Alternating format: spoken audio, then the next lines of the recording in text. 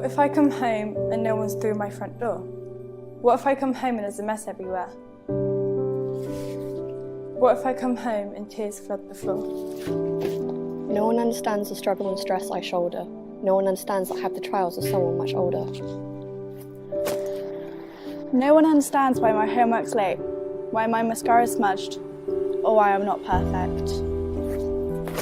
No one understands why I can't have guests, why I miss school, or why I look like I need a rest. No one likes the kid who's always behind. Nobody gets the effort needed to keep up. They mock and scorn with ignorance in their minds. Everyone looks down on me. They think I'm quite odd. But in fairness, me crying is all they see. But everyone really should look up to me. Having responsibilities bigger than imagined, not knowing my cared one is my priority. Patience. If you give me the chance to say, patience is all I crave, and you'll come to understand that my pain is every day. It's not my fault that I am left out of the group and that I always worry. No one knows the struggle and stress that we all carry. The Swindon Carers Centre, we're here to support young carers to carry the weight of their caring role.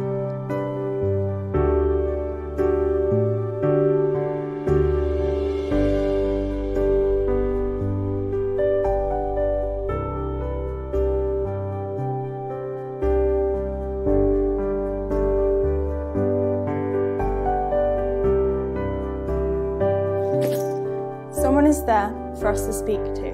Someone understands what we all go through. To everyone at Swindon Carers, thank you.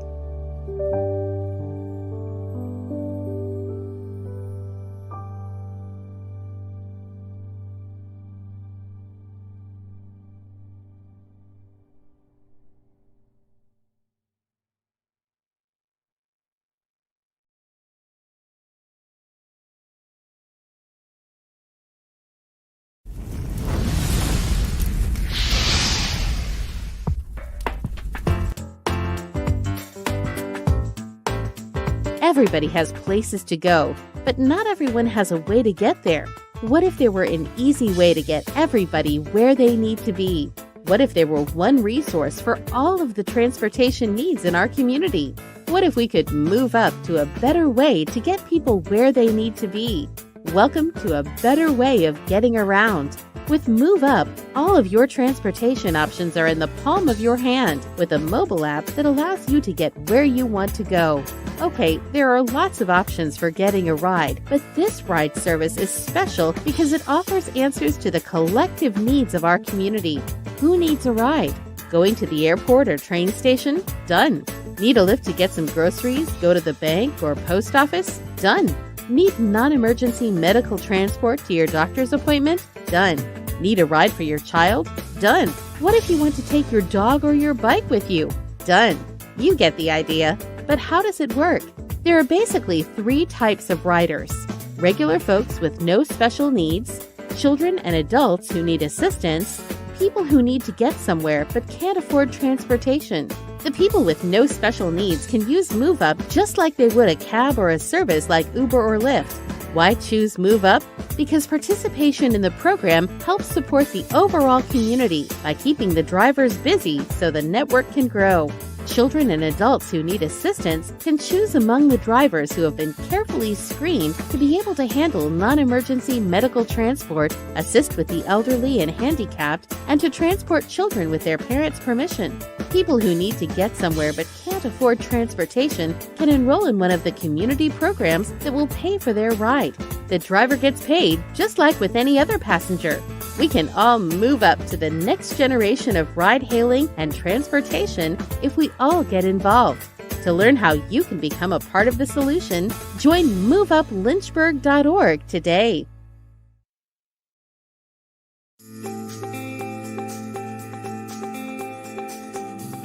MoveUp is a local delivery management app that is completely free for you to use. It lets you choose your drivers, whether your own employees or others in the community. It lets you and your drivers decide on rates that are best for your customers, and those customers don't even have to download the app. MoveUp is easy to use. When a customer places their order and requests delivery, you enter the delivery information into your online system, and the system alerts drivers of their delivery order. You can track the complete status at a glance, and so can the customer. MoveUp's processing system is designed to protect you from liability and to minimize transaction fees. All of the money stays local. You keep all of the money from your sale, and the driver keeps all of the money from the delivery. It's easy to set up. In fact, you can be delivering the next day. MoveUp is the no commission connection to your customers. Find out more on our website.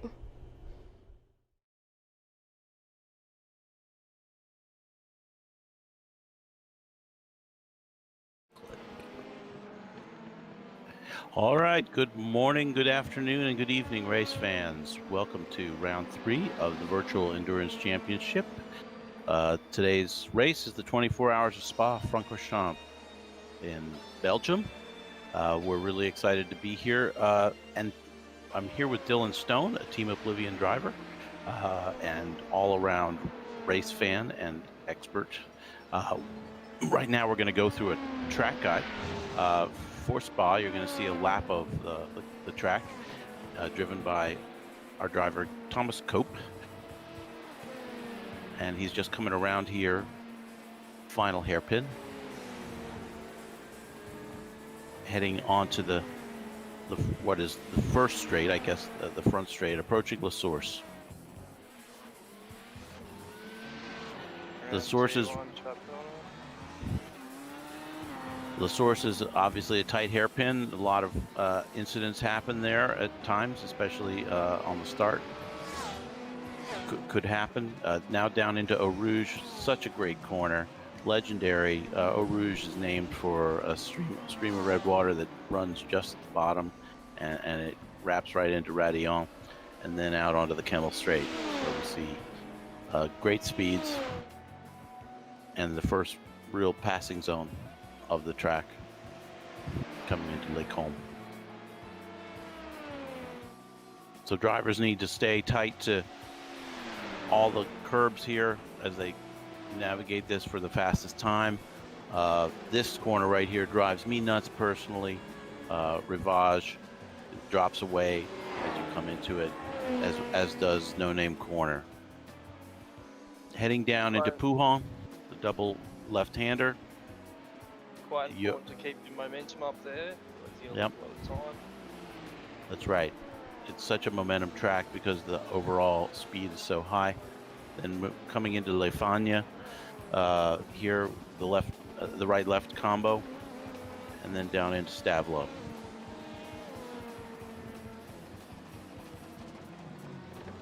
Stavelot also important to get just a great push off of that right-hander around curve Paul Frere, very high-speed corner, and out onto the back straight.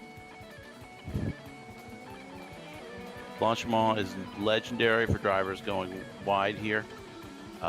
Drivers will have to keep that under control for 24 hours to be successful today. And then back into the chicane. And that completes the lap around Spa. We're really looking forward to today's race, and it's a fantastic circuit with a lot of history. So really, really excited.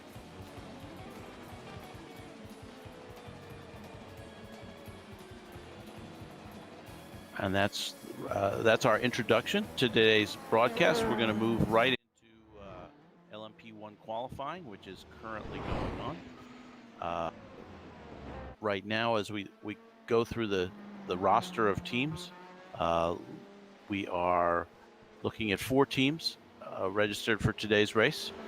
We got Next Level Racing, Garage 69, Fuga Sim Sport, and MJR Racing Team are on the scene today. Currently seems as though that LMP1 fastest time set is a 1:54.239. Following is Garage 69, only 1/10 behind, and then a 3-second gap to Fuga Racing. It seems quite tight up the top of the LMP1s, and then we move down to the LMP2s. It gets even tighter, where the guys are only separated by 2 seconds through almost the whole class. That's right. It's pretty tight. We got both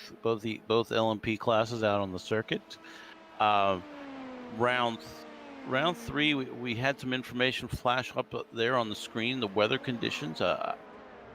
Maybe we can get that up again, and I'd like to just kind of talk through that. We've got 25-degree temperatures with a 60% humidity.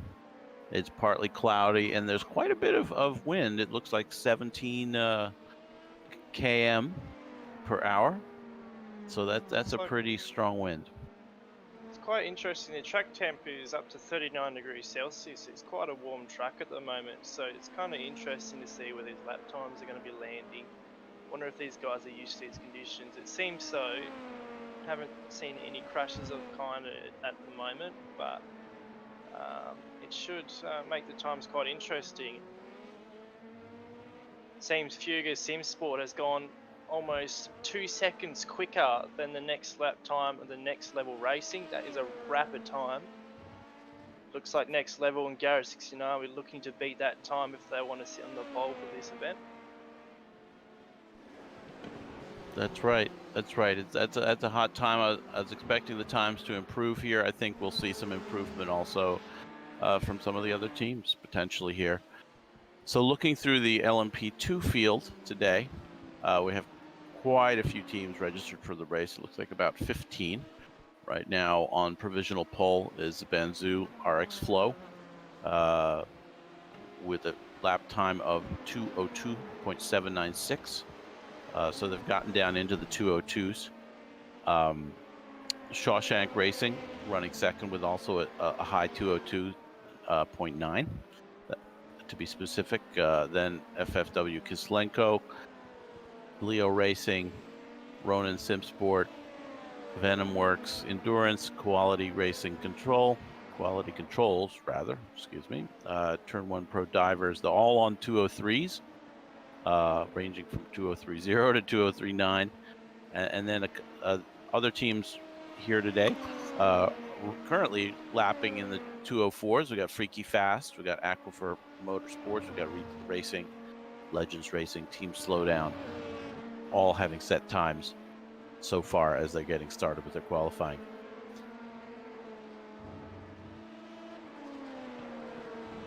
Those are some really good times I'm seeing here. That is, I don't know how much faster you can go quicker. Like, just almost don't understand these guys, to be honest. This is quite alien to see, to be honest. 2:02 in these conditions right now seems to be quite optimal, I reckon. Any better, you'd have to be almost at night time in the cold conditions because it's just too rapid. Yeah, let's see how this plays out. We've got our display on the bottom showing sector times and who's going faster when. So follow that and see kind of what's going on as people complete their various sectors. We'll be excitedly watching to see who can improve. Looks like Fuga SimSport's last lap is the 1:52.1. Not clear if that is if they're still out on track and just set another fast time. Let me just take a quick look here. Apparently their last lap was a 52.1, so I believe that was actually a little bit quicker last time round. That's right. As a reminder though, in the last couple of rounds, these guys were quite dominant. The only guys that seemed to be quite close were Freedom Maple, and unfortunately under certain circumstances they had to pull out. So it'll be quite interesting to see if the Next Level Garage 69 can step up to the plate and take these guys out. We'll have to see in the 24. Absolutely. Also missing today is Indy Autosport White, who I believe finished first in the last race. That'd be correct, yeah, it would. And so a couple teams unable to appear for whatever reason. It is not an easy thing to do to field a team for a 24-hour race. And we've just had the 24 of Daytona on the iRacing service itself. So that may be affecting some teams' ability, and also there's just real life happens, right? I know there's a few teams. Oh, we've just heard from race control. Just under 10 minutes left for LMP qualifying. But as I was saying, there's a few teams have had mechanical issues with their sim rigs and so forth. So we're unhappy. Obviously, whenever anybody misses a race, it's a bit of a downer. But teams will be back, some of them at least, and still looking forward to an exciting race regardless. 100%. Well, these guys have 10 minutes remaining on their qualifying, then we'll see the GTEs out. Doesn't look like MGR has put down a lap, so hopefully they can set a lap down before the 10 minutes ticks over. They're on track at the moment, so it looks like they're looking to put a lap down. We'll have to see if they can set down a time with these three guys at the top of the leaderboard.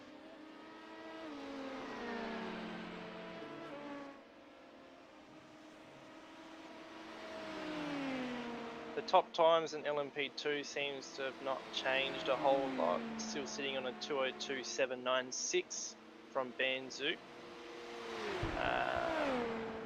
And it looks like everyone's improving slightly, keeping mostly within the 2:03s. That seems to be the average time around that field. Yeah, it looks like it's tightening up a little at the top. The positions 3 through 5, we have 3 cars within about a tenth at 2:03.0 to 2:03.1. Looks like Leo Racing has improved a little bit, up to 4th, if I'm not mistaken. That'd be correct, yep. And they're only like 2 tenths off. 3 or 2 tenths off of the leader, so that can just be a slight braking point in a corner. That can just be such a slim margin of time. It's just quite crazy to see everyone within that certain amount of time. Yeah, putting together a lap around here, it's a relatively long lap, and yeah, it's not something that happens every single time around the track. Do you get your braking point and acceleration out of every corner? So we see the field quite tight, though. That's exciting. Keeping an eye on the times as they flash up. It looks like Freaky Fast has pulled a 2:03.8, their most recent lap, being fairly quick. Right now, I think we're continuing to follow MJR around the track. Yeah, looks like they're about to finish up a lap. Hopefully this is a running lap and we'll see where they sit. I'm a little surprised not to see Garage 69 right up there with Fuga Sim Sport. I know Garage 69 were in contention for the win last time up near the pointy end of the field pretty much the whole race. It was a very exciting race last time, if folks can remember, with a bit of domination by here we go. Fuga Sim Sport. Let's see what they turn up with. It looks like MJR. they're second, up to second with a 1:53.9. So breaking through the only Fuga Sim Sport previously had broken through the 1:54 mark, and they did it with authority. That said, I'm curious to see what the other teams are up to at the moment. Next Level and Garage 69, are they out on the track? Are they trying to finish a lap? Looks like Next Level and Garage 69 on track. Let's have a look. Fuga is also on track. The only person who just got off track is MJR. However, they have already set a statement. There's only about 6 minutes remaining in the time. However, if you think about it, these LMP1s, they don't necessarily need to set the fastest time to win this race, considering there's only 4 cars. Even if they were to set second position, they can sit behind, save fuel. These LMPs are all about draft and boost and all that kind of stuff. So conserving boost as best as possible, sitting in someone's draft, can become quite beneficial later in a race. So starting pole might be the optimum position for these guys, so we'll just have to wait and see for that. Well, that's right. With a 4-car field in the LMP class today, we will be looking at them starting out on their own in the front, and they'll have plenty of time to sort themselves out over the first lap before they come across the rear of the field. It's a long race, and we'll see how things go. Looks like right now we're watching Next Level Racing. Looks like they're not on a flyer at the moment, but that livery sure is pretty. I love the reflective green. Beautiful. Nice metallic.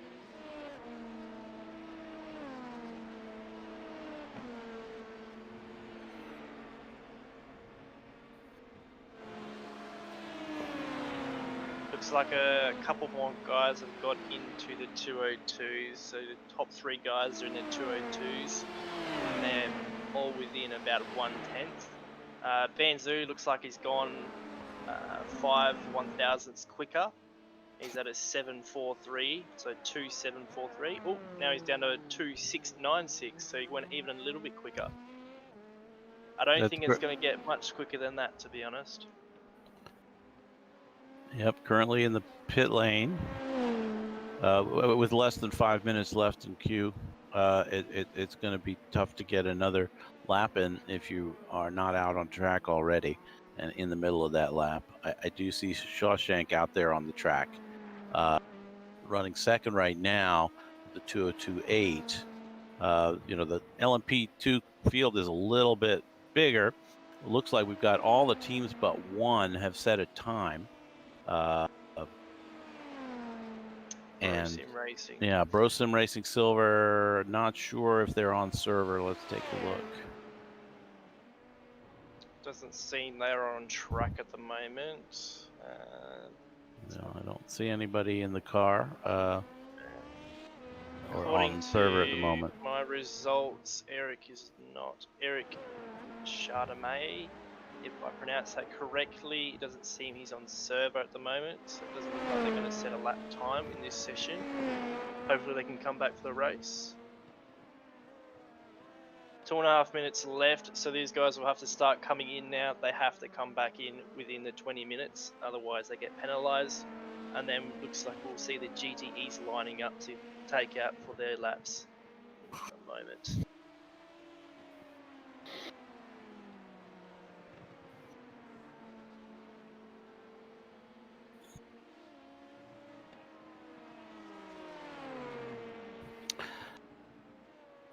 So it looks like with final qualifying, Fuga Simsport has dropped a 151.9. Wow. Which is Didn't see the that. best time of the session. Really nice job there. 2 seconds quicker than the next car. That is absolutely rapid. That is good work on their behalf.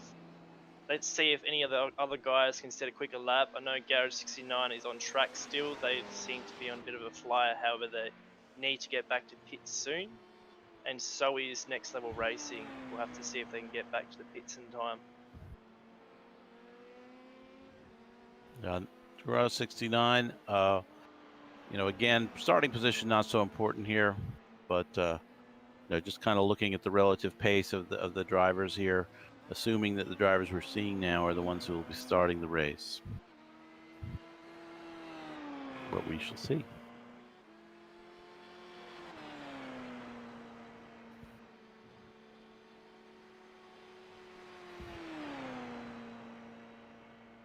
So Garage 69 coming up through final corners here, just sweeping through Blanchiment and up to the chicane. Interestingly enough, the chicane was a different design a little bit earlier in the track's history. It was called the bus stop then, no longer called that because it's not quite the same. That's an interesting way to finish a lap. Yeah, right. We see a little bit of a spin there, a little donut, and they've moved up into second. Garage 69 dropping a 153.906, which is exactly 400ths faster than MJR. That is tight on a circuit that is 7 kilometers in length. So race control just calling for the GTEs to prepare and line up at pit exit. I think Junko's there. I see a number of cars heading out on my screen. And there's a great view thanks to camera control. Looks like Porsche Esports is going to be first on the track. They're the guys to watch out for, especially. They are very quick and definitely one of the top contenders. Quite interesting to see how they compete in this race.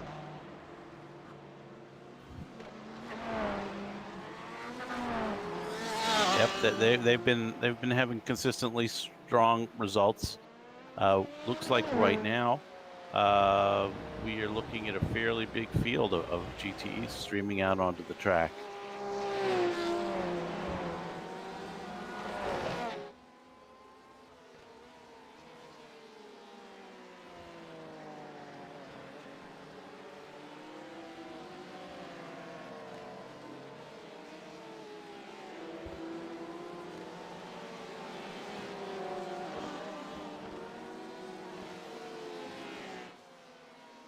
Just take a look at them as they're all jockeying for position. We'll just let them kind of flow across your screen. Very interesting. I always wonder kind of what's the strategy during this section, as we're looking there for a moment at the Junko's car, I believe, kind of pulling over, letting other teams go by. What's the best strategy for finding a spot? Here at the pointy end, you see Porsche Sport trying to kind of get a little space, but they're not getting it so far. We've got a Corvette right behind the Corvette of Core Motorsports. Yep, they definitely look like they want that draft. So it'll be quite interesting. They look like they've definitely got the pace to hang with them. I do believe these guys are one of the top contenders. So let's have a look. Just lining up, getting that great exit out. There we go. Core drops back a tiny bit. I mean, because you got to wonder if getting the draft is all well and good, but what happens at the end of the Kemmel Straight when both cars want to make the right-hander? It's going to screw everyone's lap time. So here we go. Things getting started. I believe Core Motorsports would just be in a slipstream, but it won't be enough to be completely beneficial to them. That exit out of the chicane seemed to have held them up a bit. Esports has sort of got ahead a bit. See if they can catch up a little bit, get some of that draft that they need to set that lap for pole.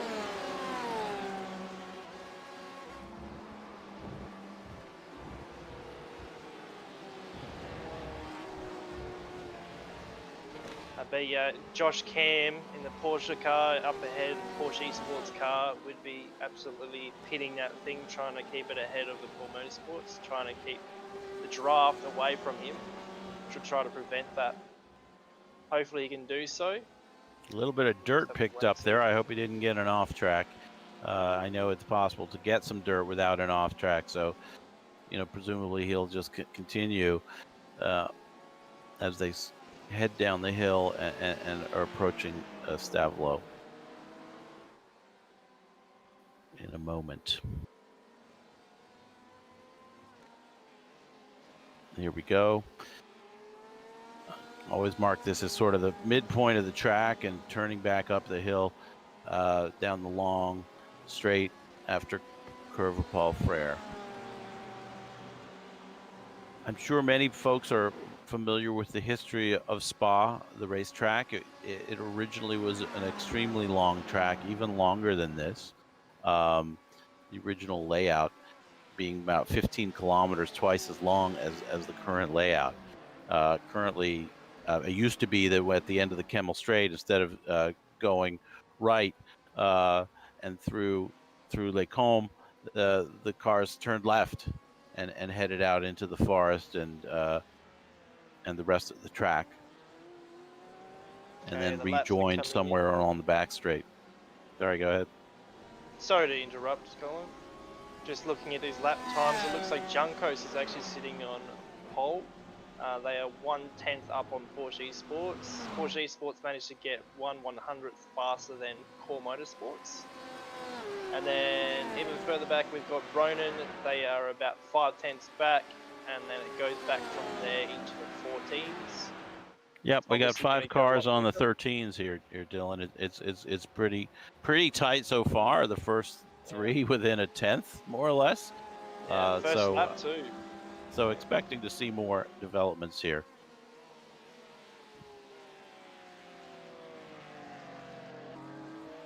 Looks like we got the next level car. He's actually coming out behind the Porsche car. He might be looking for that slipstream to put down a nice lap there. They haven't put a lap down, so I'm assuming they came out of the pits a little bit late on that one. Have to see. It looks like I just lost Core Motorsports. I'm not sure what happened to them. Core had a short off track, and I think headed back to the pits for fresh tires. Looking right now at Josh Cam in the Porsche Sport car, closely followed by David Plasman in the Next Level Racing car. I could imagine that getting a little bit of a tow on one of the straights would make all the difference in your lap time and could vault you past the other teams.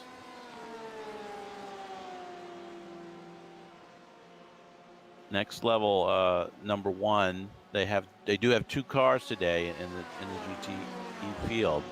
The number 1 car is what we're watching here, is the green livery. They have not yet set a time, so we'll be looking to see what this turns out to be. Unless it's maybe the outlap, I'm not sure. We'll just see as they come across the line. We'll have to keep an eye on Juncos. It doesn't seem like they're close to anyone to get any kind of draft. I'm not sure if this lap will be any quicker. It might be, who knows. The tyres might be warmed up and his cars might be getting a little bit quicker as they go. Yeah, those are some strong lap times being turned out from the beginning, on the first flying lap from these guys. And it is a long lap. I think there's a chance to get tires completely up to temp here as we watch Juncos head for the line. Well, very wide exit, so that won't be a timed lap. No, fortunately not. Looks like everyone's being quite clean. I haven't really seen any proper incidents yet, or massive crashes. And considering the heat that's on the track, which is about 40 degrees C roughly, you expect to be quite sketchy in some moments, like on braking, hard on the brakes, trying to get the throttle and the grip you need out of the corners. It'd be kind of sketchy. So to see these guys perform how they are is quite astonishing, to be honest. Yep, there's a lot of preparation that typically the teams are putting into this race. Oh yeah, and it goes to show. I'm just monitoring the wind speed. It's actually exceeded 20 kilometers an hour. It's in a southwesterly direction, so I would expect that to be kind of, if I'm thinking about this will blow them down the hill into Stavolo, and be in their faces as they come up through Curve of Paul Frere and towards Blanchimont. So that'll slow down the speeds on the back straight a little bit. Especially coming up a Rouge, and could imagine the car would feel a little bit different. That's right. I mean, it would be a kind of a crosswind in Eau Rouge, driving you to the right a little bit. Might actually help them make the corner in some ways. I don't really know. We'll have to see if anybody reports anything. 50-50. It's either going to give you speed wobbles or it's going to make it a lot easier. That's right.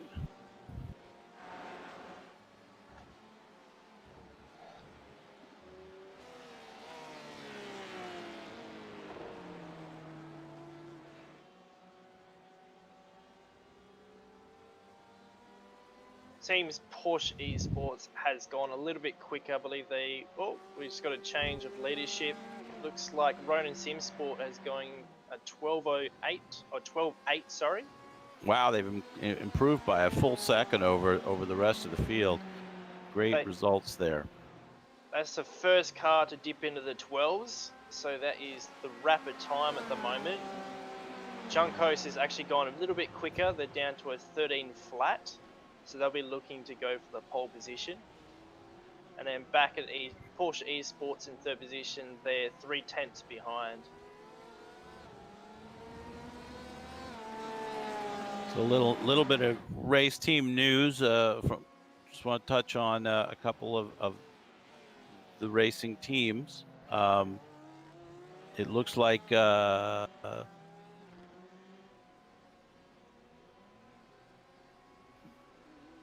we've just heard from race control. 10-minute mark remaining in practice has just passed. But as I was saying, some GT3 news. We are the 24-hour Moglinger Panna Hilfa team, the only team that's driven with 2 drivers, and they're continuing this way. This is the Blythe brothers, and they're killing themselves every time. They say that we're getting a little bit of background story about the name. It stands for the 24 Hours of Moglinger Roadside Assistance. They started as 3 guys from the town Moglingen. I'm sure I'm butchering the pronunciation of the town. Sorry, guys. But it's near Stuttgart. And that does help us understand. You can call us 24 hours of roadside assistance if you want. That's fine. That's what the team name is meant to mean. So that's a great name. I do love the team names we get in esports. They're just a little less serious in some cases than others, right? So that said, best of luck to those guys. Currently showing about 10th, I believe, in class, with a 2:14.1 so far.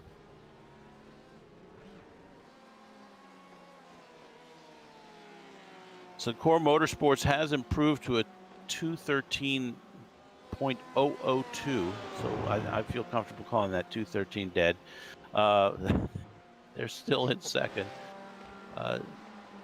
And Juncos in third with a 2:13.086. It's really tight at the top, and really excited to see kind of who's going to improve here.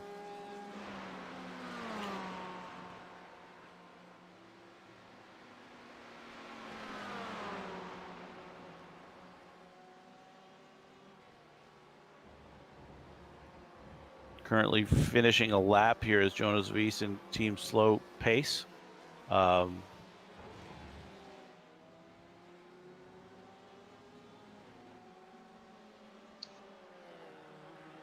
Actually, I was mistaken. It looks like he's down near the bottom end of the track.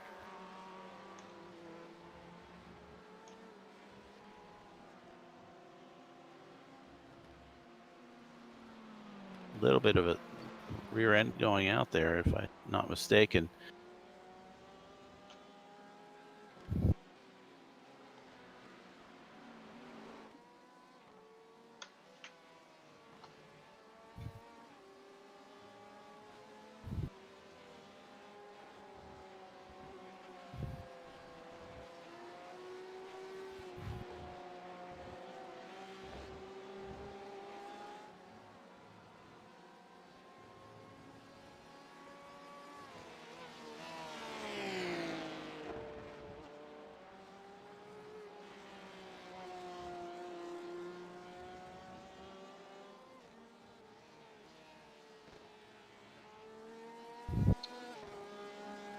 Okay, I'm just pulling up the results to have a look at what we got.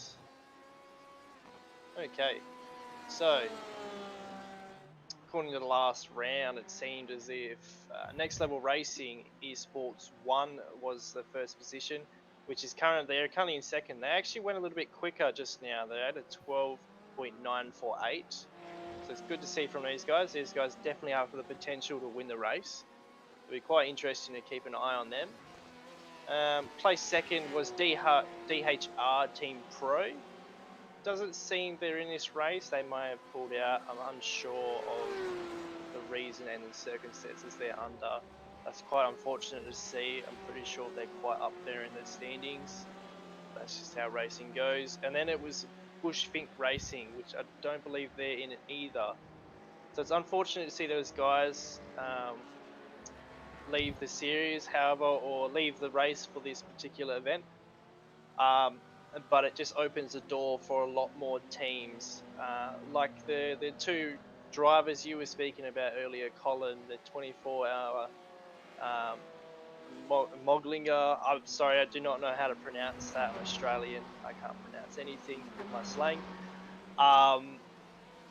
But they positioned fifth last race, so they definitely have the speed and talent to get up there, and they can definitely place good in the series, like in the actual results, and hopefully get a good amount of points and get a little bit higher up in the standings, because I believe they're sitting about 8th, if I'm not wrong, in the standings. So it'll be quite interesting to see if they can get further up. And considering they're only on 2 man, that'd be quite nice to see, to be honest. Quite inspiring. Yep, right now we're following Garage 69's GTE entry with Norbert Mlochek at the wheel, moving into Lake Home. So far, they're running in 10th in class with the 2:14.2, looking to improve, no doubt. I do want to note that Next Level Racing, they did get their number 1 car into the 2nd position overall with that 212.9, bumping Core Motorsports to 3rd, and still less than a 10th between those two teams, and probably 2/10 covering the top 5. Still extremely tight at the top of the field, within another half second back to Hexa Racing Team Purple in 6th. So we will continue to follow this over the last 5 minutes of qualifying to see how the grid will stack up.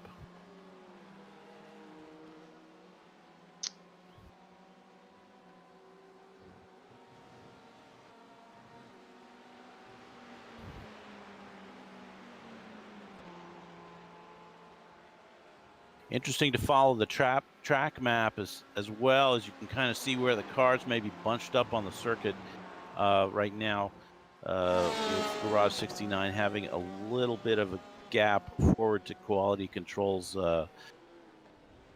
entry.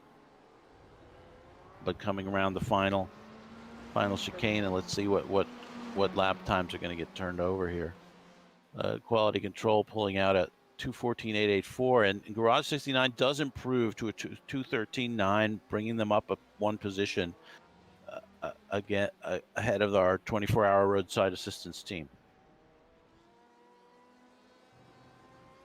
I appreciate you guys giving us that. It probably just got too painful listening to us butcher over and over the team name. Oh, geez, only just passed English. These crazy names, and I'm gonna butcher them for sure.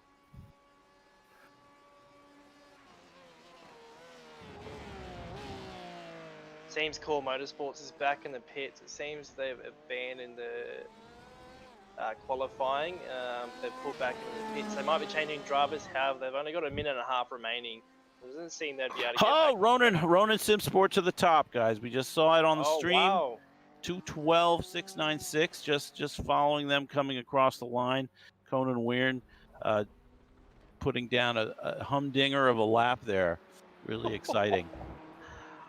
Oh, I bet his pedals were on fire by the end of that one. That is a flammer. That is just a 12.696. That is 3 100ths away from, in front of Junkos. That is astonishing to see. Those guys are both at a very rapid pace, and they're quite close, so it'll be quite interesting in the race and at the start of the race to see how they go against each other, butt heads and clash bumpers. We'll see how we go. Currently following the Bro Sim Racing machine, but looks like they're on the front half of the lap. I don't think they're going to make it around in time. I think we've seen pretty much most of the action that we're going to see. I see someone on the track map approaching the end of a lap here. Garrett 69, it seems. Yeah, it looks like it is Garrett 69. I'm not sure if they're at speed or not. Let's see what happens. What lap time we get here? Unfortunately, no. It's going to be 2. Not an improvement. Yeah, that's right. So that should probably wrap it up. We are following the last car on track. It's pulled off now. It was Okay. pulled off, yep. And there we have it. There we have it, qualifying for the GTEs, guys, with Ronan Simsport on pole. Juncos Esports in second. Next Level Racing #1 in third. Core Motorsports fourth. Porsche Sport fifth. But no matter, it is a long race. We expect the starting position was not going to play a lot into the final positions, other than as an indicator of overall pace potentially. It's a long race to come. We've got 24 hours with you here. Again, Colin Tabor on the mic with Dylan Stone from Australia. We got a worldwide crew here in the VEC.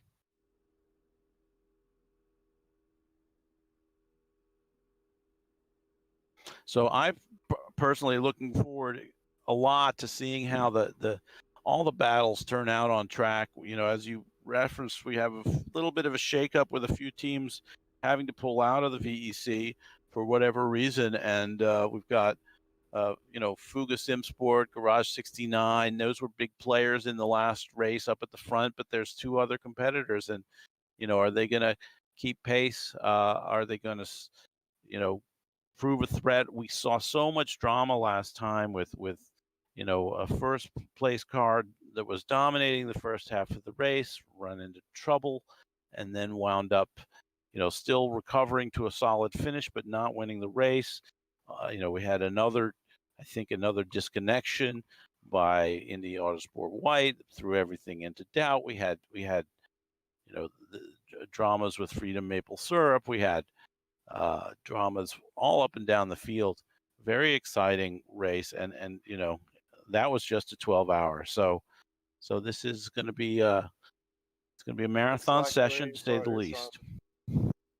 And we got to remember, on top of all that drama and craziness, we got to remember most of the teams have had roster changes and they've had new drivers come in, driver changes. So everyone was expected to set a few laps to prove to the VEC stewards, etc., that they can perform at a performance acceptable for VEC. But it'd be quite interesting because a lot of these teams are going to be at different paces now with their new drivers and driver changes. Yeah, I can't wait to see what these guys can perform with. Talking about first timers, Next Level Racing LMP1 does have two new drivers. They've let us know, making their debut in VEC. Lawrence and Christian Van Striedland, and are brothers, and apparently very fast drivers, joining Marvin in the car there. Looking forward to see how they go. So, you know, how the team was doing last time may not indicate kind of where they're going to be on pace this time. And you know, we appreciate all the teams working to fill their seats. Okay, we're looking at the grid now. As we mentioned, Fuga Simsport on the front row with Garage 69, and then MJR and Next Level on the second row. Moving through the LMP2 field, we see Banzu on pole with Shawshank, then Leo Racing, Ronan Simsport, FW Kislin, and Aquifer Motorsports, the top six there. As we move forward, if we could, moving to the GTE field, Ronan Simsport, as discussed, on pole, with Juncos Racing next to them, Next Level Racing, and then Core Motorsports, Porsche Sport, Bro Sim Racing, Hexa Racing, Team Purple, 24-hour roadside assistance, Team Slow Pace, Garage 69, Next Level, number 2, and SCCR Sim Sports.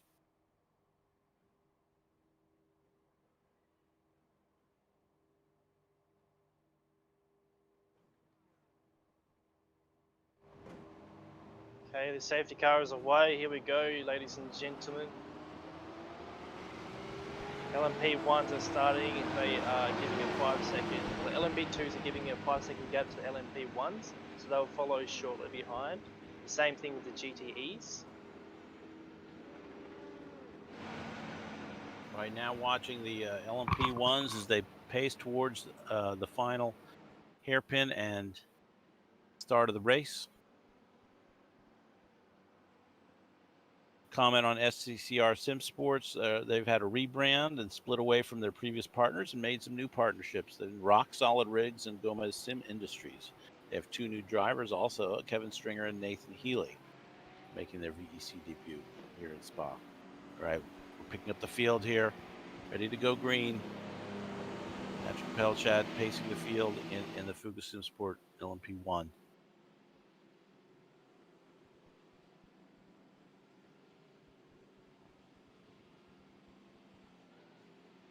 Waiting for the green flag. Looks like a nice distance between the fields. There we go. Going around the hairpin.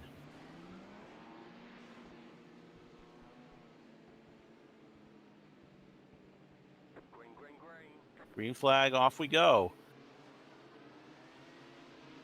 Great camera angles. I want to also call out our partner in crime, Thomas Cope, laid down some great camera angles for this race, which we'll be featuring throughout the broadcast.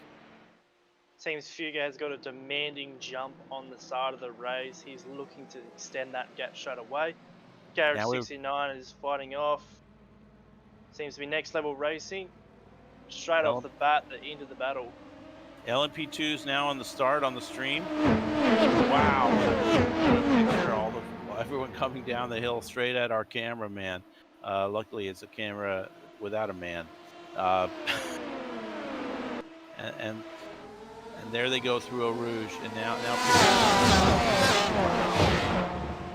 such a cool view.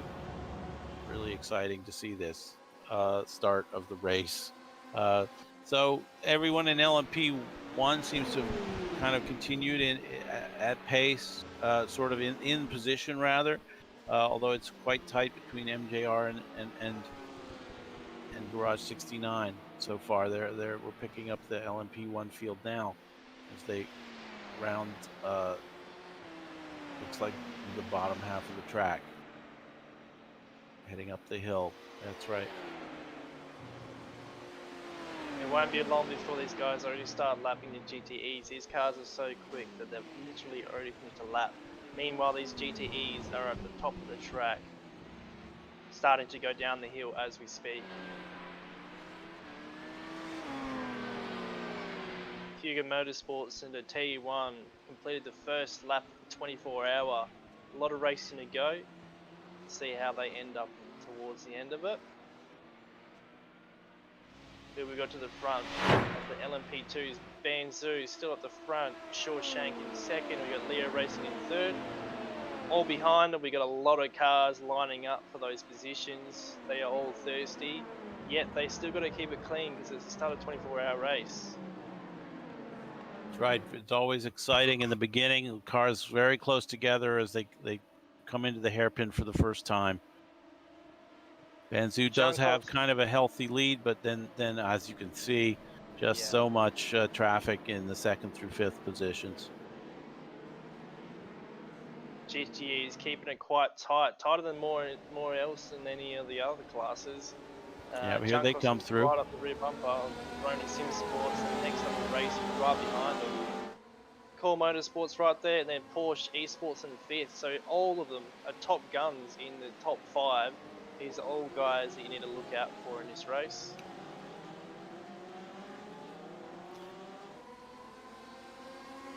Absolutely, and going down the hill into Eau Rouge for the 2nd time with the GTE field. You know, at this stage of the race, if anyone makes a mistake, you know, carnage is almost sure to occur. So we're really excited to see that everyone has kept it clean, and so far there haven't been any incidents. You know, everybody look, we've got side by side for the lead. Oh wow.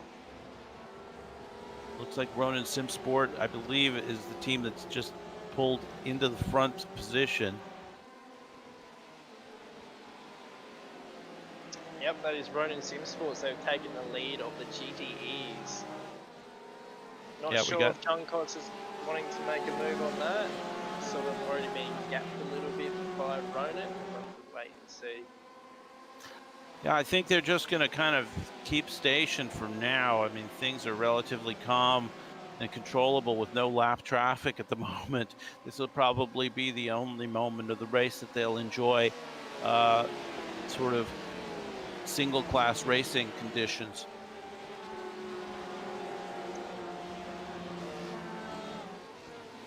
Talking about lap traffic, LMP1 leader Fuga Motorsports.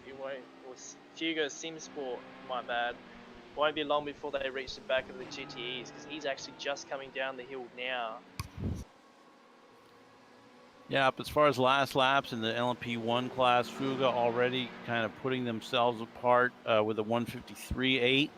All the other teams were running 156s on full fuel as they settle in. I can imagine the stewards are quite happy with the performance of these drivers. I haven't seen one incident yet. There may have been a couple little taps and kisses on the bumpers, but I couldn't imagine there being anything serious yet. Yeah, I'm not even sure we've even had that. I mean, we got a replay coming here, or was that just a replay? I think we saw a pass or a close racing. Someone heading for the pits. Looks like we got a little bit of an issue. I think that's the MJR car. Hate to see them heading into pits already. We'll have to try and figure out what took place there. Doesn't appear to be the MJ car. They are still on track. Maybe it's one of the LMP2s then. Possibly. Let me try and pick it up.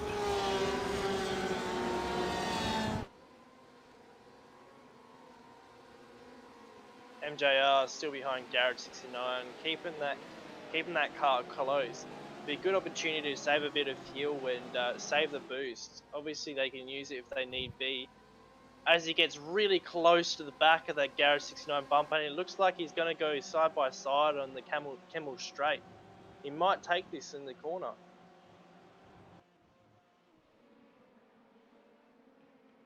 Seems like MJR moves up to third position in front of Garrett 69 now.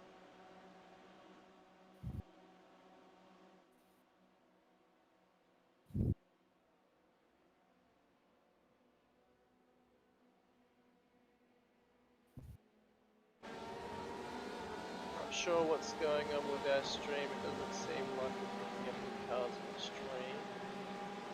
Yeah, right now we're in a replay mode. Let's see if our here we go. Back to the action here.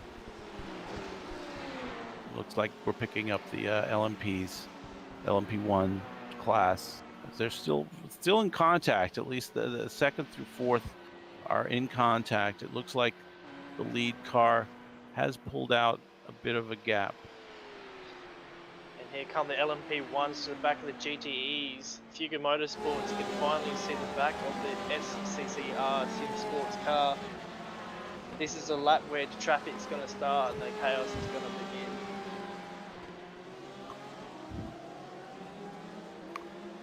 Be keeping a close eye on these Fuga Motorsport guys to see if they can deal with this traffic quite nice and get past them without any issues. They are still extending their gap to next level racing. Shoot, they want to be doing that. Hopefully without any damage. So we may want to try and pick up what happened with the Bro Sim Racing 2 car, Bro Sim Racing LMP2 rather. They seem to have had some kind of incident and did enter the pit lane, as we noticed on lap 3.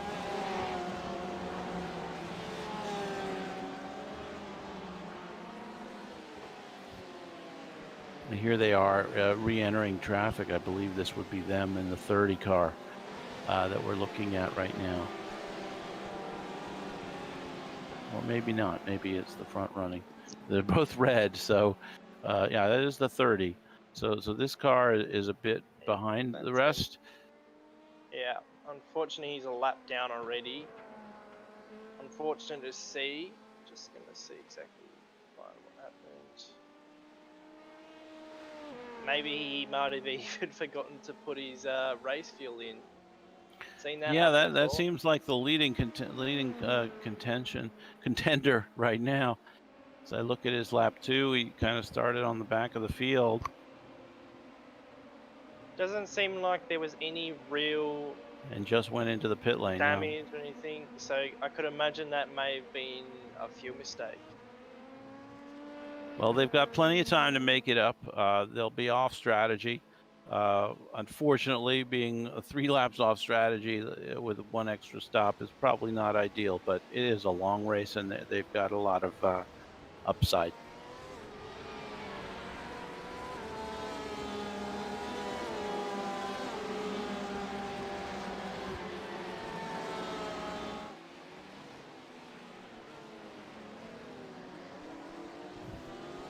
So now picking up the GTEs as the LMP start running through that field. This is the LMP1s kind of making their way through. I can't imagine anything more terrifying than trying to deal with an LMP1 while you're heading towards Eau Rouge, or the other way around. I mean, it's just a terrifying prospect. The driver's going to have to be you know, use such good judgment over the next 24 hours while negotiating all this. A lot of situations with LMP1 guys, they have to think within a split second. You know, you're going almost 300 plus kilometers in an LMP1, as opposed to a GTE that would be going, you know, sub 200 in some spots. And especially with the downforce factor, these guys got to make a decision of where they're going to go, and obviously think about where they're going to go and make that decision quite quickly. Otherwise, they're going to either get held up or cause an accident. Yeah, and there's an art to it, Dylan. I mean, it really takes a certain knack. You learn over the course of the racing what are the spots that are good for passing and what are not. You know, as we watch them work through the field, you know, it just sometimes that you luck out and the pass is a sort of rhythmically, shall we say, a kind of easy to deal with in general. If cars are between turns, you can choose to go left or right. The drivers have good awareness, but if you come on a car and you're in the middle of a battle, if you come on a car in a faster vehicle and you're trying to pass right and everyone gets to the apex at the same time, it just can result in disaster, and that's what we're hoping to avoid seeing, but seems inevitable at some point, unfortunately. Yeah, that's right.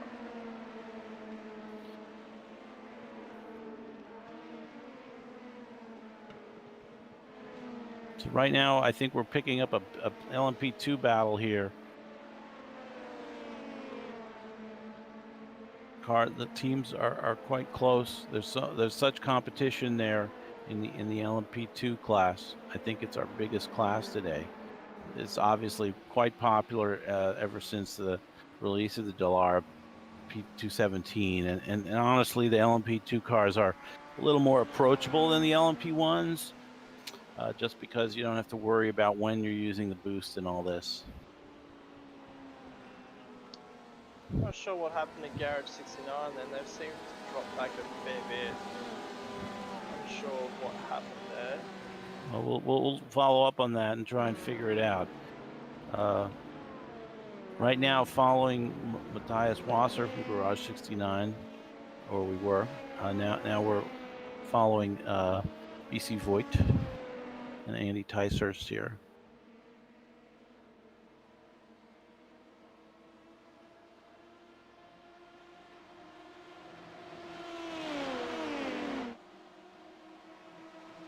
Front of the LMP2 still looks quite close, everyone within draft. This is going to be the time where guys are going to start saving fuel, start coasting a little bit, especially if you're behind another car, it's quite easy to do and save that fuel. Whereas if you're the leader, as in Banzu, you want to try and get a gap between you and the car behind you, otherwise they can just have a nice picnic behind you and save a lot of fuel, and unfortunately it makes it harder for you to do so. Yep, currently riding with the front couple of LMP2s right now. Michelle Sangali from Leo Racing running in second, right behind the Banzu machine. This car, Leo Racing, has the fastest lap of the race so far with a 2:03.6. I mean, it looks like there's not much between them, the top four here, running in close contention. And this is a great battle to watch.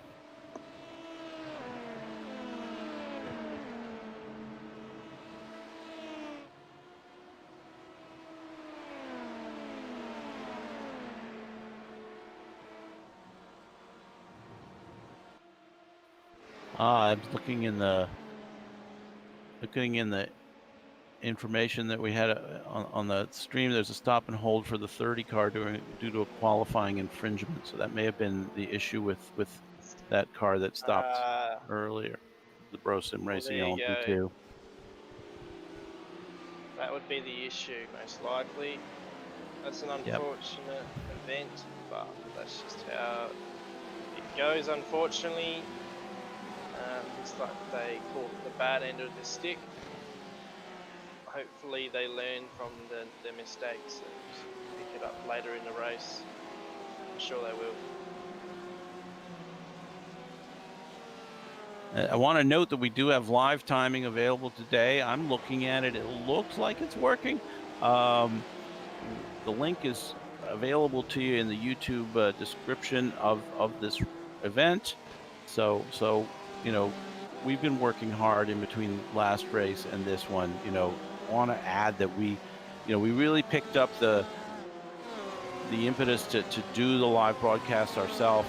Kind of at the last minute, I think the original thought was that we would be able to kind of find somebody to do it, but the cost of obviously broadcasting a 24-hour race or hiring someone to do that is somewhat prohibitive. So we've taken on the task of getting ourselves up to speed on doing race broadcasts, and boy, I do love it. I've been a lifelong race fan, and it's been a lot of fun, but we've had a few growing pains as well.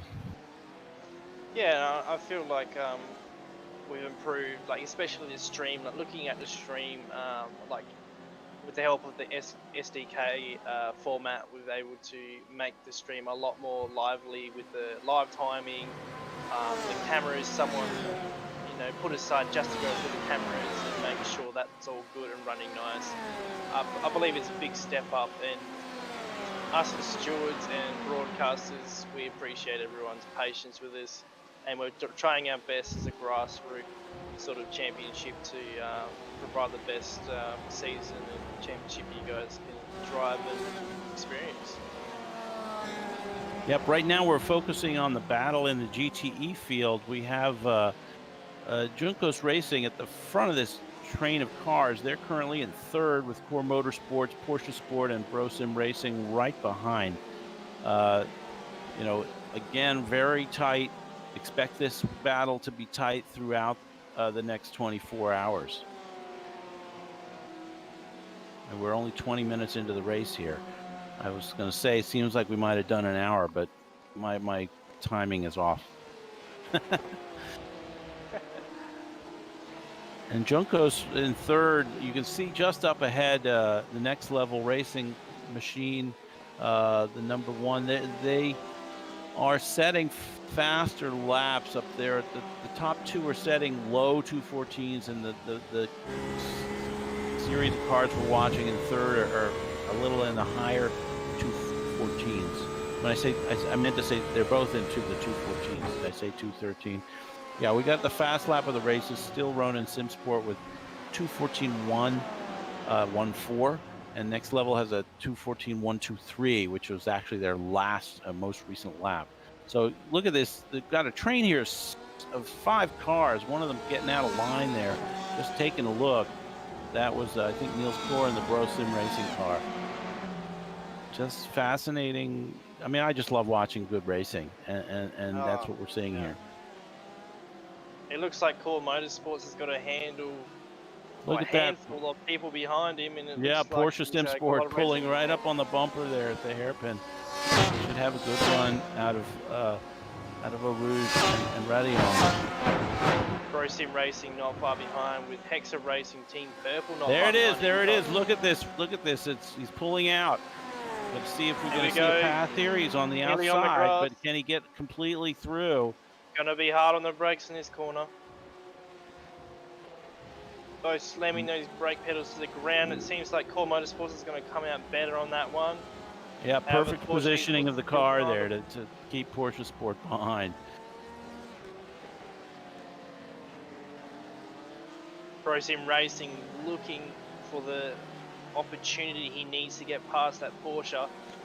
He's right on the bumper. Look at Hexa looking down the inside. Jeez, it's getting quite intense in these GTEs here.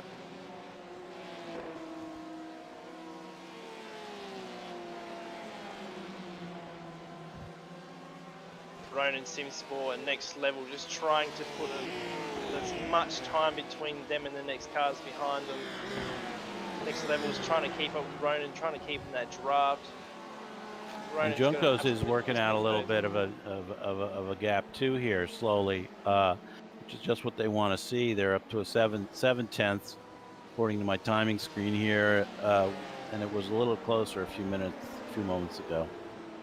Now back up into our LMP2 battle again near the front of the field. We've got 3 or 4 cars here in close contention. Looks Fuga Simsport, sorry, he's pushing through the LMP2s, the top runners there, making his way through. That's right. See him look at this! into Wow. the screen right now we're getting into our classic 2 and 3 class battles. Yep. Watching them negotiate that with so many cars at such speed on the back straight.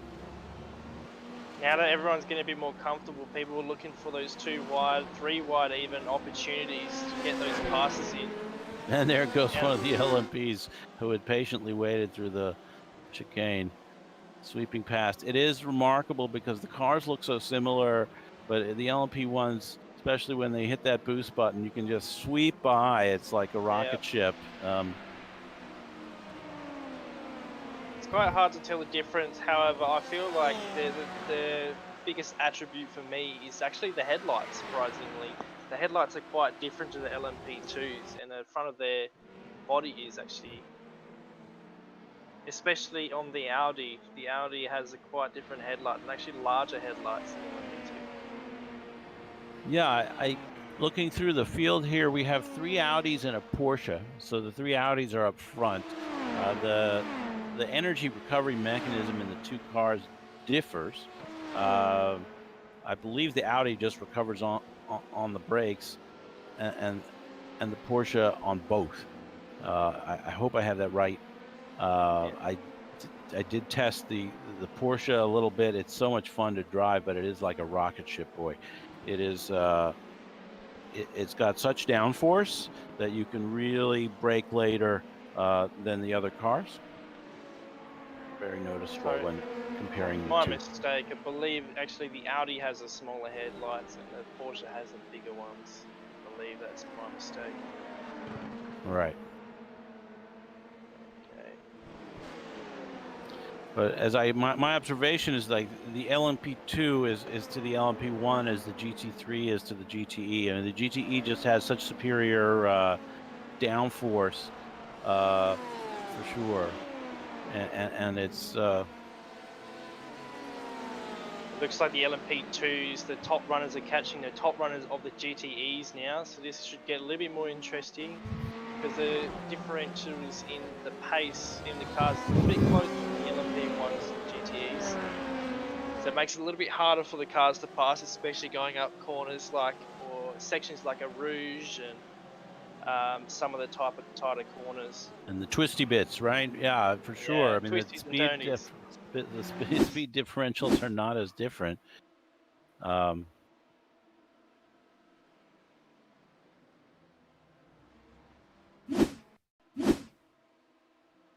Going into a replay here, see what we're going to see.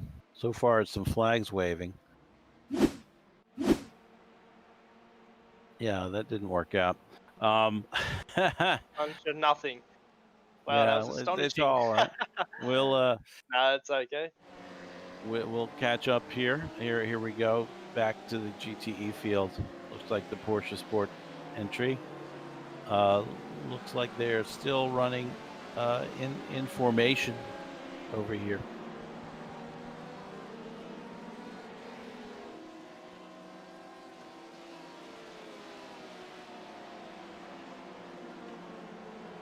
It's spreading out a little bit there, but look at those. We got the LMP2 coming through.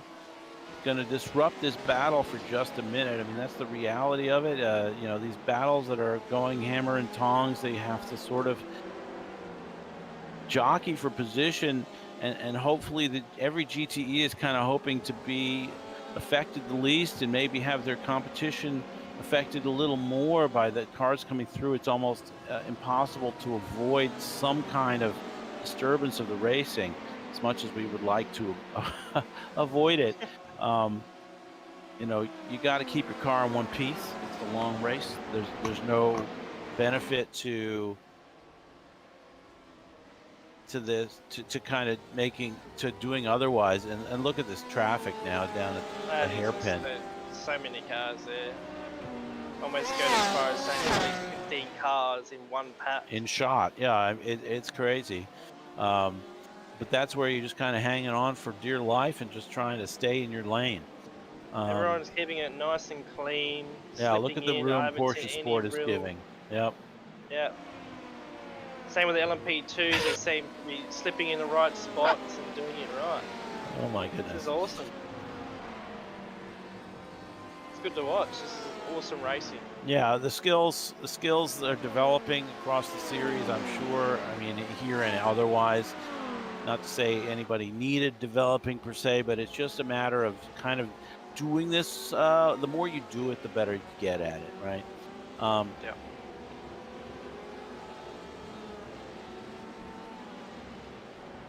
Watching the field stream through Lake Calm and down to Rivage. Again, Rivage, we haven't seen the gravel track suck in anybody yet. But it is notorious for doing so. And that whole downhill section there is just, you know, you got to get it just right to carry the most speed. Here comes the rest of the LMP2s streaming through the GTE pack. And then presumably they'll... Oh, so close! So close there. Seeing the orange car there.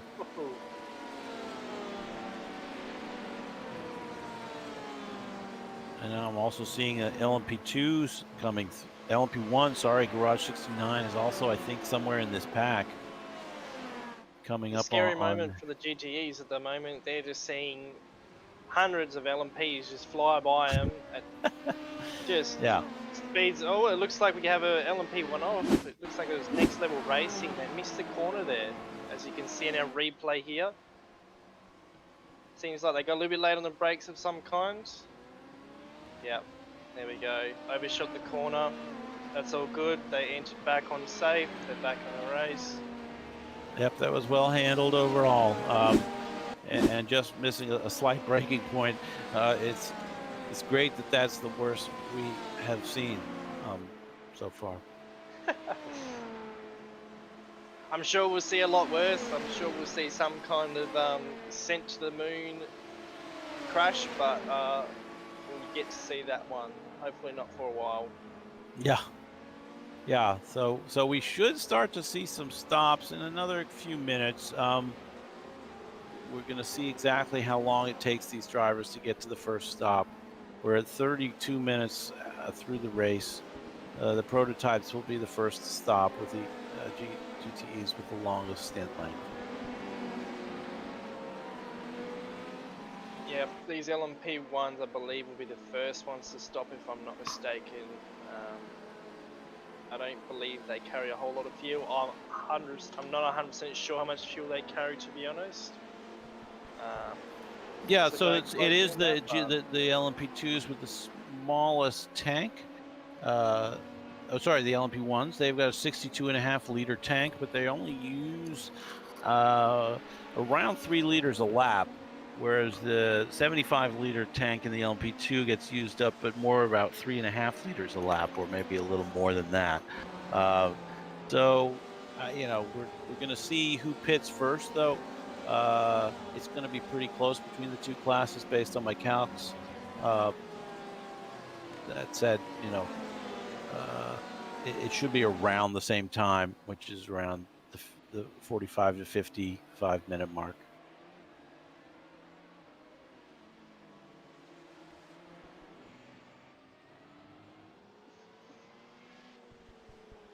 Watching here, the overall race leader, Pat Pelchat, boogieing along in the Fuga Simsport LMP1.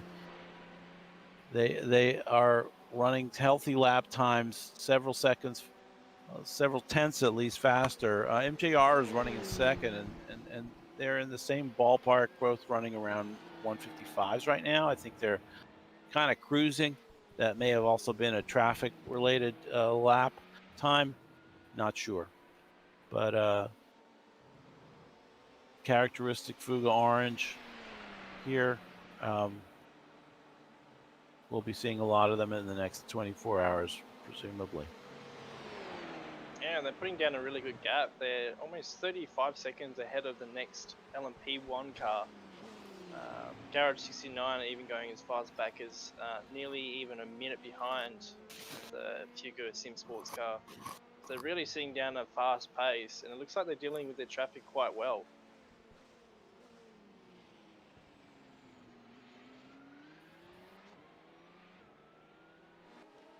Looks like he's got a bit of an open track to have a breather for a bit.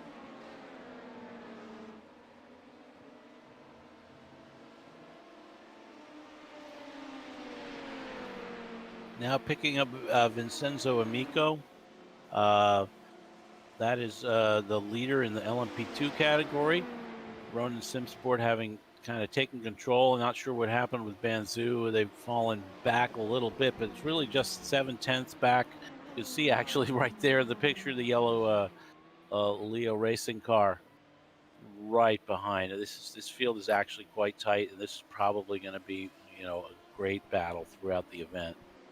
And then honestly, Banzhou has just fallen back a tiny bit. They're really only 3 seconds back of this battle in sight, which is nothing at this point in a 24-hour race.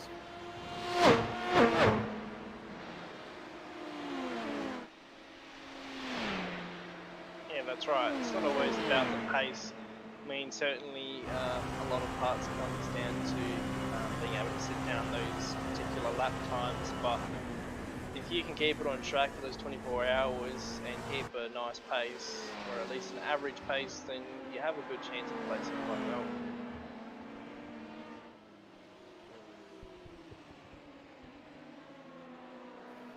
Absolutely.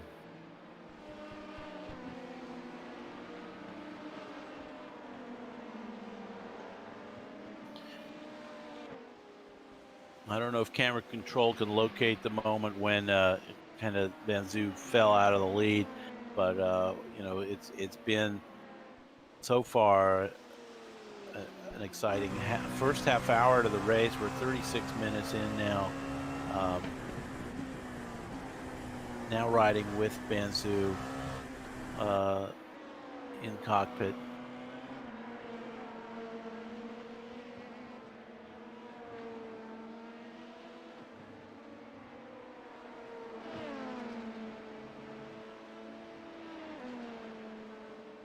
Not sure what happened to Next Level Racing there. They've been set back right to the back of the pack.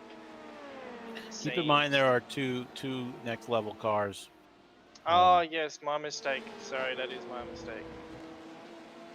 I lose track of half these teams. I apologize. No worries.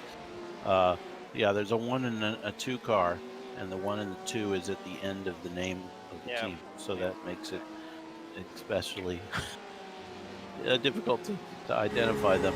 But the 69 is the number 1, and then 31 car is the number 2. That might be the strategy. Fix Have that one in at the front, Yeah. one at the back, keeping those eyes everywhere. There you go. On board with Daniel Plasma now in the next level. Level number 1, running in second position, running about 3 seconds behind the lead at the moment.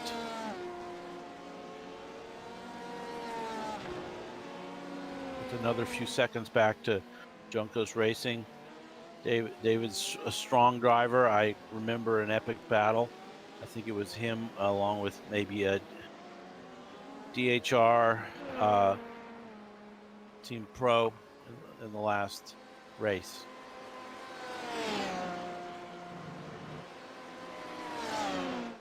He's about to get lapped by Team Slowdown in the LMP2. Currently running 13th in class in the LMP2 field.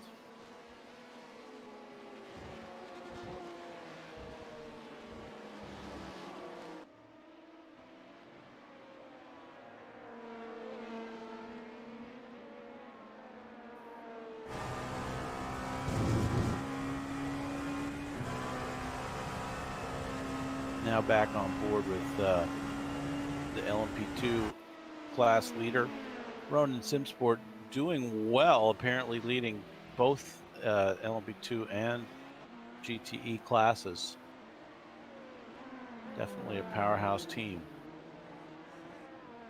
I like this livery too. It's a nice job. Beautiful. Yeah, looks like he's got quite a nice little comfortable gap over. Seems to be. Yeah, Leo Racing Oh, right never mind. behind. No, they're right behind him. Sorry, my bad. Right I thought I was behind. looking at Banzu car. I thought that was LMP1. Nope, they're Never mind. They're under the pressure. Here. Yeah,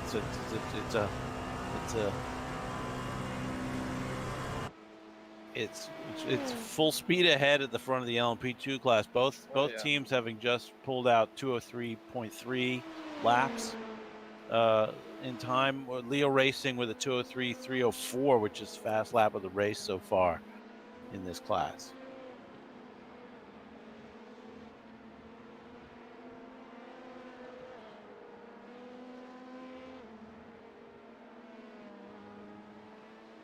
Yeah, I feel like it's not going to change too much, as in the particular of the pace and time-wise and gap-wise to the LMP2s for a long time, maybe even for a couple stints.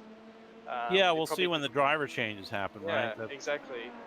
Right now, following the 4th place, VenomWorks Endurance, along with Shawshank Racing V.E.C. They've got a good battle going here for 4th place. Josh Johnson in the VenomWorks machine, the black and yellow or off orange, and then the white and blue machine of Julius Braun with Shawshank Racing.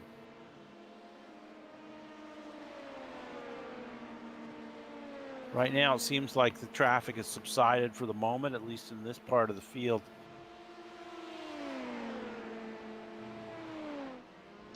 Gaps are getting a little bit bigger. Everyone's starting to calm down a bit. Yep, looking at the standings in LMP1, just about a second between Next Level and Garage 69. Not sure if we can pick up that battle. Oh, someone in the pits. Got someone in the pit lane. This might be the start of stops. Looks like Banzu Racing, perhaps. In the pits on lap 18. Yep, looks like Banzu. Maybe they're looking to do an undercut here. This pit lane, worth mentioning how treacherous it is right now. We're seeing the team coming through that hairpin at the end of the pit lane. It's one of the longest pit lanes that we're going to see, with probably a full minute just wasted getting in and out of the pit lane, and that's not even counting your pit stop. So you're going to see almost a full lap go by while a car is in the pits if they're taking fuels and tire.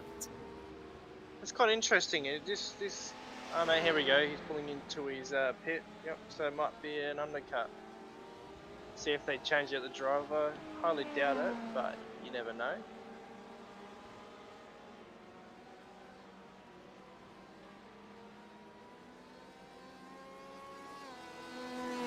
Yep, 17 car here on the pit at minute 42, lap 18.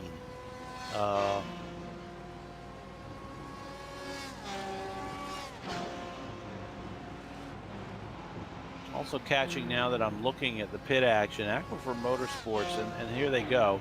Here goes the Banzu car out of pit lane, and we'll see how this plays out over the next 10 or 20 minutes. If this undercut's going to work out for them. But Aquifer looks like they may have abandoned the race, unfortunately. Not sure what happened to them. But carrying on here. We'll see what's happening. Nice scenic shots of Eau Rouge. I'll never tire of seeing this. Good stuff. Looks like MJR up the front of the LMP1s is still keeping up his pace. He's still keeping about a 35-second gap between him and Fugger Racing. Meanwhile, Next Level and Garage will sort of drop back a little bit as they come into the pits for this lap, it seems. They're about a minute behind. Yep, the whole field dropping into the pit, dropping in pretty much. Fugger Racing looks like they're going for another lap, so they possibly either, I'm not 100% sure, they might have pitted a little bit earlier. Just double check.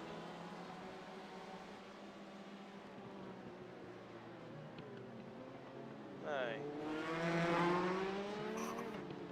So I'm seeing an incident on lap 12 with Aquifer just going around on their own, and then just kind of escaping out and dropping into the pits. Not clear exactly what's the plan over there.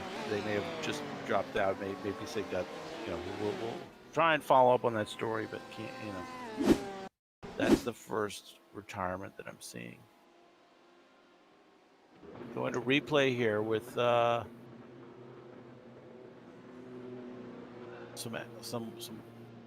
pit entrance. All the cars, a number of cars, LMP2, I believe, coming into the pits. Yep, so all the LMP2s are in the pits at the moment, or most of them at least. Right, Shawshank Racing still out on track, I believe. Yep, the 87 car still out on track. It's like they're coming in right now as we speak. Coming in at lap 20, so they made it a lap longer. Again, could be strategy. Certainly could benefit them to kind of not be in the pack as everyone comes out of the pits. That's right. And yeah, that's one of those benefits of saving fuel and stuff, that you can have the benefits of getting out of that pack. The unwanted pack, those unwanted battles that you don't want to be in and waste unnecessary fuel and tire usage. It just helps you overall. And so here's Fuga Simsport. Sorry to interrupt. We're seeing Fuga Simsport, the team leader, or the race leader, coming into the pits on lap 22, 2 laps later than Next Level and Garage 69. Meanwhile, MJR still out there. Presumably will be in on the next lap. So both these two classes pitting around the same time. Yep. Both the LMP classes pitting around the same time interval. Maybe LMP2 slightly ahead, not sure. But that's kind of what I was expecting to see. It's at about 43 minutes in, I would say. So definitely going to be shorter stints than the GTEs.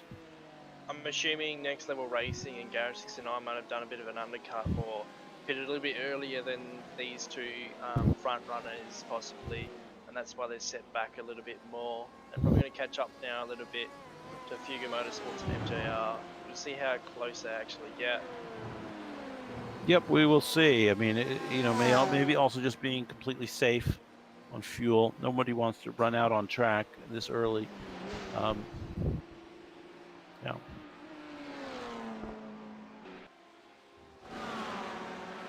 One thing I noticed in testing is the LMP2s have a big yellow flashing light that comes up on the wheel when you're low on fuel. I think that's what it came up for anyway. But it is. I kind of wish I could get that as a mod for all my cars. It would be really helpful. I think Thomas Cope might enjoy that too. Yeah, that's for sure. I think he would need that in every car he drives. So watching, MJR is actually just leaving the pits right now. We're on board with Shawshank, and they appear to be in the lead according to my standings. We'll see how that plays out fully when the pit cycle is done. But they are right now in the class lead. Although I'm seeing Banzu on track just ahead of them here, so some interesting developments as this field shakes itself out from the pit stops.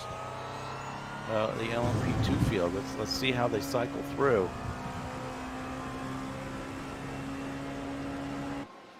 Now on board with Josh Johnson. Looks like a tight battle here. If this is. Back up to the front of the LMP1s, that traffic is nuts coming to the. Oh, we see some. I see some issues. Hugo had to go wide to avoid that one. Looks like he's going to get a slowdown for that. I'm sure that won't affect his gap that whole lot, but that's a little bit nuts, a little bit hairy. Glad everyone kept that clean. Looks like it got a bit of a lock up. Let's have a look. Comes the replay. Yep, got a lot of cars coming in. Oh, it looks okay, like a little bit of contact from Juncos. Wow. Pushing it around. Okay. So obviously the stewards will have a review of that one. The 30 car. This is the Bro Racing LMP2, which is several laps down at this time. I'm not sure, what the issue is. If there was an issue, but yeah, here. Looking at it, I mean, looking at that, it did seem like he got gently pushed around. Shouldn't be any damage, any long-term effect to their race, other than some bruised feelings and a little bit of time lost. I'm sure the stewards will be reviewing that one, and we'll have to keep an eye on Juncos to see if they get anything for that or any action was taken on that one. Right.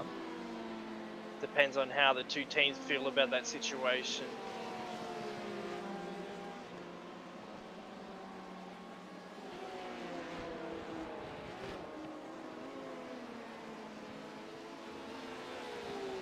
Yep, so it looks like Next Level Racing and Garage 69 were actually just did like a bit of an undercut, hit a little bit early, because it seems like Garage 69, which is 4th position at the moment, goes as far as back as 50 seconds behind.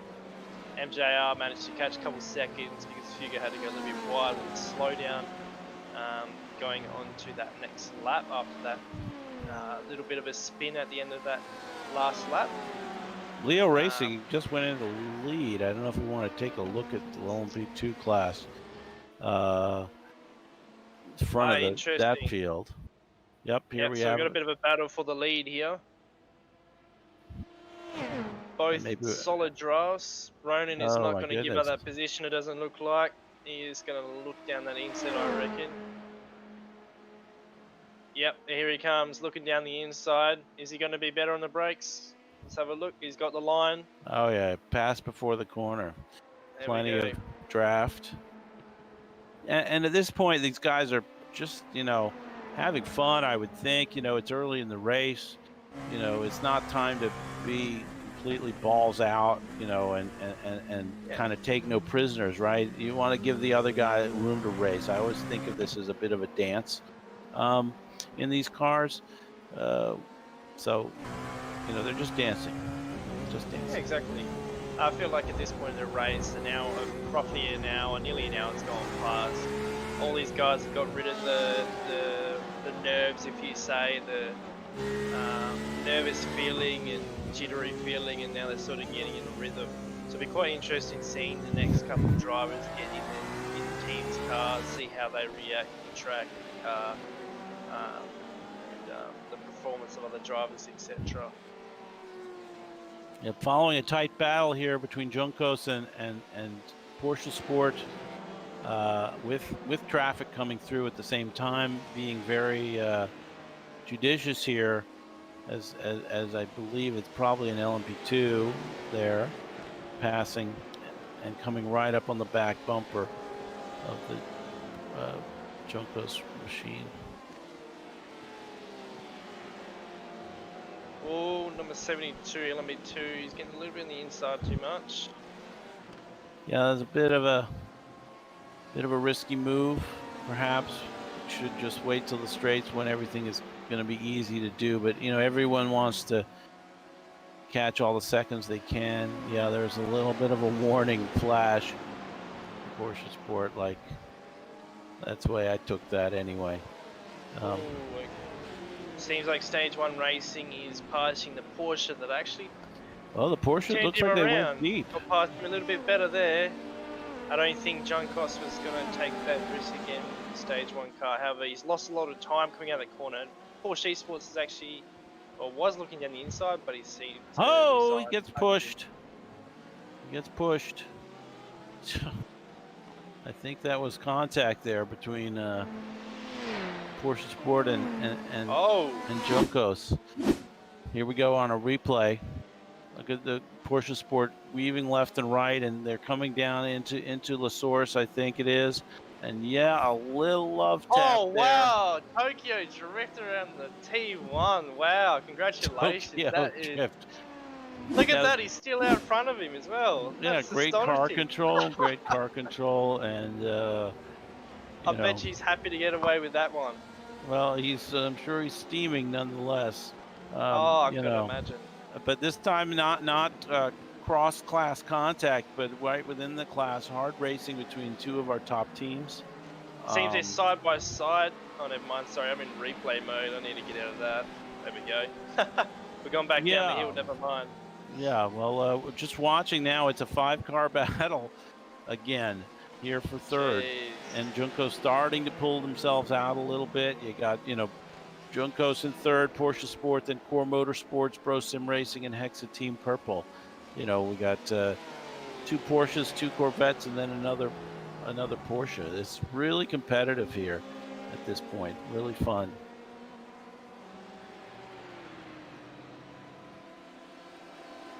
Now the LMP is starting to work their way through here. Yes, we're looking what must be a next level car because of the green. Yeah.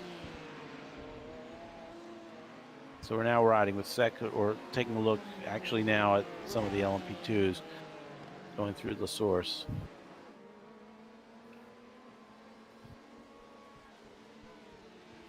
The white car in front is Turn 1 Pro Divers running in 8th, and right behind them on their bumper, Stage 1 Racing 72, and then Adam Kell of Legends Racing in the light blue car, just another second back or so. But this looks interesting as they come out of Eau Rouge and Radillon. Are we going to see another pass? There we go. The red car going to the inside. Looks like Pro Drivers backs off a little bit. There we go. Nice and clean. That's how we want to see it. Stage 1 takes the position. But they'll continue to battle, I'm sure. This is what it's all about, kids.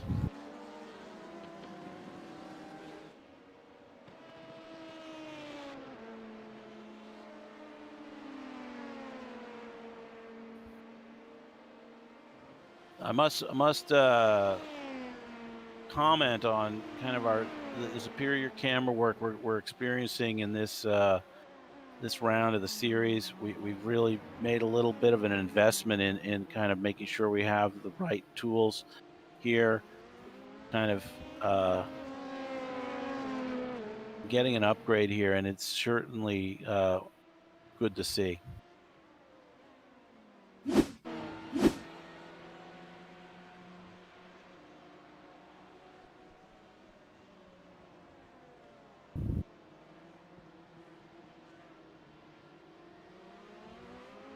And into the pit lane, we see us.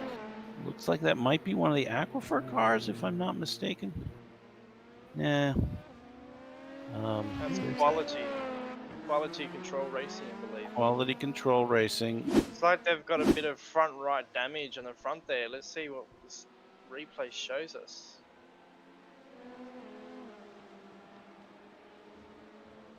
Possibly an incident.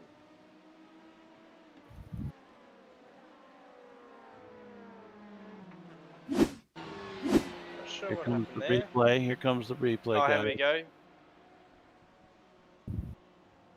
They're all by themselves. It's coming in the pits. They're just coming in the pits. Oh, okay. How We're exciting. not sure what happened there, to be honest. Let's see. I might just go back, see if I can find myself what happened. What happened to this Here lap comes another loadout. replay. I guess we're out of replay. Yeah. Further back. It's like they've tapped a car or tapped a wall of some kind. Quite hard to hit walls, to be honest, on this track. The amount of runoff on either side of the track. Yeah, but you're right. The right front has definitely impacted something. We'll I could figure it imagine out. that's going to be a couple minutes of optionals, or half a minute or so at least.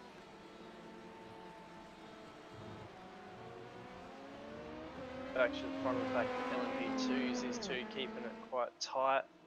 Seems like they've put a gap onto Banzu, however they're still behind them and still running. They haven't seemed to exchange a whole lot. Seems like Leo's actually dropped back a little bit. However, he's keeping in that draft, and I'm sure he's saving a little bit of fuel due to that draft. Be beneficial for him. So I think I figured it out. I think they tapped the wall at La Source, going through La Source on lap 24. But that's about it. Yeah, nice chunk. They took a chunk out of that wall. I wonder how many times that's happened through the years. Oh wow! Luckily, the virtual track will be none the worse for it, but in real life, I can't imagine how many times they must have replaced parts of that. Be rubber all over that wall, I'm sure. That's right. So the 777 car electing to probably come in and get that taken care of. Can only speculate how it might have affected them. You know, the right front was impacted fairly strongly, not just the wing, but I think the body work pushed in a little bit, and they could, if I'm not mistaken, have a little bit of wheel damage, but at least able to get back to the pit on their own power. That will put them off strategy. But still so much time in the race, it's to kind of get a result. Not too worried for them, but obviously it's unfortunate and brings spirits down when something like that happens early on. So I think we're picking up probably the GTE field. Oh, it looks like Junkos is up the front. Oh, we got a spin. People off the track, overrun. Oh. Off. We'll have to get a replay on that one. Four And there's motorsports. Junkos and Porsche Sports getting a little bit too dicey there.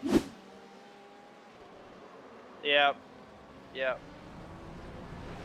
Not 100% sure what happened. I'm sure both of them have their own opinions on what happened there. Core Motorsports narrowly missed that one. Had to run off the track, and I'm sure he took a slowdown for that one. However, that's probably worth risk to do. Right, exactly. One of those cars. It's early. There's plenty of time for things to happen. So right now, following the Junkos car. Seems Junkos has got a little bit of aero damage to the back of his car. Not sure if that's going to affect him a whole lot. We'll have to see what the stewards say about the incident. I'm sure there'll be action taken there. I'm sure at least one of those teams won't be happy about what happened in that corner.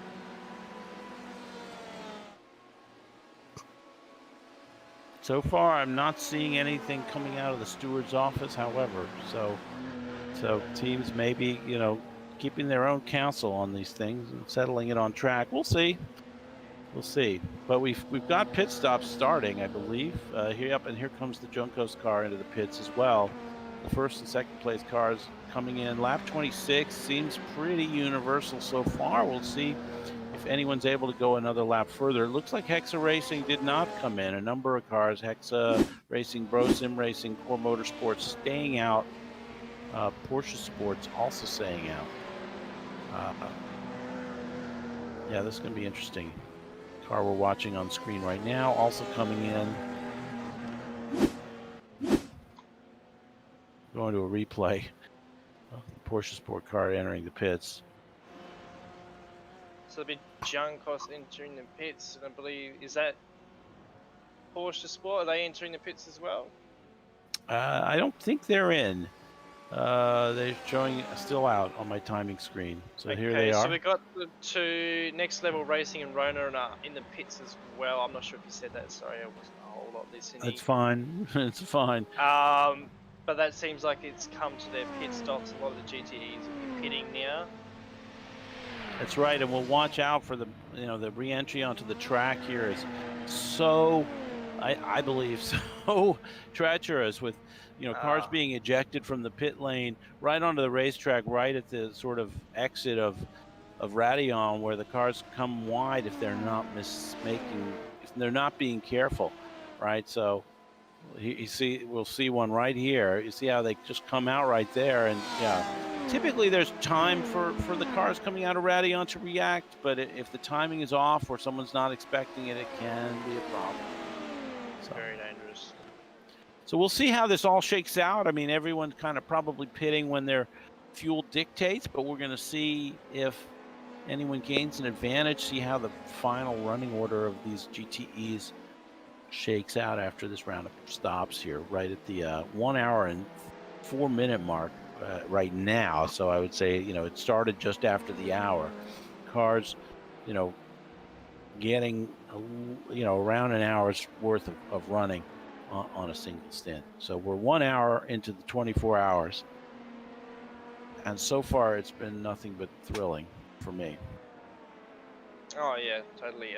I've enjoyed everything about this so far. The driving's just been astonishing. Even the parts where they actually do make contact, they seem to save it to some extent and actually make it work in some points. I feel like most of the contact has come down to just pure hard racing and running for those top positions, and that's sometimes you need to do that to win these types of events, especially at this type of level.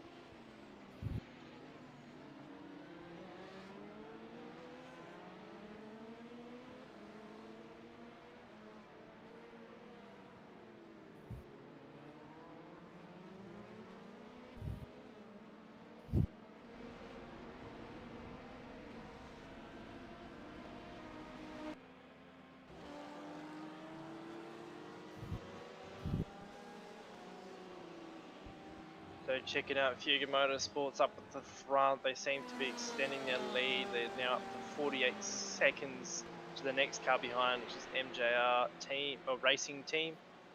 Further behind, Next Level Racing in third position. They're 1 minute and 14 seconds. Then Garage 69, 1 minute 15. They're just having a Sunday drive. Doesn't seem like they've experienced anything crazy. A couple little near misses, I'm sure, but as expected in a 24-hour race. That's right. It looks like a fairly...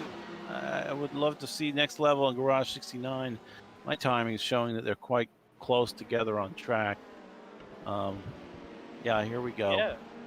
There we go. Garage 69 right on the tail of Next Level Racing as they work through other traffic.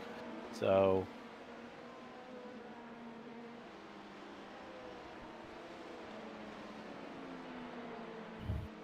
So the gold car there is the Venom Works machine in LMP2, and then just up ahead, Next Level Racing in the green and yellow machine. So these, and the Garage 69 car, for your information, is the black and white. Sorry, black, white, and red car that we're focused on here. I think they're still taking their time and making their way by the VenomWorks car with care. You know, not kind of getting blinders to the fact that because of their racing another car. There's so much racing to go. The driver's primary goal should be to stay clean. Yeah. And they're doing a good job with that. I think we've still got our starting drivers. We've got Alis de Vries in the next level racing machine, and Matthias Wasser in the Garage 69.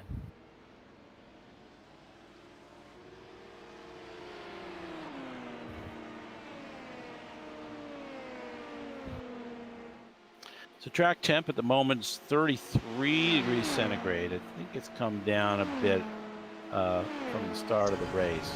Yeah, started to cool down a little bit. Right. Sim time is 4:48 p.m. So moving inexorably towards the nighttime hours. Now the two LMP1s are right together on track. We're seeing the in-car from Wasser as they go through Rivage down to No Name Corner.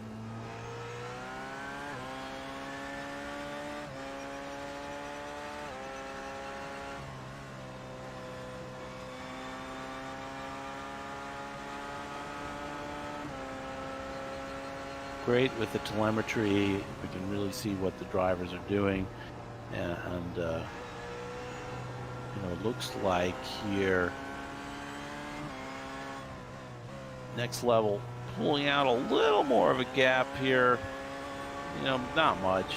The two drivers both just did kind of a high 159 pace right now, going through traffic, obviously affecting those lap times, but now they're on their own, and you know, you got to make the most of these moments when you're by yourself, right, to really kind of return to your best line, best braking point.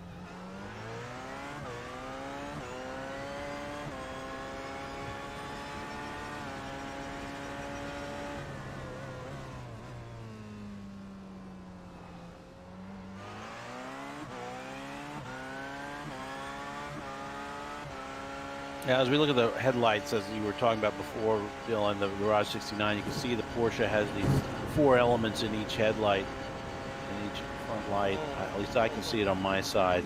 I know we're watching in cockpit and stream. And you know, looking at the Audi in front, the headlights are a little bit of a different shape, you know, there's 3 elements, but they are brighter and I think more pronounced than the LMP2s. Here we go. Our camera is picking up the lead LMP here. You can see those headlights on the Audi there.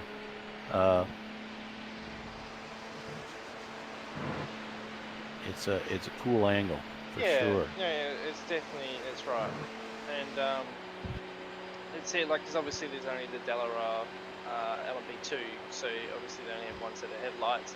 And I'm sure if anyone who's done iRacing before can see the difference between those two. Yeah, here we go. Although, take a look at the LMP2 exactly. Headlights. Definitely less pronounced. Seems like really one lighting element doing the work here, and we're gonna leverage that going forward to help us. Yeah, exactly. I mean, it's to the naked eye and people who are not used to iRacing, etc. I guess if the car's going a lot quicker than you and it's suddenly going 50 kilometers faster than you in a straight, I'm sure it's an LMP1. That's right. You can also see the difference in the front end of the car, right? The front end of the green LMP, you know, it's going to be, or in the various LMPs, a little more complicated than the LMP2s. If you could get a little bit close, actually running a little bit of an LMP2 off the track a little bit. Not sure if that was intended or not. Right, so here we're looking at the front end of the Audi. You can see the top element is a little bit higher than the others. Yeah. And yeah, that's sort of like a peanut shape almost, a little bit interesting shape. right, and then right behind him, I think, is an LMP2, and I think the Porsche LMP1 looks a lot like the LMP2s. Honestly, yeah. Here it is, and you can see the two wing elements very close together there in the Garage 69 car. So, yeah, the things we get into in a 24-hour broadcast, you know. We're gonna get into it. Okay, we got a replay coming up here. I guess we're just looking at what's going to happen here. These guys are getting close. We lost the Garage 69 car. It looks like the camera guy turned his camera off. It seems. Yeah. Rather than promote it. But you know, we're now a replay of Tobias Blake and the 24-hour roadside assistance car coming into the pits. Looks like a pit. Is that off sequence? I wonder. A little bit off sequence if it just happened, but I'm not sure. Looking at that, he pitted at the normal time. I think actually pitted 4 laps later than everyone else. Could be off schedule of some form. Maybe he got off schedule earlier in the run. I'm going to try and research that a little bit. Back on board with Pat Pelchat in the leading car.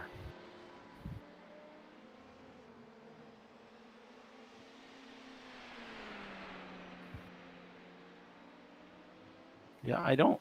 Okay.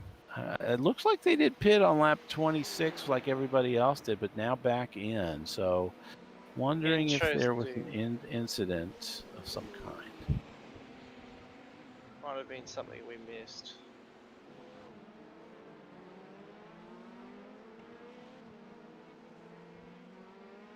Unsure of that. We'll let you guys know if we find anything out.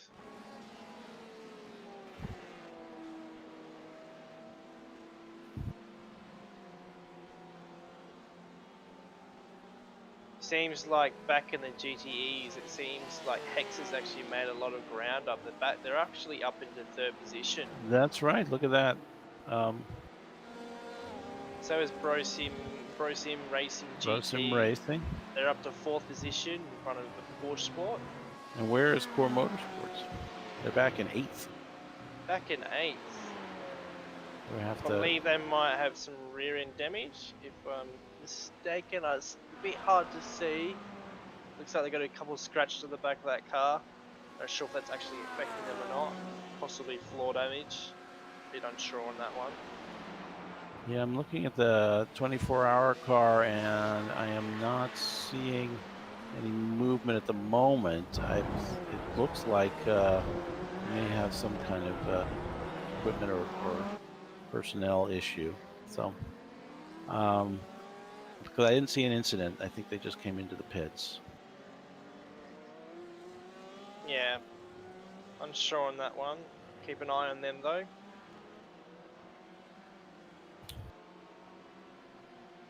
Seems like everyone is starting to separate a little bit more. The track's been evened out a lot more. It's not just big packs everywhere. Yeah, looking at the Core Motorsports car, you know, I think it was just they had some difficulties. We saw them doing that off-road track excursion, trying to avoid other issues. It looks like their laps 26 and 26 wasn't as you know, the time wasn't on point. Not sure exactly what took place, but we'll that seems to be the source of their slight decline in the standings. I mean, honestly, things are still very tight over there. The lap times don't seem too bad. They seem a little bit irregulated. I'm sure due to traffic. The last couple of laps seem to be a little bit off pace in comparison to the start of their stint. However, I'm sure they're on the same tyres as the start of their fuel, the last fuel stint. So that's probably the result of that. So I'm sure that's the right pace. Just check the pace of some of the other cars. Yeah, I mean, Junko's now up into 2nd. So we had, what was it? so John Coast is setting low 2:15 lap times on his used tyres. So that's roughly about the pace, and then if we move up to Ronin Sim Sports even a little bit more, I mean they're at a rapid pace. They've got, I don't even think these guys have damage at all. They don't even have a scratch on their car, even a twig at all. Yeah, I mean, Next Level Racing did drop also to 6th. They were running 2nd for all that time, and I'm not really seeing a lap time issue. They may have decided to take some optionals in the pit lane. I'm honestly not completely sure, but Possibly. I'm not even. Oh, there's their. I'm not sure. Their pit time seems a little bit longer than most. It's almost, yeah, it seems they might have picked up some optionals because their pit time was almost 20 seconds longer than, say, Ronin Sim Sports. righto.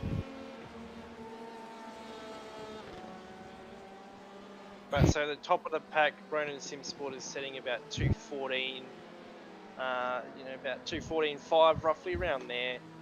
Sort of that midpoint of the 2:14s, which is quite rapid on those used tyres. Yeah, presumably. Well, I'm not sure if folks are double stinting. Yeah, that may be the issue. Maybe that's what happened, that they took tires and the others didn't.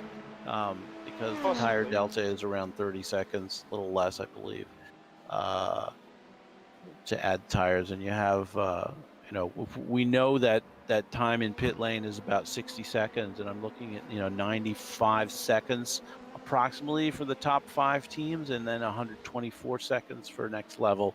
So presumably they took tires. And Core Motorsports also spent a little extra time in the pits. I'm not sure if that was a driver change or simply some other issue. But yeah, it looks like pit strategy and pit choices playing out here in the standings. It's early. You still got, Ronin Sim Sports got a healthy gap. They got almost 20 seconds out front from the rest of the field, but then everybody else is just a couple seconds back. In fact, Bro Sim Racing is now 1 second behind Team Hexa. Maybe we can pick up that battle because that could get good. Yeah, 100%. Right, so now we're picked up the Bro Sim Racing with Niels Core in the car. You can see the Hexa Racing purple just ahead as they head down the hill towards Eau Rouge and Radion.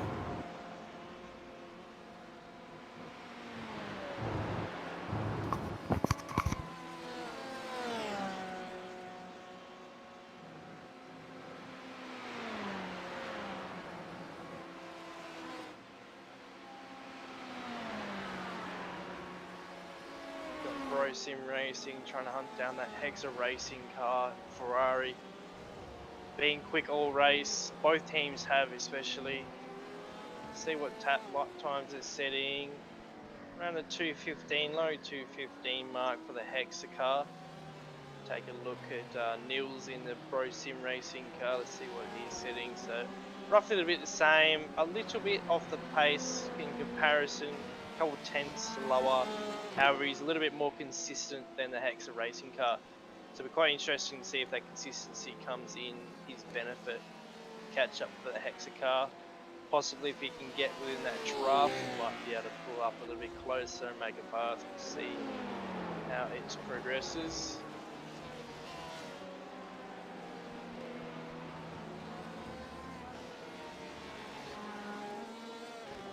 It's been pretty clean throughout the rest of the race. Haven't noticed any more incidents so far. Everyone's sort of spreading out a fair bit.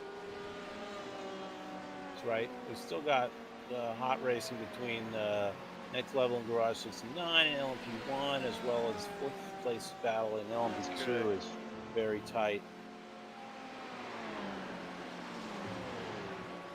Looks like Next Level Racing, Garage 69 they're just friends with each other now, following each other. Yeah, they're maybe that's a strategy. They might even be talking to each other. Let's save fuel together. I will take turns. You never know. That could be a good strategy. Yep. Bro Sim Racing falling back a little bit now from the Hexa car, a little over a second now. I'm not sure what happened there. Yeah, I think it looks like a slightly slower lap from the Bro Sim Racing machine. They're in their Corvette, and Hexa Racing in the Ferrari, which is one of the only Ferraris in the field today. I'd love to see the Ferrari. You know, doesn't everybody want a Ferrari? just noticed last lap around at the last chicane, Garage 69 was able to get past Next Level Racing. Next Level Racing locked up a little bit behind an LMP2, allowing Garage 69 to take the inside. So he's past him now. A couple of seconds, about 3 seconds separate both of them. Yep, still very tight. I'm sure we'll see if our camera will pick up on this. Right now, with the Next Level machine, yeah. And there's Wasser in this Garage 69 car. Looks like actually Garage 69's fallen to 3 seconds behind the Next Level car. Yeah. So on this lap, we're showing on our leads. Sorry, my bad. On a different screen, looking at something else. Let's see if we can come hone in on the Venomworks the battle now for third, it appears.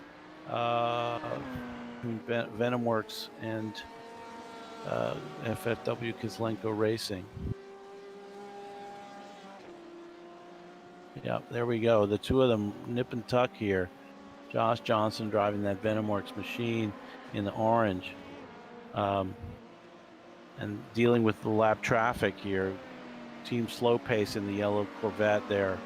Now getting overhauled by FFW Kislenko and Andrei Efmenko.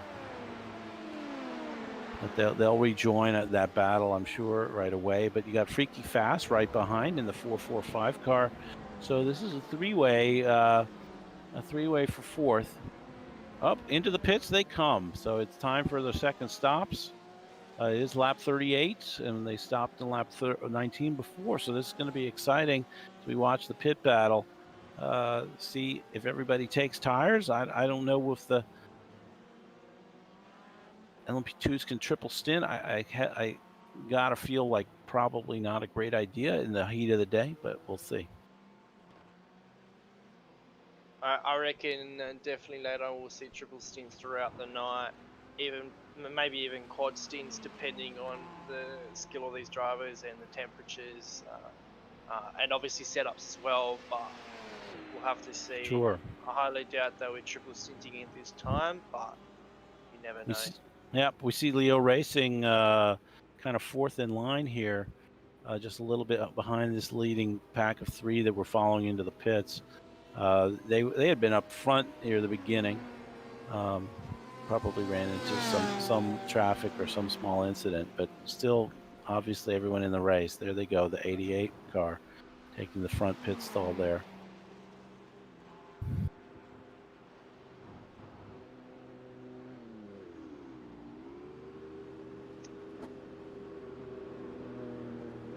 So looking at positions changed on this, the Freaky Fast car, I want to point out, is up 5 positions. Stage 1 Racing running in 7th is up 8 positions. Banzu RX Flow running into some issues, running down in 11th. Not sure what happened with them. They started, I believe, on pole. So not their best day so far. Oh, I see some smoke in the pit lane. I don't know if that's real. What's happened there? Yeah, I'm seeing it as well. The 18 car, the Venomworks car, I don't know. Here they come out of the pits. Kislenko is just ahead. I don't think that... lining up the tires, trying to warm maybe them up. So. Maybe so. Maybe that slowed them down. Maybe they didn't get off the line. I don't know. They did enter ahead. So there comes another car sweeping by.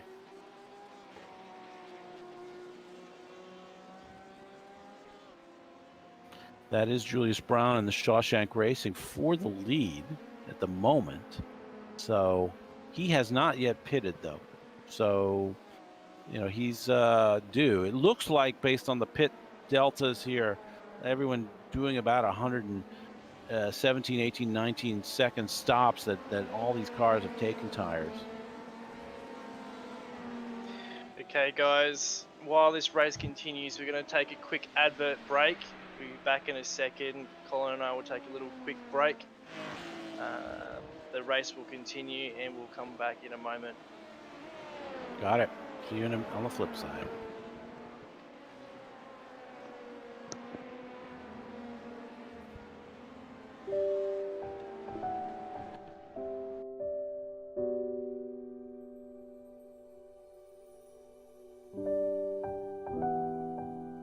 What if I come home and no one's through my front door?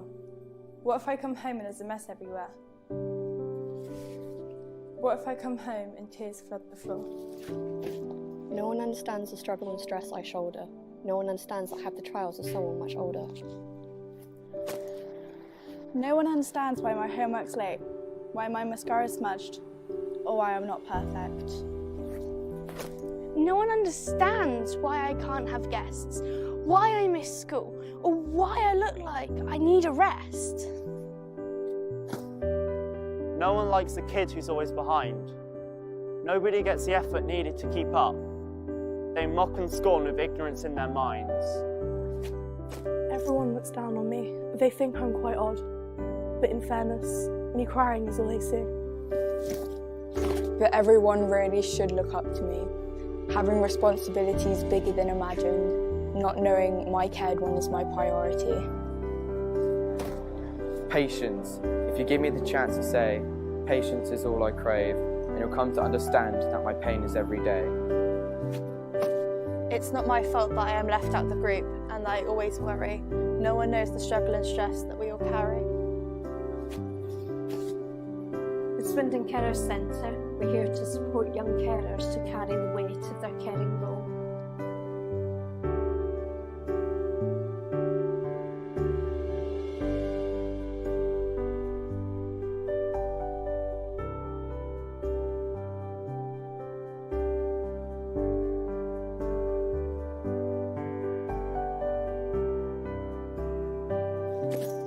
Someone is there for us to speak to.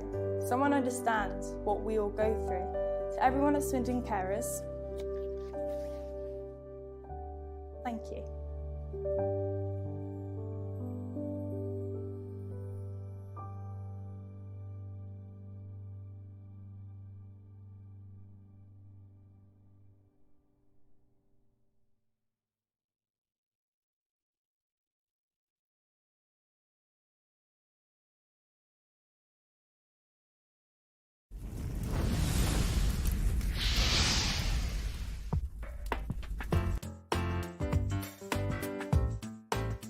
Everybody has places to go, but not everyone has a way to get there. What if there were an easy way to get everybody where they need to be? What if there were one resource for all of the transportation needs in our community?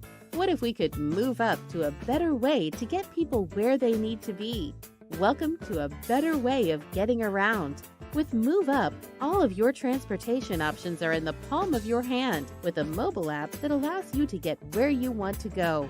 Okay, there are lots of options for getting a ride, but this ride service is special because it offers answers to the collective needs of our community. Who needs a ride? Going to the airport or train station? Done. Need a lift to get some groceries, go to the bank or post office? Done. Need non-emergency medical transport to your doctor's appointment? Done. Need a ride for your child? Done. What if you want to take your dog or your bike with you? Done. You get the idea. But how does it work? There are basically 3 types of riders: regular folks with no special needs, children and adults who need assistance, people who need to get somewhere but can't afford transportation. The people with no special needs can use MoveUp just like they would a cab or a service like Uber or Lyft. Why choose MoveUp? Because participation in the program helps support the overall community by keeping the drivers busy so the network can grow. Children and adults who need assistance can choose among the drivers who have been carefully screened to be able to handle non-emergency medical transport, assist with the elderly and handicapped, and to transport children with their parents' permission. People who need to get somewhere but can't afford transportation can enroll in one of the community programs that will pay for their ride. The driver gets paid just like with any other passenger. We can all move up to the next generation of ride-hailing and transportation if we all get involved. To learn how you can become a part of the solution, join MoveUpLynchburg.org today.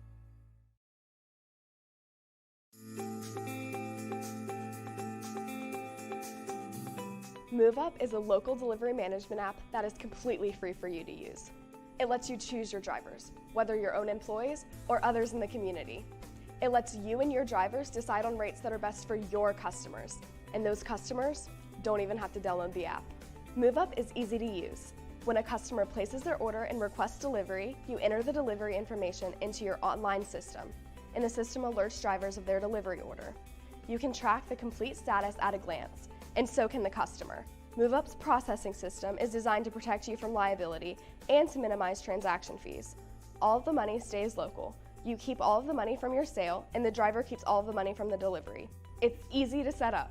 In fact, you can be delivering the next day. MoveUp is the no commission connection to your customers.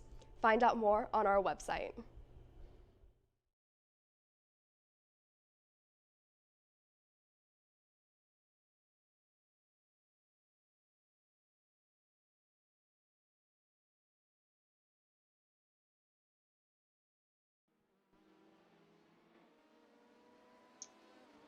Okay, welcome back, guys.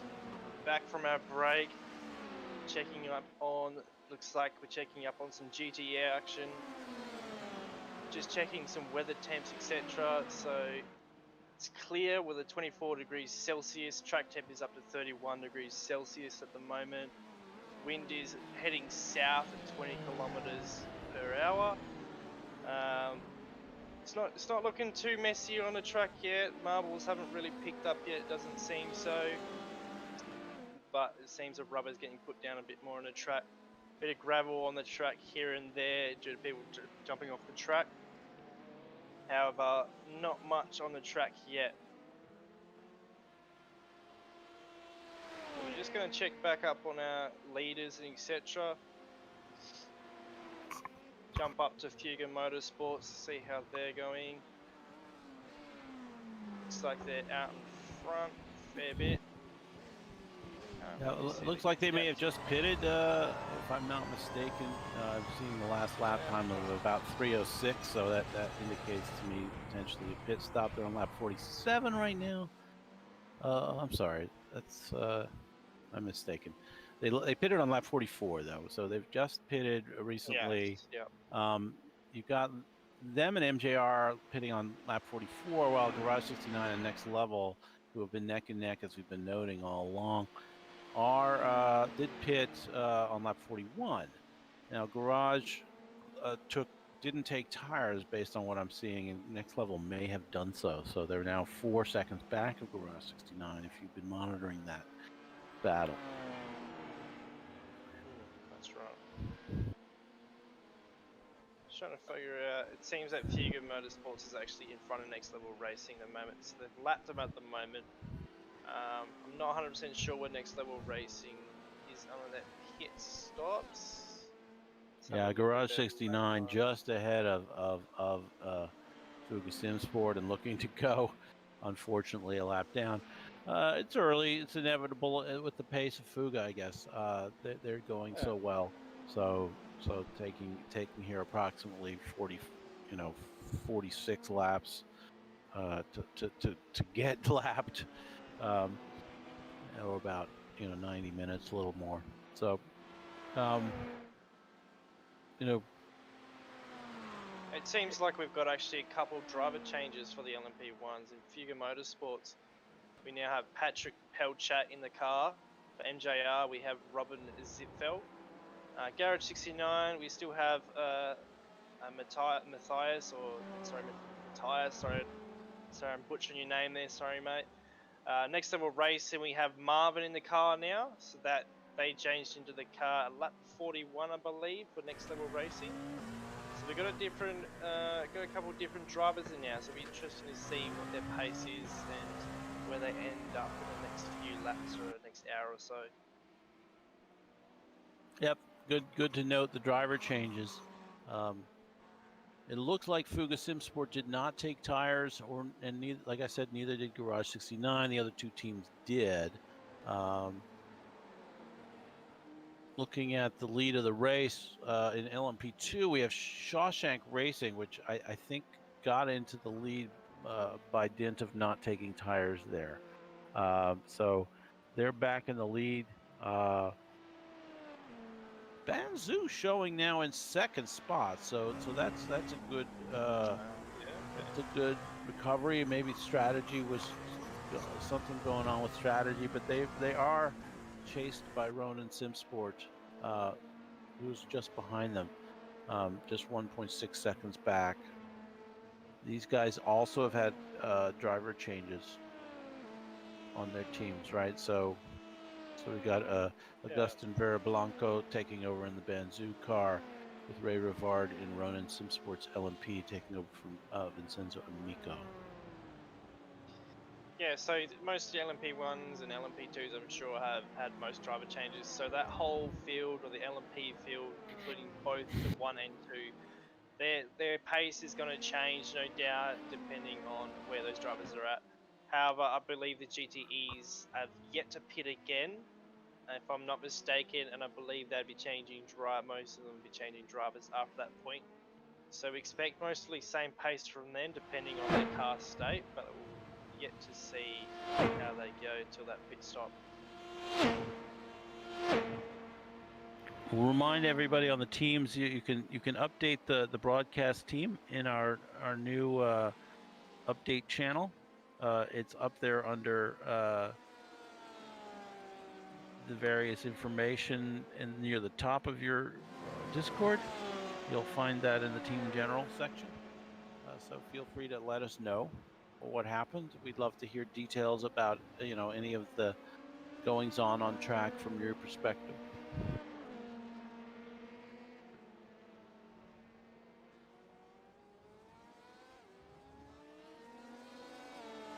So right now, following the GTE class here, one of the drivers.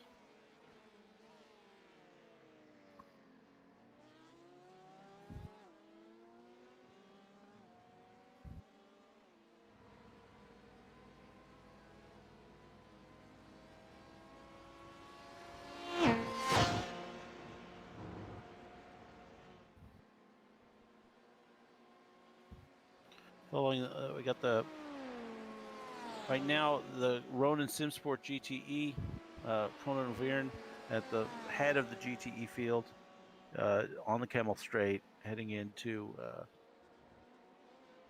Les Combes. He's got right now a bit of an advantage over the second place car. Right now, it looks like about 25 seconds. So a healthy advantage. Yeah, Ronin Simsport have just looked like nothing but comfortable the whole race. At the start, obviously getting away with that was, driving away with it. It seemed like it seems like they might have changed drivers. I'm not sure who was in the car at first. However, whoever was in the car at first seemed to drive away with it a fair bit. It's the same driver so far, right? They haven't had a driver change. Conan's been at the wheel, yeah. Conan's been in the wheel the whole time, and he's obviously driven away with it substantially, and he's obviously quite a nice driver, so he seems quite comfortable. We'll see how his teammates go in the car. I'm sure they'll go great, because he's literally not even put a scratch in that car at all. Yeah, they've got the top lap in the field here for GTE at a 2:13.4, which is pretty much half second clear of everyone else's fastest lap at least. Right now, we do have a bit of a battle going on for second in class. Right now, we're looking at Juncos Racing. They're in third, and you can see just up the road from them the Hexatine purple car. as a few prototypes stream by. Wow.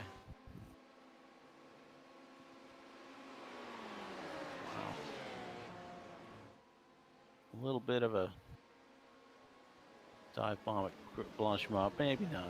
You know, hard for me to tell from here in broadcast seat. But look at Hexa making their way through there. They've got a good pace there. They've got one of the 2:13.9s. So strong pace from Hexa today. It's good to see Hexa back up in the front. Last race they didn't go so great in the Barcelona. They actually DNF'd, and I remember watching them as a steward. They had a fair bit of damage and they got quite unlucky with a lot of situations and scenarios. So it's very good, and I'm sure they're happy to be up that front again, fighting for the top spot. Yeah, it is so.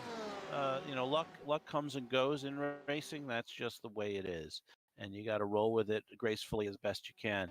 Right now, Kevin Fitterman is, still in the car, and these guys, they're already on their second stint. The top of the hour coming up in about 20 minutes.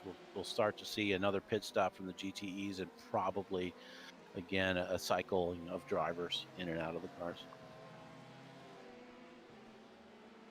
But Hexa is up 5 spots from the start, doing really great. And things have leveled out overall. We've got Juncos in 3rd, Porsche Sport 4th. Next level number 1 is now in 5th, having spent some time in 2nd, as we noted earlier. Bros Sim Racing, then Core Motorsports, with a bit of a gap there. The 6th place and beyond have fallen back. A team slow pace in 8th. So that field's starting to spread out a bit. Got a heck of a battle. Look like going for 10th, 3-way battle for 10th. I don't know if we can go to next level racing,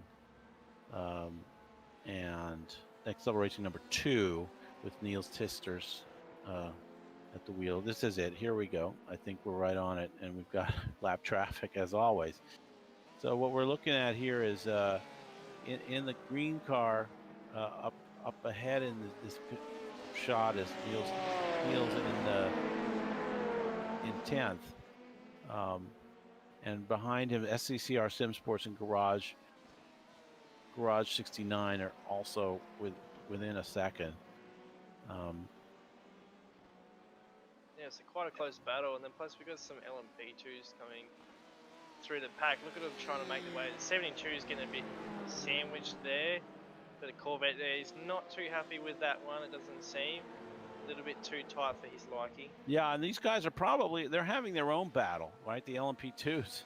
This is the battle for 7th with Turn 1 Pro Divers, Stage 1, and Legends Racing. I think we had actually been following them at one point previously, but looking now back at the couple of the GTEs just behind this battle, I'm seeing there might be a change of position there.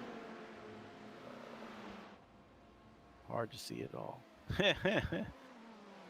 So next level there, right back here. I think. Yeah, well, let's just put it this way: they're battling hard. Looks like we might finally have some information on the Juncos and Porsche Sports incident earlier in the race. It looks like Juncos might be receiving a penalty. Just 1 second. I'm just going to double check that for us. Meanwhile, MJR, we confirmed they had their first driver swap. Marco is out and Salmon in behind the wheel of 2nd place LMP1. Juncos Racing are going to get given a 30-second stop and hold for the incident between Porsche Sport. So this is quite interesting because this is going to change it up quite a bit, because Juncos is actually in 3rd position. So it's going to drop them back, actually putting Porsche Sport in front of them. Juncos is actually pretty much in contention with the Series Championship podium, or even lead with Porsche Sport and Next Level Racing. So this is not what they need to see right now. Unfortunately, it might have been something that was coming along their way all this time with that incident. Right, I want to point out, though, also that Porsche Sport is also going to get a penalty. So it looks like those two incidents we saw earlier in the race are getting corresponding 30-second penalties for each team. So between the two, all will be equal, but they will fall back. I missed that one. It's quite interesting. Looks like Josh Camp's coming into the pits now.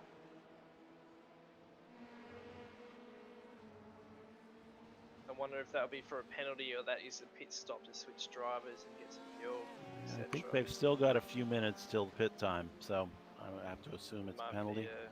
Yeah.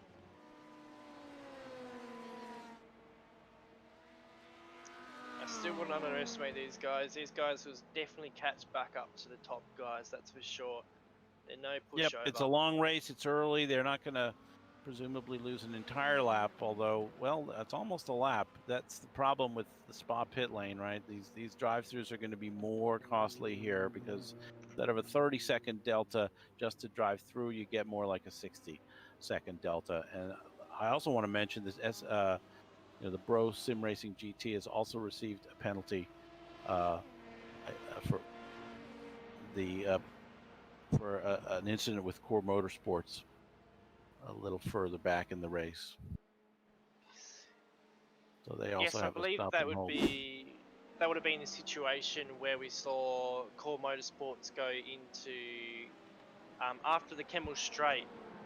Let me just look at what corner it was. I believe it was about yeah, I think corner that's where it 5 and was. 6. We saw them taking an excursion over the grass. Exactly. Luckily, didn't hit anything, but Junkos and Porsche Sports were making contact while Core Motorsports was cutting some grass. So that actually turns out that Bro Sim Sport was actually tapped Core Motorsports from behind, so e.g. that's why they have the damage on the back, or the little scratch at least. Not sure if that's affecting the car too much.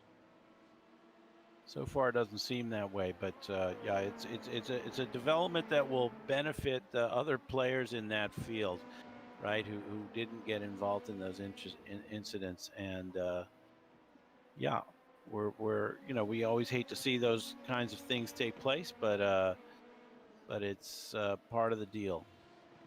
That's right. And stewarding, live stewarding, adds value to the series overall, and tries to kind of keep things fair.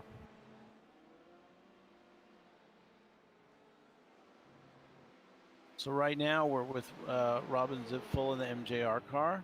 They're running second in class, doing well this race, still on the lead lap, unlike the other LMP1s. Coming up through a lot of traffic. Here's the view from Robin's cockpit, from his seat. I know the first time I got in one of these prototypes, I was kind of dismayed by the view out the front. It's not quite as grand to my eyes as kind of a traditional race car seat, but these cars are like rocket ships. They're a lot of fun to drive. Yeah, no, you definitely can't see a whole lot out of those windows. I guess it comes in fact, there's some of the equipment that maybe some of these people would run, like triple monitors, etc. Where if you're running a single monitor, you can't see a whole lot. So driving these cars actually proves quite difficult on such equipment. So, it'd be quite interesting to see if any of these guys were actually running, or what type of equipment these guys were running. That's right. That's right. Maybe a few folks can mention in the chat what equipment folks are driving.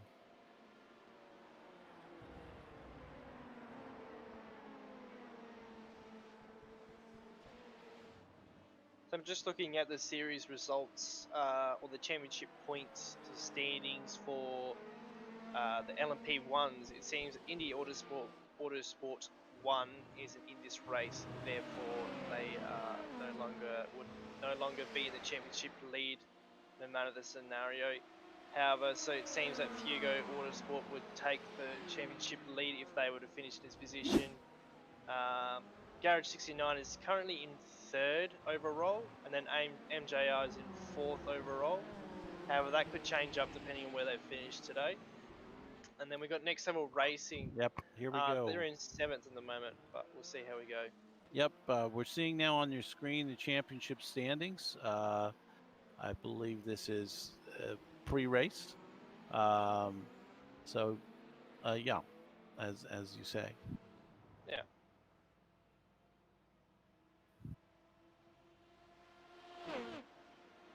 Now we're looking at the championship standings. I think we're trying to bring them up as they would run if at the end of this race. Now looking at LMP2, I believe. VenomWorks Endurance on top with Leo Racing in second.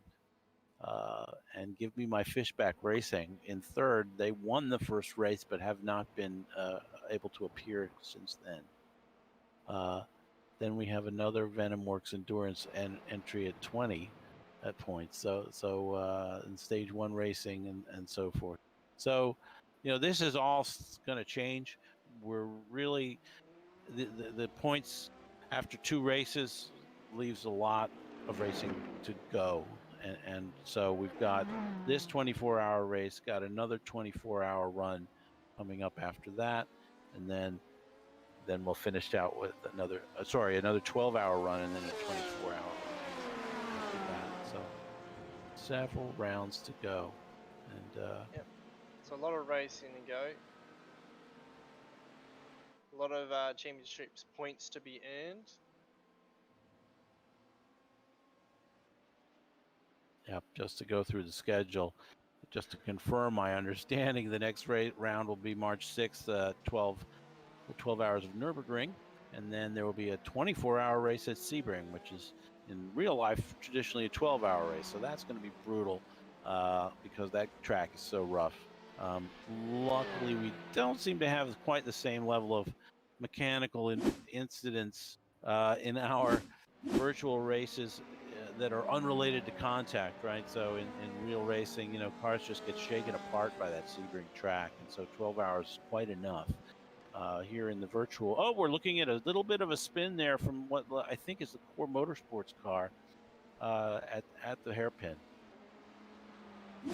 or sorry, the chicane. Yeah, back to live action.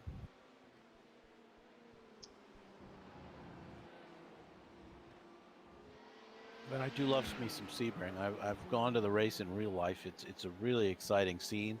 I saw a thread on some motorsports group or other that I'm in, which would you rather go see, the Daytona 24 or the Sebring 12? And a lot of people say hands down the Sebring race is more fun to attend. I think you're a lot closer to the cars. You can basically get as close as the marshals do. And the scene on the infield, it's a camping race, and this, all the camping is adjacent to the track. So you basically wake up at 7 in the morning on Saturday with an earful of MX-5s, and that smell of the gas in the air, there's nothing like it. I just love it. So if you ever get a chance to go out to that or any other real race, you really take it.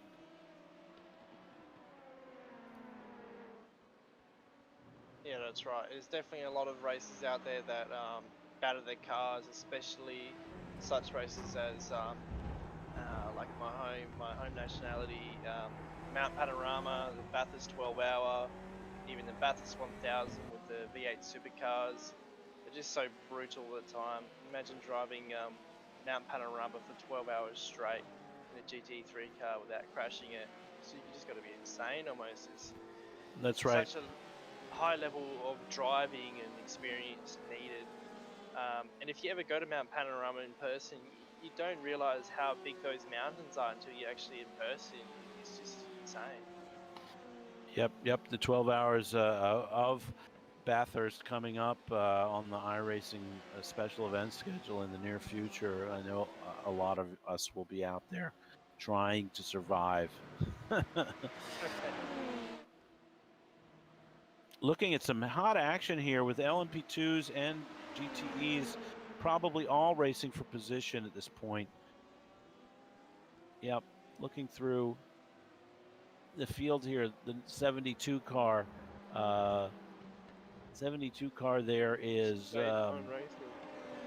stage 1 racing for 7th place in class with turn 1 pro divers right behind them, and then Legends racing again right behind them. So in fact, it looks like Legends is now up into the middle spot of that hot stuff, guys. And meanwhile, right behind them, you have a battle between Core Motorsports. Actually, there's no battle. Never mind. Core Motorsports getting overhauled by Fuga Simsport, which will come up on this trio momentarily. So it's fun. We're getting to know the teams now. I'm looking through the drivers. You've got David Van Slambrook in the Stage 1 racing car here, the 72. He's taken over recently. And then Adam Parle in the Legends racing. It's a British team, so I'm assuming it's Parle and not Parlay or something. And we're watching Fuga trying to make their way through this trio without causing too much damage. Fuga obviously got a big lead, so they can kind of afford to be generous, whereas the other guys, including Simon Rendell in the Turn 1 Pro Divers car, a little less generous. And you can see they're dicing pretty heavy with the Legends racing machine. This is a good battle to watch.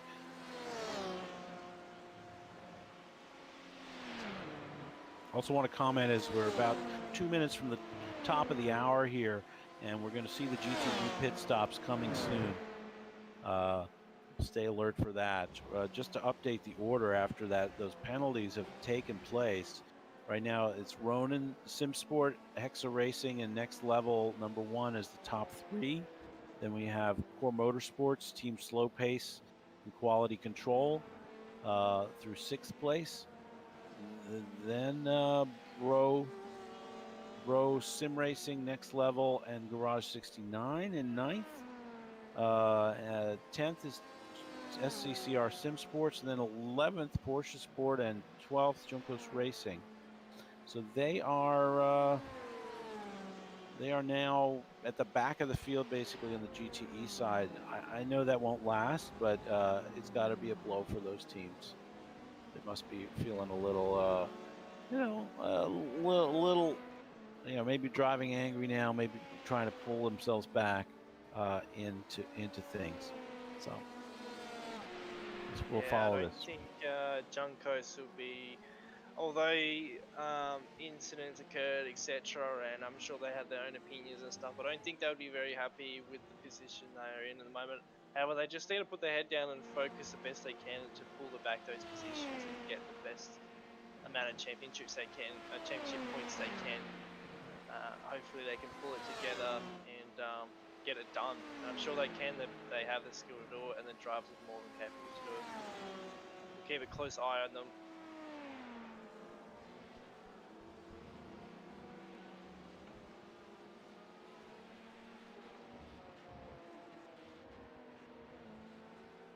So it'll be any moment now. I'm sure Ronan, Sim Sports, or Conan will be back in the pits again. And I'm sure he'll be changing out for another driver, most likely, unless he is an absolute animal and he wants to go for another double stint.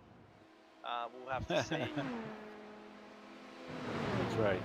Conan the Ronin, or Conan the Barbarian. Take your pick. I don't know. Yeah. He's all by himself out front here.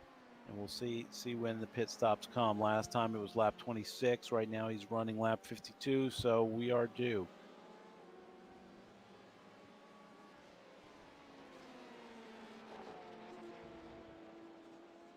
Still on the front half of the track. It looks like they're making their way through Le Fagna, the Fangs,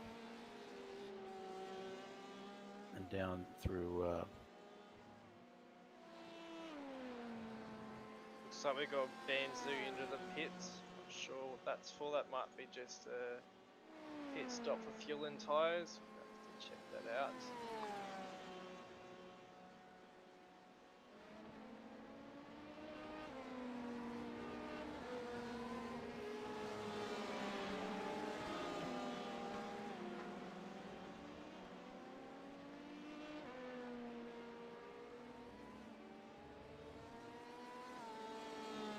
So it looks like we're going to see a stop and go to Hexa Racing Team Purple.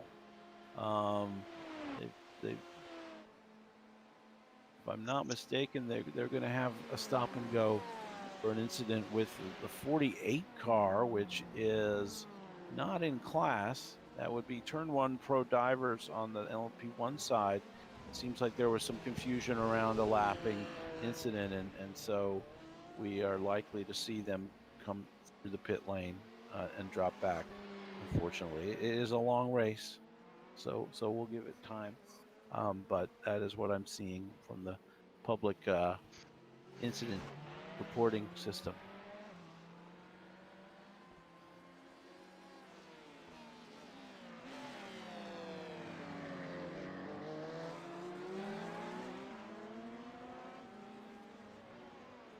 So we have next level in the pits. Assuming that could be for his pit, the fuel stop and the driver change.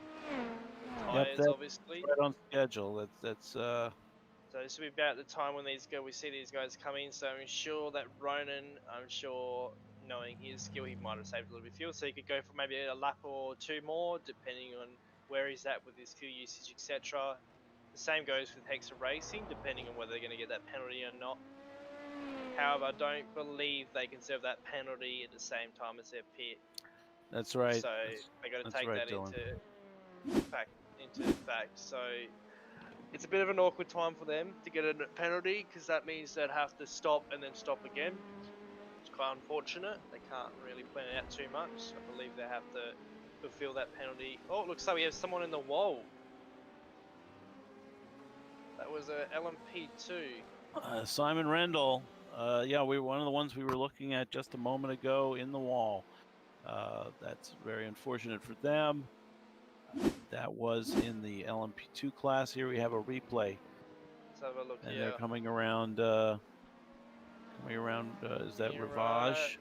right. And no name corner. He grabs a Bang. little too much curb.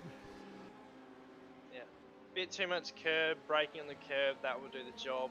Turn him around, put him in the wall.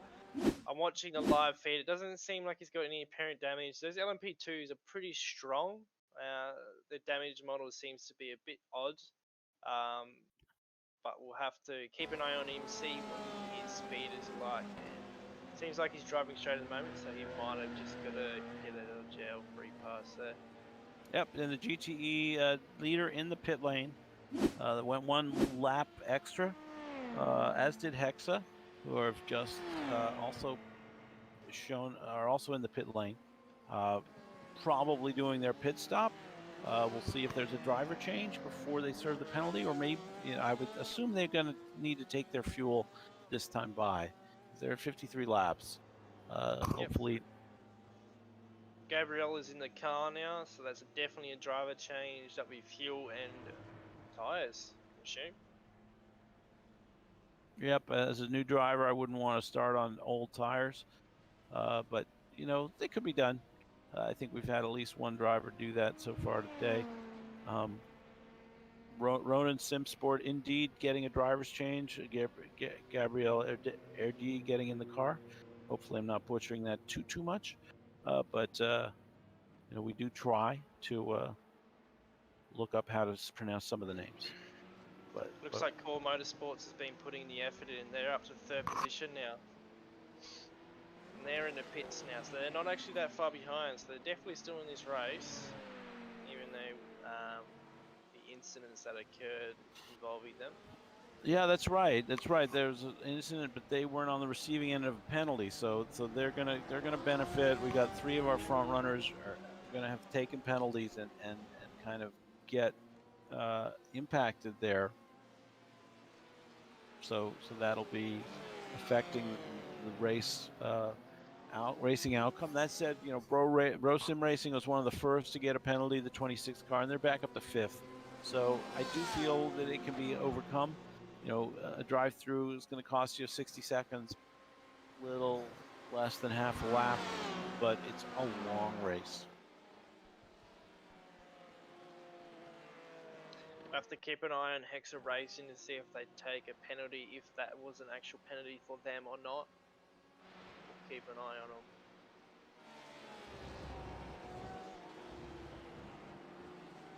Core Motorsports is out of the pits. The car looks fresh and clean. Clean all that gunk off the front of their car. It looks nice now. Oh yeah, do they clean? There's cleaning service in this pit stops. I didn't realize. Someone's washing the cars down as they go. Yeah, that's right. Maybe they took a tear off the front nose. I don't know. Honestly, that's a pretty good wash. I'd pay for that. Jeez, getting all that sticky rubber off of it. That's right.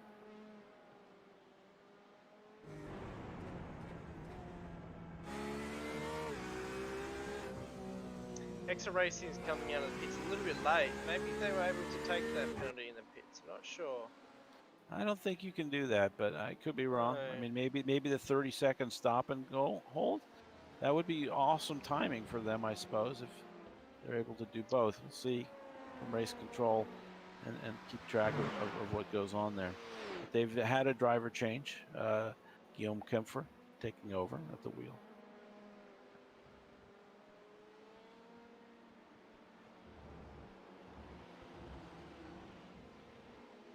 BroSim Racing in the pits right now. From what is appearing as the race lead at the moment, but obviously they will be dropping back as the cycle continues.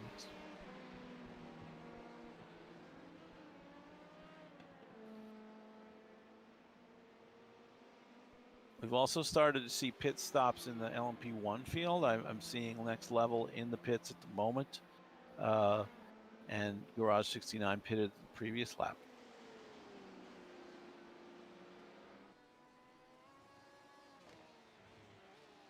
I like that we're getting these pictures now, occasionally with some of the drivers. I think they're stuck with whatever they have on iRacing, so it pulls that in the software, and even if you've got a funny nose in your picture, it's gonna be stuck up here.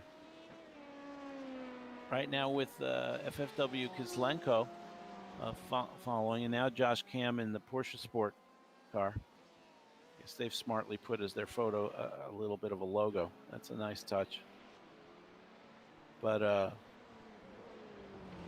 Porsche Sport trying to recover from the stop and go. Everybody sportingly taking it. Looks like driver change at BroSim Racing. Alex Gall jumping in the car now. Now picking up the race leader, Pat Pelchat, still in the car from the beginning of the race. So presumably when they make their next stop, which should be quite soon, he will jump in. Looks like it's around a 22-lap stint for these guys, and so we expect him pretty soon. I expect these figure sim sport guys to do longer stints as well, because they actually only have 3 drivers for their car, it seems, that have entered into the race. So expect these guys to even do triples and quads depending on how they feel. Sure.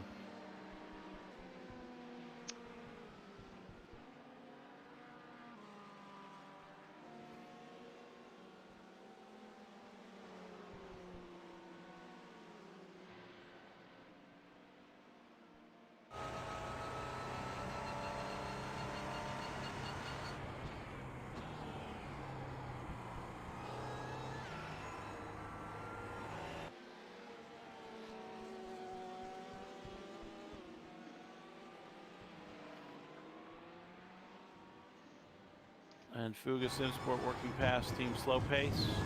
Mats Jensen now at the wheel on his first couple laps here. So he's on his first full flying lap now. We're going to see, as new drivers come in, it's not uncommon for there to be a potential issue just getting settled in. So these teams are all pretty professional, I feel. So I'm not expecting too much of that, but we will see. Fuga now lapping Juncos Racing again.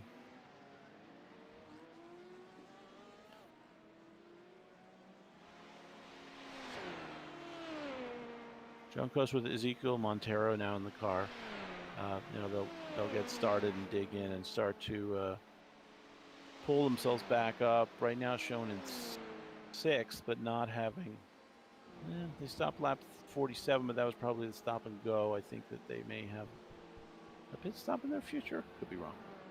They actually they did stop. Obviously, Ezekiel's in the car, so.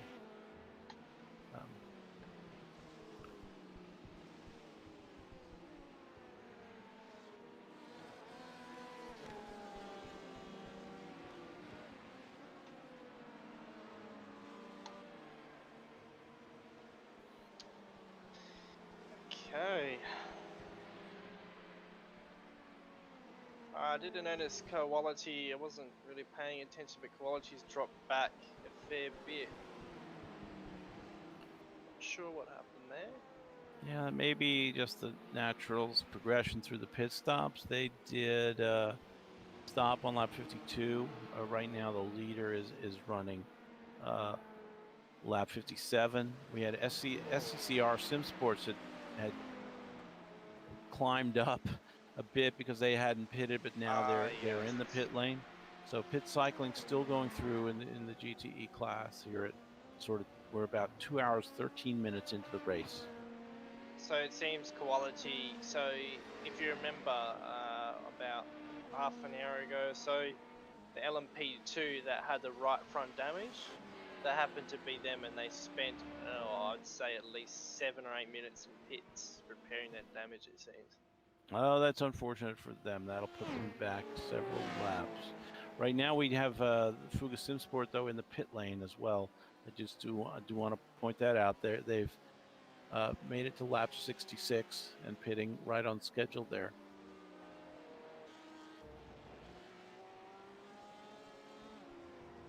Right now we've picked up MJR and Kevin Zipfel. They're due to pit as well. I'm expecting to see them come in. I'm curious to see, if we have a driver change in the Fuga car yet. He may be doing the quad. Obviously, the stints are a little shorter for these cars, the prototypes. Did have MJR is on their second driver, I do believe. They are. They've already changed. Yeah. Fuga though. Yeah, they are. Yep, Fuga is up, is Just rotating. reading We that got now. Marius Danhausen jumping in the car for Fuga Sim Support. Yeah. I'm assuming that's all good.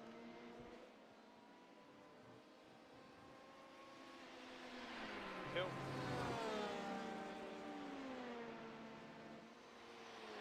Yep, to update the LMP2 standings. Right now we've picked up Venomworks Endurance.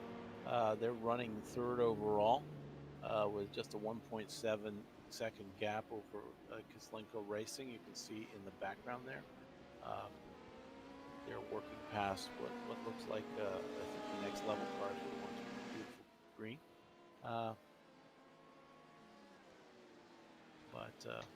By which I mean the shiny green. We like shinies. So. Seems like up at the front of the LMP2s, we've got a little bit of a battle for the lead, actually, it seems. Banzu and Shawshank. That's right. They're in draft at the moment. Banzu actually is in the lead at the moment. He changed the lead for Shawshank, so he's been catching up his whole time. See if Shawshank can hang on to that. Because assuming the drivers are going to change, so skill levels have changed, so these teams are going to vary a fair bit, especially these two. I feel like these two guys are going to be the guys to watch from the top of the class. Along with Venomworks, you never know with these guys. They're lurking around. They might come and snatch it away from them. Keep an eye on them as well. Yep, looking now at Shawshank Racing, we've picked up that machine. Right now, looks like a little bit of a gap. Like I'm showing on my timing an 8-second gap up to. But I think there was some pit cycling going on. Shawshank Yes. Racing did take tires and Banzu did not. It's based on the pit times that I'm seeing. In fact, most of the LMP2 teams did not. All the others in the top 12 did not take tires and have about a 95-second pit time, and Shawshank with 120 seconds did take tires. So I think they skipped the tires last time, and that's how they got into the lead. So definitely some strategy going on here on the LMP2 side. 100%.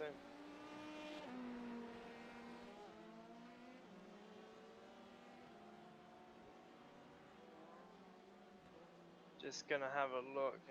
Porsche Sport just coming out of the pits now. It looks like they've changed their drive over to pole. Poles in their car now. We'll see where they drop down into position. Juncos is in 4th or 5th at the moment, I believe. They've got Ezekiel in the car at the moment, so they've just come out of the pits as well, I believe. We'll see where they drop back down to. I'm sure they've made up a couple of positions since. We'll just keep an eye on them. Extra Racing seems to be about mid-pack at the moment. They did come out of those pits a little bit late. We'll see how they go. Fortunately, it seems like our roadside assistance team is pulled out of the race, unfortunately. Yeah, I think they may have had a personnel challenge, two drivers, and maybe something turned up that meant they weren't going to be able to finish the race. 2 drivers in the same family seems awfully risky, because if something goes on, you know, like mom needs you to unload the groceries, I don't know what you do. But I'm just kidding. This guy's probably grown-ups, and I'm being really insulting. But you never know. Yeah, nah, any situation in life you can take over sometimes. It's just how it works.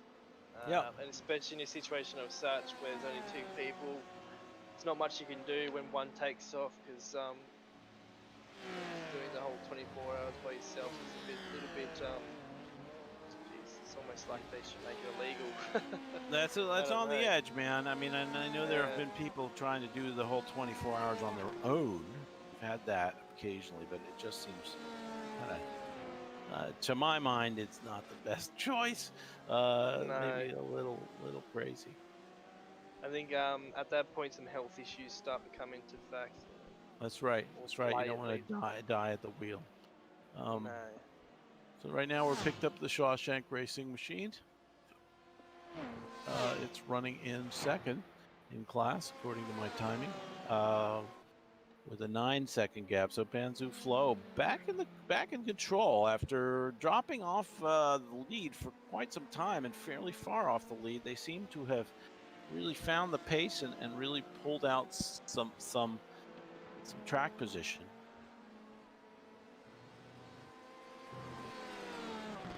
I think they may have undercut a little bit on the pit strategy. They're the earliest pitter that I can see from a pit stop window perspective. So they may have gotten themselves some clear track and really made some time.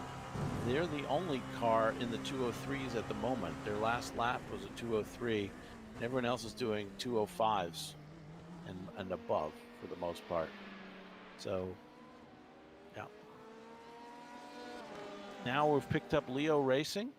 Leo Racing, while after starting strong, is now down 7 spots from their starting position and are running in 10th overall. Their last lap, though, was strong. It's at 204.3, one of the only other teams running lower than around a 205.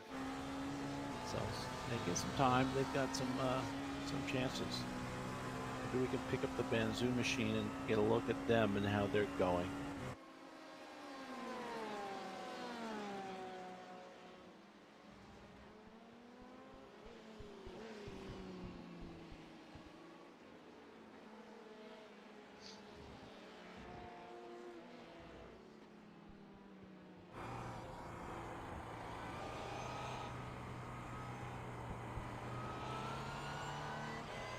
Ferguson Sports now.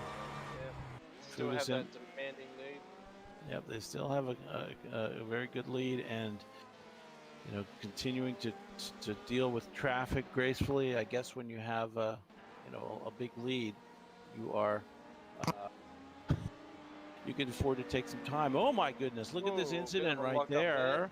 Little craziness with freaky fast racing and the other team there. I didn't catch who it was, but a little scary. I believe it was Team Slowdown. Just double check that. That's right. Kenny Lassen and Team Slowdown, and they're not racing each other. I think that the Team Slowdown car had some issue, maybe braked a little earlier than was expected by the freaky fast machine. Watching from the cockpit, it seems Freaky Fast might have just got on the brakes a little bit too hard, got a little bit loose, and I don't know, just I'm not sure to be honest. Sort of overshot it a little bit, but at the same time, I think Team Slowdown may have broke a little bit early. I'm not 100% sure. Yeah, I mean that looked to me like a classic, like oh crap, this guy is braking sooner than I thought kind of moment. Yeah. And he went hard on the binders and then lost the car and fishtailed a little bit, but no harm done, no contact.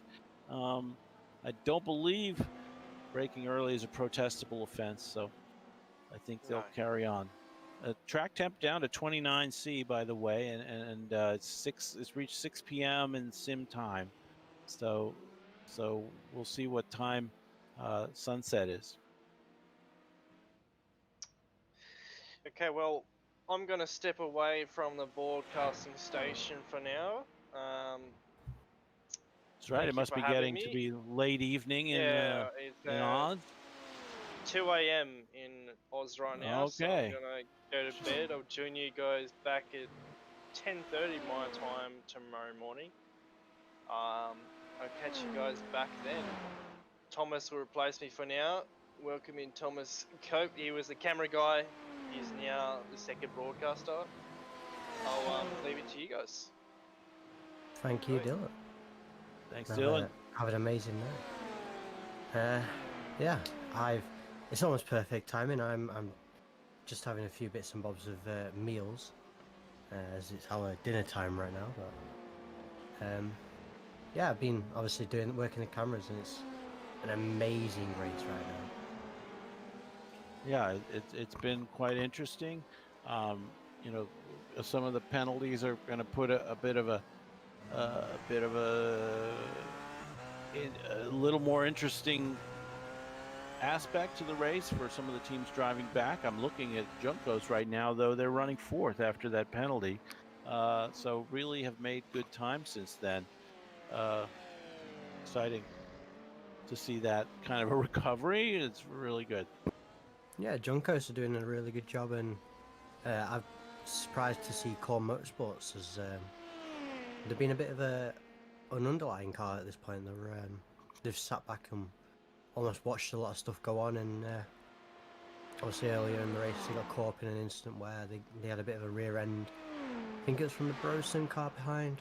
When That's Juncos right. Yeah, they got there was two incidents at the same time at that moment, and two unrelated, I guess, incidents, but simultaneous.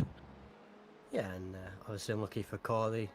Got a little bit of a punt and went across the grass. Had a nice little cut in the grass moment at the top of the long straight. But yeah, they're still doing a good job. Didn't crash. And a relatively clean car. Yep, they've had a good race so far. We've also got Team Slow Pace placed fifth at the moment, and the Hexa Team Purple, after their incident, have managed to pull it up to sixth after their drive-through. Yeah, P6, and obviously seen a little bit behind the scenes. They received a 30-second penalty, but fortunately for those guys, with a few incidents or situations in iRacing, they received a 55-second penalty for some reason. Obviously holding them a little longer than they should have. But it was intended to be a 30-second penalty from what I can see.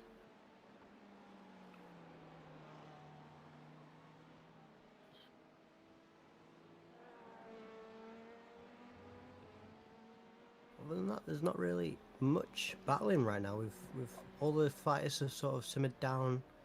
Teams are settling in for this very long race. Obviously, 2.5 hours in. Not even to the 4-hour mark yet. Yep. Looking through the field, I mean, the biggest battle I see at the moment is still Venom Works with FFW Kislenko.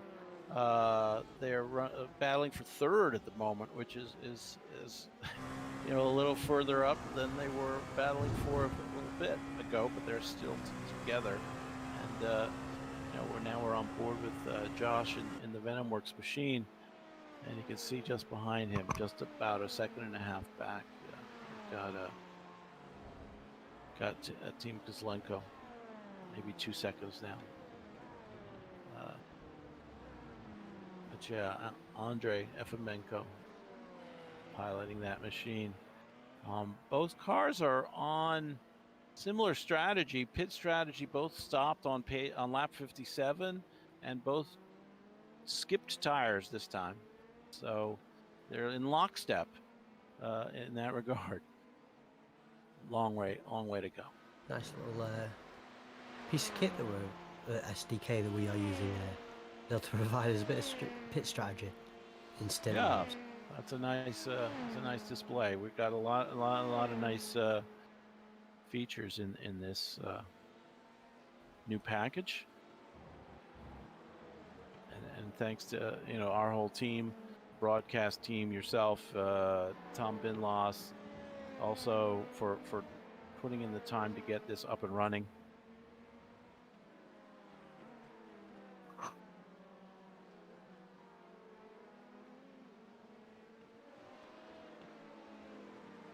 Looking at the 7th place car in that list, it looks like they've really the pit stop piece. I'm still trying to understand what all of it means here, but something a little different there. Maybe that's an indication of a long stop for repairs. I don't know.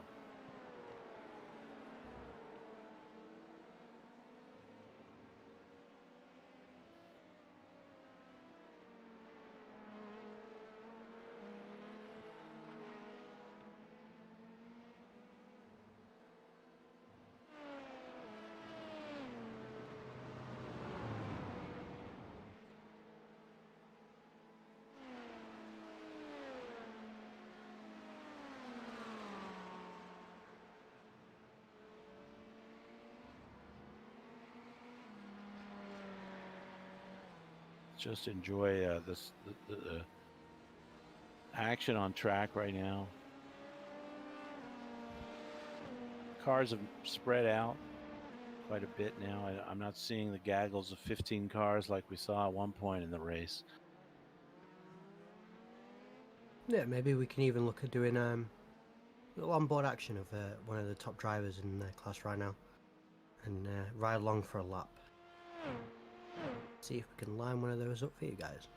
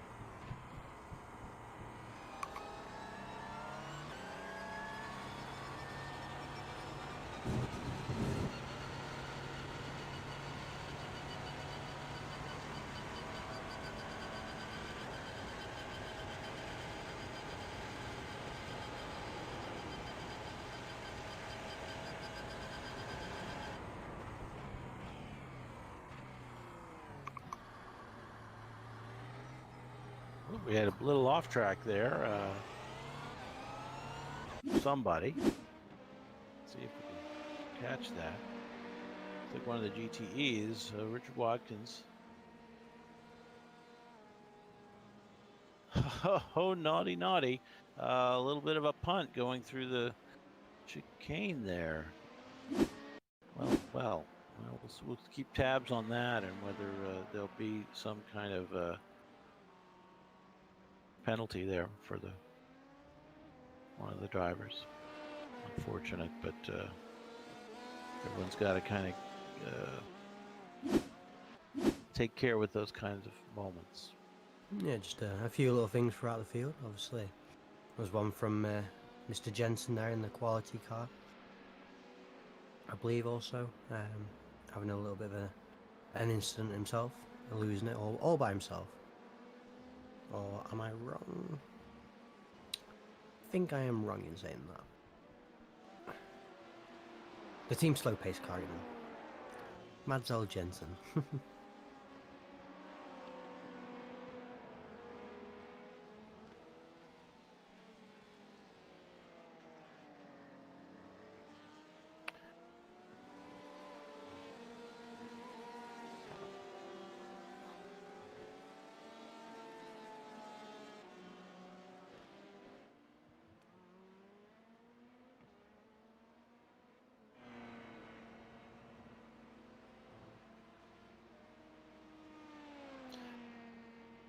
So now we're picked up. This is the leading LMP2, I think. The Banzu Flow car. They're running well. A 14-second gap has been pulled out to the Shawshank Racing car. They are running solid 203s in clean air. So definitely differentiating themselves now and taking a little bit of a command over the LMP2 field for the moment.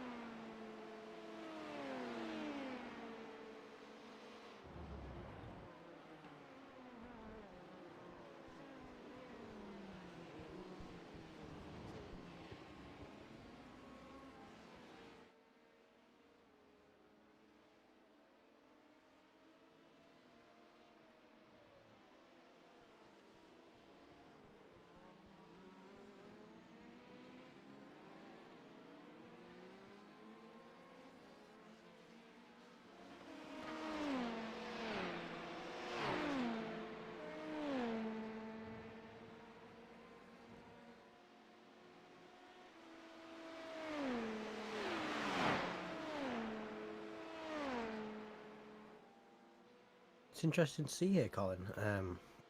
The MGR team is currently being caught by the Fuga Sim Racing. So Fuga have put a whole lap on the rest of the LMP field right now.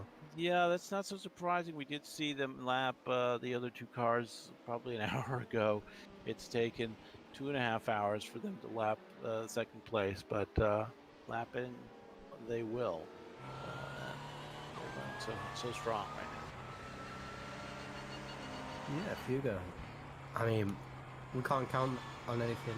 Obviously, 12-hour race not too long back in Barcelona, and unfortunately for Fuga, I think it was in co-op in a big incident themselves, and I think at that point there were 6 laps in front of the rest of the field. Yeah, my recollection is 5 or 6 laps. Yeah, and then they flipped. So no lead is too large, apparently. It's very impressive to put that many laps on the field, however, so I'm sure they're hoping for a better outcome this time. Yeah, it'd be nice to see them eventually get that good result. It was so cruelly taken away from them, completely out of their own hands, wasn't it? At the last race in Barcelona. Just getting up in a GTE crash and getting flipped over and rolled into the barriers over there. Yeah, so such a crowded track there in Barcelona. This is a completely different feel here, right? With the 7-kilometer length of the track here. Definitely plenty of space for the cars once the race is well underway to kind of mostly work with a little more space. Yeah, this track certainly allows a little bit more space left to right for each car. Definitely to allow a 3-wide, maybe even 4-wide action. Especially here on the Camel Straight where we see Fuga and MJ are right now. As we have seen in the history of F1 here at Spa, F1 going 3-wide through this section, so it's definitely not impossible, but obviously it's the sort of racing that we don't get to see these days. No, hopefully only for a few moments in multi-class racing anyway, as you know, we often have a situation where we got multiple classes lapping a slower car. So that's not out of the question.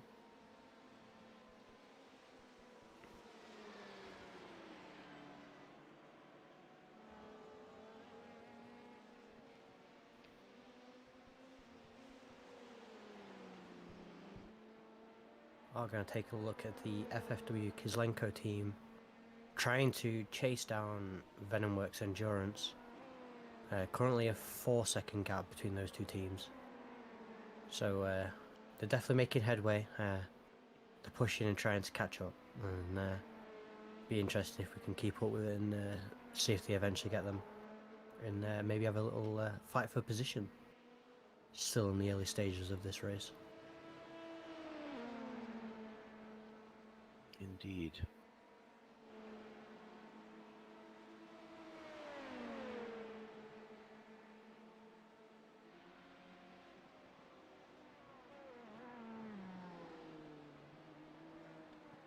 This does give us a nice chance. We can see before. I know we talked about it earlier. We can have a look again how the points wrapped up before the start of this Spa race, and maybe we can see a little bit on how they might shape up towards the end of the race. I don't think we've quite figured that out yet, but we can see how each team is doing. So at least here in the GTE class, Team Bushfink currently at the top of that leaderboard, obviously. Not racing with us here today, unfortunately, for those guys. Gonna lose some valuable points at the top of that leaderboard, but luckily for Porsche Sport, who are currently doing a good job, considering they've had a nice penalty. Yeah, they're in second with 33 points, with the next level number 1 team, and then Junko Esports not far behind them in 3rd and 4th. So it'll be interesting to see how those championship standings shape out by the end of this race. Absolutely, and unfortunately for 24-hour roadside assistance, they are out of the race at the moment. I suppose they can always, they did just retire voluntarily, park the car without damage, so they could return and complete some laps and gain some points. I'm not sure if that will happen. Yeah, we can only hope for the best, and we'll have to wait and see, obviously. So moving on to the LMP2 field. We've got the Venomworks Endurance team up at the top with 41 points, closely followed with 30 points by the Leo Racing team, and in 3rd place, Giving My Fish Back Racing, who we haven't seen either today or in Barcelona, unfortunately, if I am remembering right. That's correct. And then the Venomworks Prototype, who obviously finished in 2nd place at Barcelona behind their team fellow team of Venomworks Endurance. So nice to see those two teams doing well together on 2 of the 4 spots at the top of their table. Aquiva Motorsports in Stage 1 in 5th and 6th. Aquiva unfortunately have retired from this race. They've also left the session. And Bonzu, obviously in 7th, doing a really good job towards the top of their table. Obviously Stage 1 in 5th in the standings. They're also still racing here today and they're doing a good job themselves. So it'll be interesting to see how those guys shape up and how the standings are looking at the end of this race in the LMP2 field. Absolutely. So moving on for the final, the LMP1's class. Also, we've only got 4 of the teams with us here today, unfortunately. Indy Autosport White aren't with us today. Garage 69 in P2 in the standings. They are with us today. Currently, all looking in 4th place. So, still going to get some points, but unfortunately for those guys, not going to get the maximum the points they can do today. Also, the MJR in 3rd place, 13, only 1 point behind, but they are currently 2 positions in front of those guys right now as they sit 2nd in the leader class. And then obviously the next level in P4, and then Fuga Simsport, who are currently, as we was covering earlier, P1 right now, and a lap up on the competition, but they cannot relax now. Obviously, but they must be getting flashbacks to Barcelona right now. Yeah, well, better us than them. I hope they're putting it behind them mentally. I know that was a hard day for them, but they proved their pace, right? And I feel, with only points after 2 races to look at, that we are really, there's plenty of time. It's all to be written as of yet. Garage 69 in a strong position, MJR as well, and Fuga in next level. So we have 4 of our top 5 still in the series, and we have hope that some of the others will return, but we'll see. Just running through it, I'm seeing Kenny Larson has had a crash. Let's go and have a little look at what is involved in this incident. Right, this is just behind Chunkers. He loses it under braking, and around he goes at the chicane. A little too high into the chicane and loses the rear end, and then a blink as well. So, which is why we can't see. Yeah, that's team slowdown. Scandinavian team. They are currently running in 12th overall, but presumably no harm done. It looked like he was on his own there, so I'm assuming he's going to have continued. Maybe we can pick him up live in live action and see. But live action, we still going. Still going strong. All right, so a few seconds. I mean, that's always the most important part. You can spin the car a little bit here and there. You can lose the pointy end, but as long as you don't hit anything, it's no harm, no foul in these 24-hour races. Yeah, and I think that's a big one you need to cover there. As long as you don't hit anything, as long as you keep your car nice and clean, you're always in a good contention. And obviously, as much as I hate to say it, but it's perfect example. Obviously, Fuga from the last race, they had a really nice race, but obviously one incident and it potentially that potentially cost them that whole race, which it did unfortunately for those guys. Well, I'm noticing now in LMP2, Banzu Flow showing down now in 9th place. I think they've just pitted. They've just taken their pit stop. Maybe if we can tune into them. Racing. The 17 car. They are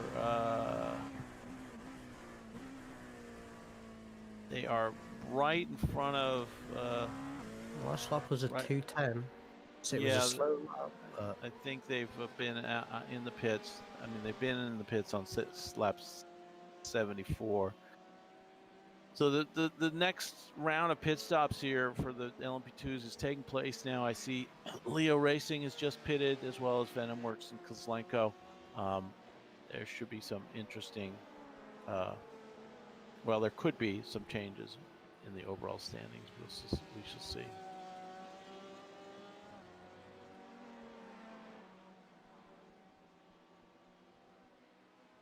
to run through Shawshank Racing, even though we're going through the cycle of pit stops currently out there at top of the LMP2s.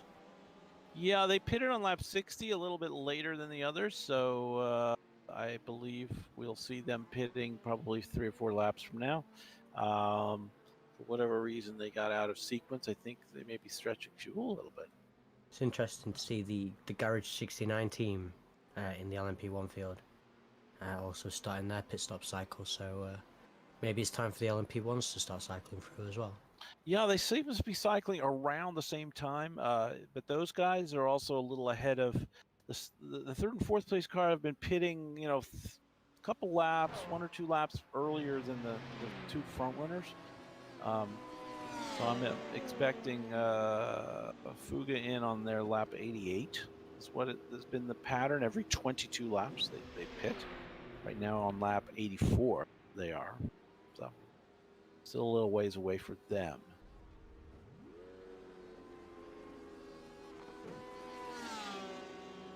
But Garage 69 currently in the pit lane. Someone there exiting. Orange. The Leo Racing team, was that? Makes sense. If the cameras would work, there we go. So right now on Alex Gal, now Marv Dienst in Shawshank, and here is Adam Dodd. So I think they've got a driver change, if I'm not mistaken, in the Venomworks car, which is what that was. That is, yes. Yeah, the Venomworks team just taking a little driver change. So Josh Johnson finally out of the car since the beginning of the race. So this is almost 3 hours in. Definitely, basically a triple. I always think of an hour as kind of a single. Almost a triple there for him.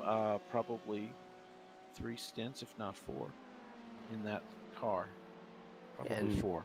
And typically you would see a 3 or 4 hour stint. Obviously we saw in the Daytona 24 they were limiting.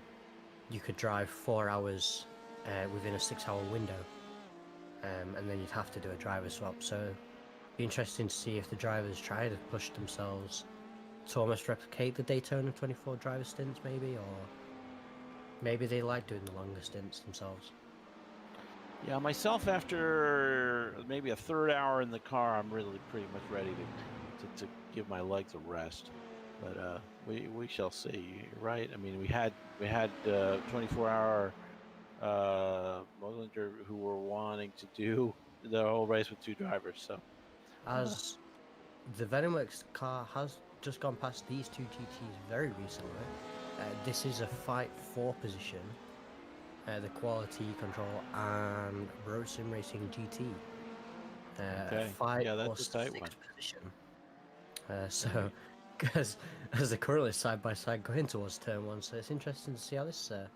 And some locking up on the brakes and avoiding the contact. That's a good job there from the black vehicle.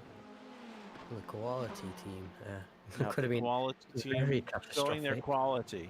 Could have been very catastrophic there. Yeah, it could have been difficult. I think.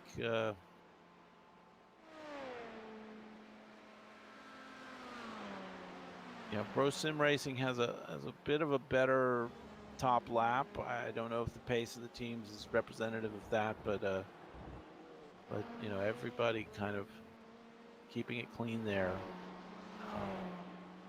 Yeah, notice in the LMP2s as well, Vincenzo and Miko, and I believe that is Freaky Fast, the next car behind them on track. So a little fight there that could arise. Yes, it is. It's a nice second gap between those 2 teams, and we could see a nice little fight between the 2 of them in the LMP2 field. Yeah, Ronan Simsport's the longtime leader of the race. I wonder if this is a pit cycling issue. Not really. You know, a little bit. You got the leader out front. Shawshank last pitted on lap 60. And Reaper Racing also on lap 59. They're running 3rd right now. Those 2 cars are slated for a pit stop in the next couple laps here, which will bring Banzu back to the front and Ronan into 4th. Not sure what transpired with Ronan to push them back. from the lead. Maybe just pace. It's been a while, so. But Vincenzo back in the car after stint from Ray Rivard. Shawshank Racing coming into the pits. Be interesting to see where these guys come out of the pits and cycle back into the field of LMP2s. Yeah, it's almost a full lap at LMP2 pace if you take tires on the pit cycle here, Thomas. It's really a 2-minute deal if you take tires. So it's long. The drive-throughs hurt, I must add, especially if you have to take them without making a stop. I guess some of the guys, it seems like they may have made their pit stop and driver change during the drive-through. I don't know. Didn't think that was possible, but could be wrong. I'm not going to jump on it, but I nearly saw a moment. Eric Verlee apparently he crashed, according to my software, but it then momentarily says later, enter pit lane, so we're not going to jump to that situation. Just be a pit situation where the car's coming into the pits. Yeah, we have the UI showing drivers out. Thomas, I don't know if that's that designation is accurate. It seems like it's a little bit erroneous. It does show pit lane accurately, but maybe out means out of the pits? No, I don't think so. We're not too sure why it keeps showing people as out. Unfortunately, we think it's a service situation where the car's blinked once and it's right. The system thinks it's out of the car and they're not driving anymore. Yeah. Unfortunately, the situation's been going all race so far, so it's something I've been trying to fix and couldn't sort out, unfortunately. Yeah, I mean, maybe better to just shut that piece of data off. I don't know. So people don't get confused. But still, it's interesting to see when people are in the pits if it's working. So, So now it looks like the whole LMP2 field has cycled through. We got Reaper Racing in the pits at the moment on their lap 79. Shawshank Racing also now out on track and having just pitted. We'll see how they cycle out. It looks like they've got MJRS. Never mind. Sorry. Turn 1 is the next car back from them at the moment on track. So, but they're lapped down. So it's going to take a minute or two for the standings to cycle through and the full picture to be seen. But you know, again, fourth pit stop here for these cars. We're just about up to the 3-hour mark. So again, at that time, we'll start to see the GTEs coming in for their third stop of the race. It's a long way to go, guys. Long way to go.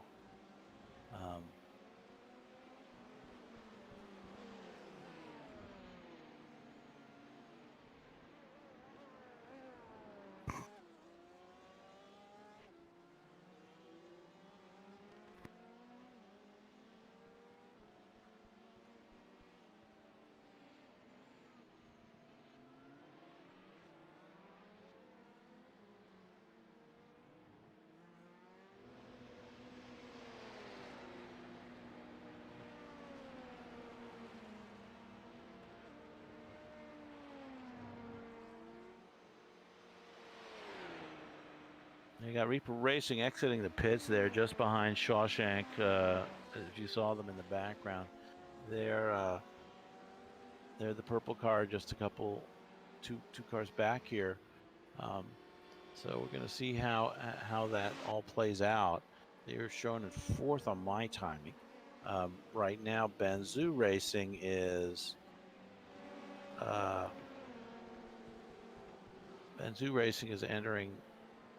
entering Lake Home. And Shawshank Racing is already headed down into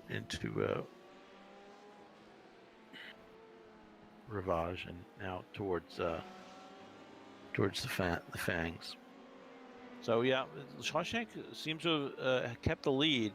Seems like that'll put Reaper Racing in second right now. Turn 1 Pro is right behind them, but another lap down.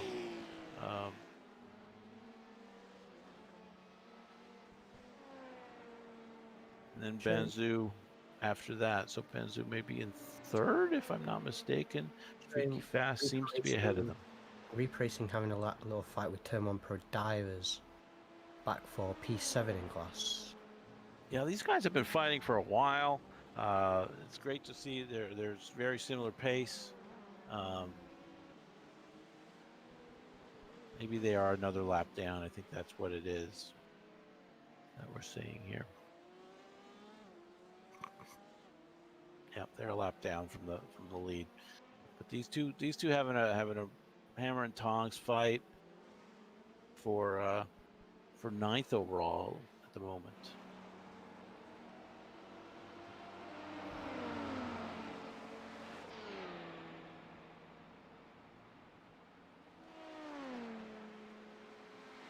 V.E.C. Voigt back in the car now. He started the race and was expelled by teammate Thomas Venturgo for the middle stints here, and now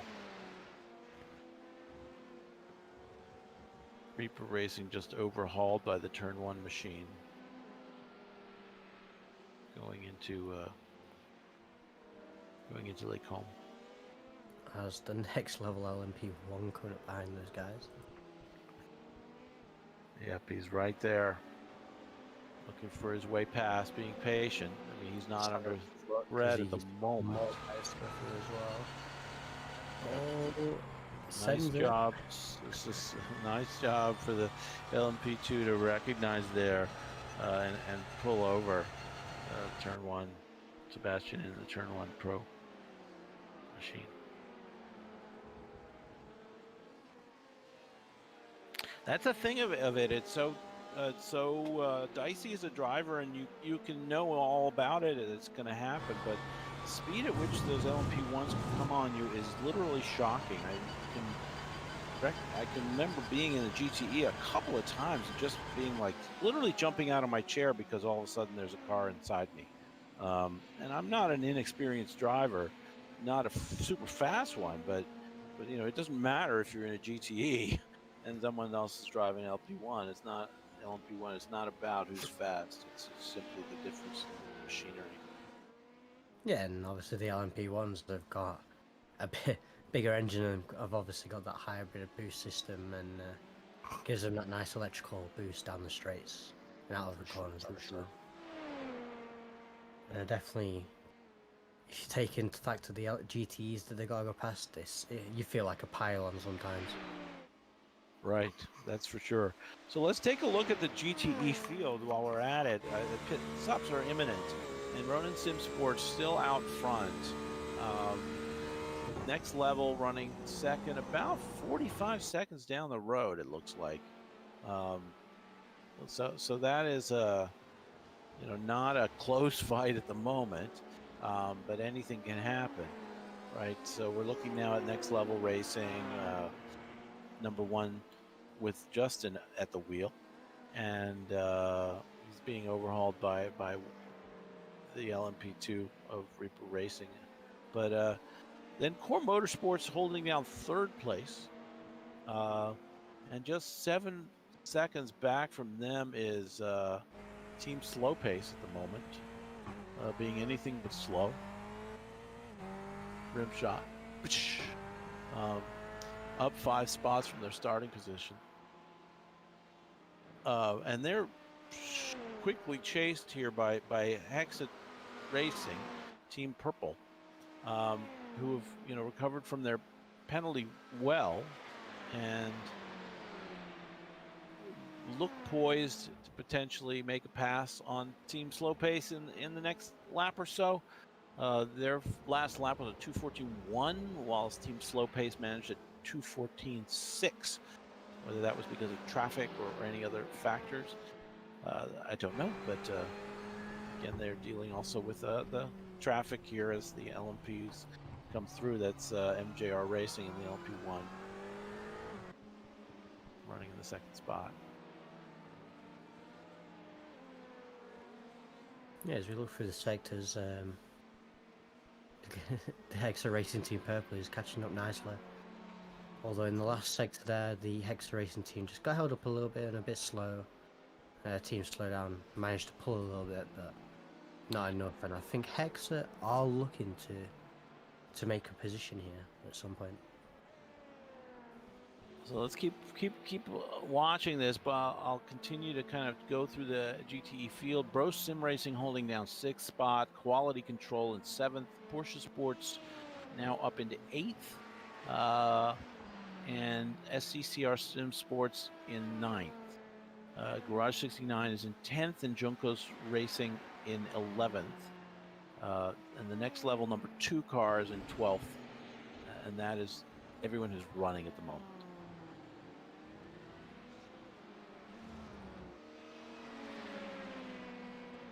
Yeah, you could just see here through sectors 3 and 4, the Hexa Racing Team, Julian Kempfer in the car, just slightly faster through some of those sectors. And sector 5, the team slowdown car of Mads Jensen behind the wheel of that team slowdown, just had a bit of the upper hand through that final sector.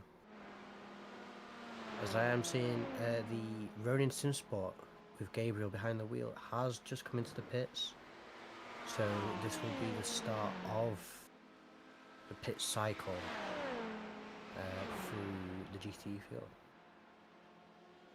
Correctamundo. And yeah, we also got next level in the pits, so the first 2 cars are in the pits, and we'll see who else comes in this lap. We may continue, but it should cycle out over the next 5 or so laps. Junkos Racing, I believe, also has pitted. This has next level. Junkos maybe has pitted, and that's why they were down in 11th. Pitted a little earlier than some of the others. They pitted on lap 74, so that was a couple laps before this time.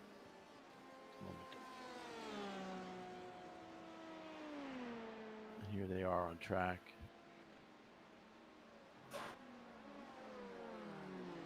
Yeah, as you can see, a lot of the times when cars have come into the pits. Obviously, Junkos did pit on lap 75, so obviously have recently gone through the pits, comparing some of the other cars who pitted up, like Core Motorsports at the top, pitted on lap 53. So, just obviously we're in that mid-cycle at the moment where we're waiting for a few of the cars to come through the pits, take their pit stop that they need to do at some point soon.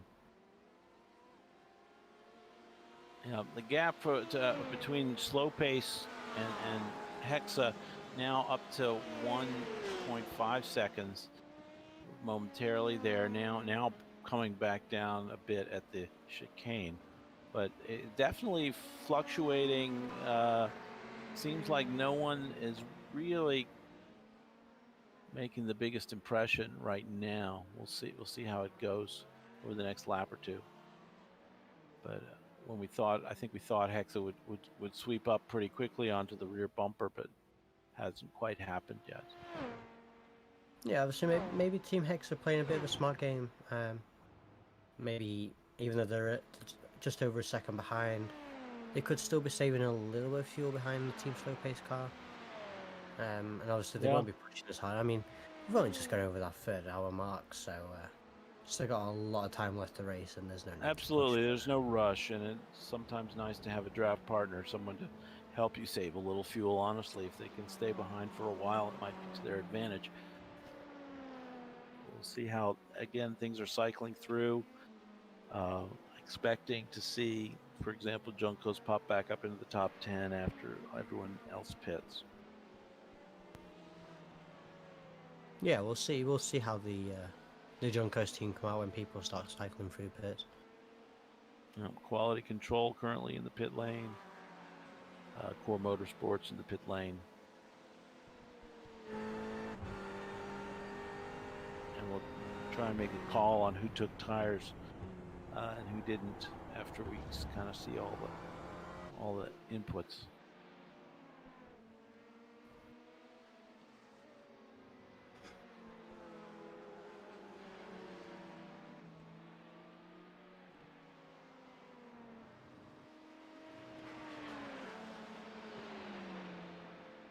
towards the next level racing, LMP1 comes zooming by the Hexa Racing Team Purple GT Ferrari. I do love the Ferrari headlights, the sort of constellation on the front of the car. It's pretty cool looking.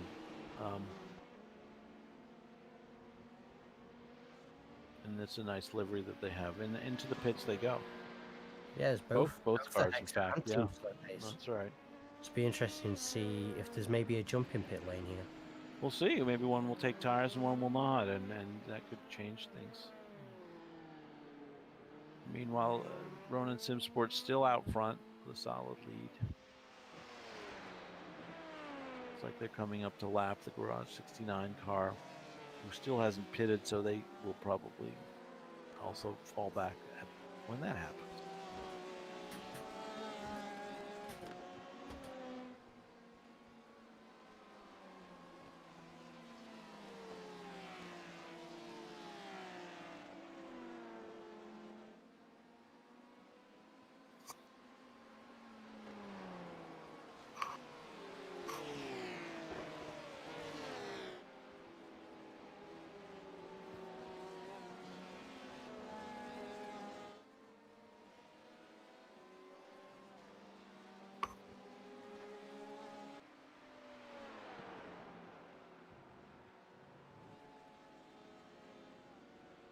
We drop back through the field, we see Craig Jones in the SCCR car team. We found out earlier that team going for a bit of a rebrand, but unfortunately they don't have their livery ready for that team yet. So we've still got the same old livery for those guys, but be interesting to see for the next race what the new livery brings. As we see Hexa and Team Slow Pace, nose to tail coming out of the pits. That's exactly what we expected. They both they both spent about 90 seconds in the pits, 95 seconds. So it looks like no tires. Yes, no tires for either team. Both of these teams on a very similar strategy. Be interesting to see if either of the two teams gets on the upper hand, or if they're evenly matched.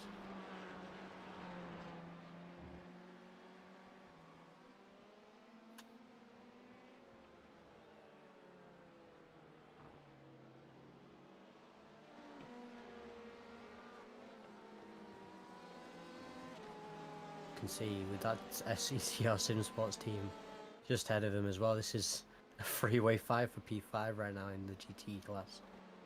So all of these teams doing a really good job. Yeah, it's nice to see that at this point in the race.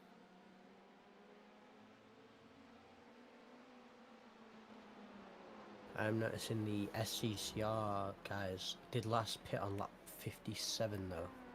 So maybe those guys will... Yeah, we'll expect them to pit shortly, similar to as Garage 69, who pitted on lap 54. They have not yet entered the pit lane. I am seeing the Bro Sim Racing team. Apparently he's coming into the pits. I'm not too sure. They did last pit on lap 55, so those guys will need to pit at some point soon as well. Yeah, I see them out on the track right now. They should be pitting soon, though. I mean, they pitted on 54. We're looking at, roughly a 35 lap stint. Hold on, that might not be. I think it's more than 25.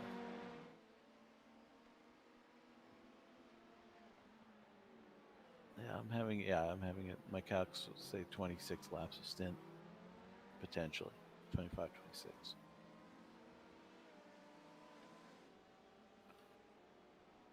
The Garage 69 plus 1 team has come into the pits with Jacob behind the wheel. So another GT car coming through the pits. Gonna stick with this fight though, as Team Slow Pace are right on the bumper, or not far from the bumper of that team of SCCR Sim Sports. Yeah, honestly, they can bide their time if they wish. The SCCR SimSport car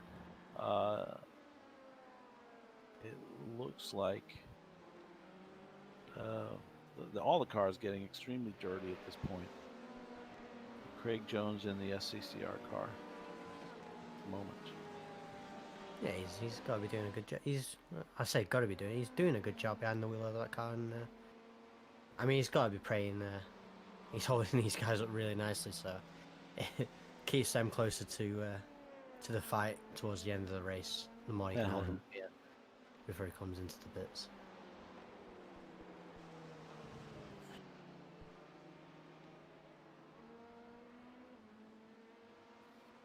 And now the next level, LMP1 is going to sweep through these guys, making their lives just that much more interesting. It's a good place for it, though, on the back straight here with Paul Frere.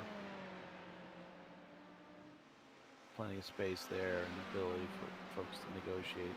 It's really coming into Blanchimont, you don't want to get in a situation where you have to make a major lift to accommodate the lapping car. Yeah, obviously there's a few major points throughout the track where passing is almost a no-go, you would almost say. And that is just one of them. Getting through beforehand, doing a good job in that next level LMP1. Slow Pace is pointing out that even though our overlay is calling them Norwegian, they're Danish. So I'm just going to check. Yeah, why is that happening? I look in. Just it's showing Scandinavia is the club, so I think probably iRacing doesn't distinguish and pick the Norwegian flag. I don't know. You guys ought to talk to them about that. Maybe they could rotate. I don't know. Yeah, as far as I'm aware, this works off from iRacing. Right. Right. For Unfortunately, they're not specifically enough. Yeah. For a few teams that have rotated through a few drivers, they have multiple flags next to their team name, such as the Core Motorsports having the Spanish and the Portugal flag. So.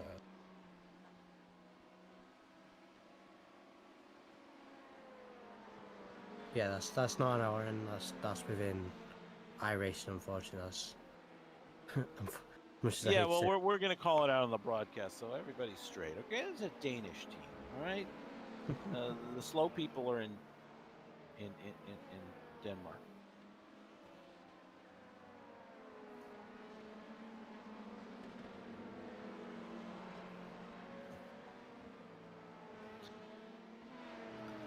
Anyone seen those Kenya is better than Norway videos? I don't know if that's a thing for anyone in this orbit, but my kids used to be really into these videos. They're really zany. If you look them up on YouTube, Norway's better than Kenya, Kenya better than Norway. They're pretty hilarious. I know we're going to be coming up on a commercial break pretty soon. I think, Thomas, at the top of the hour, we'll be required to do our standard cutaway, and we may be able to go side by side, though. Yeah, and another exciting new capability by the broadcast team at V.E.C. Yeah, top of the hour, we'll be going to a small advert for you guys, but you'll still be able to see the live action. Obviously, SCCR did just dip into the pits, so now away from the front of the Team Slow Pace and Hexa Racing team. I believe with Craig still staying behind the wheel of that Corvette. Don't believe he'll be handing it over at this point in the race. I believe he's fairly fresh in the car still. So, Porsche Sport, man, stretching the fuel. Lap 57 is their last pit stop. They're behind everybody else on the pit strategy. Maybe it'll play in their favor in the long run. Remains to be seen. Many hours to go. Jeez. Yeah, Paul Rieger with that nice photo on the broadcast. Doing a really good job saving all that fuel, and he's obviously driving the wheels off of that thing right now and keeping it going, trying to bring it back into contention. Also, is where we'll put it right now. There's a lot of race to go. Thomas, and a lot can happen, as we've seen in the past. You know, fortunes will change. The team is the GTE field overall from P1 to 12 is fairly tight right now, all within like 2 laps of each other. So none of them having encountered any of the sort of race-altering issues that we've seen in other races, especially Barcelona. Barcelona's just brutal with the short track and all the traffic. Yeah, I think a lot of teams got discouraged after that event. I really hope to see some of them back.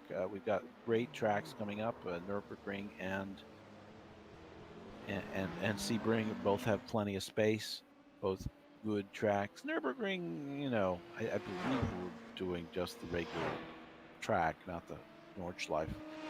But I could be wrong about that. But that'd be crazy. That'll be plenty of should be plenty of space, even though it's not as small as Barcelona. It's probably smaller than Sebring though. Yeah, and right as we're mentioning it, the Porsche Sport team coming into the pits and taking a pit stop. Yep, they're due. I mean, you can't magic wand the fuel into the car, so we'll see where they come out. I know they're going to try and get back to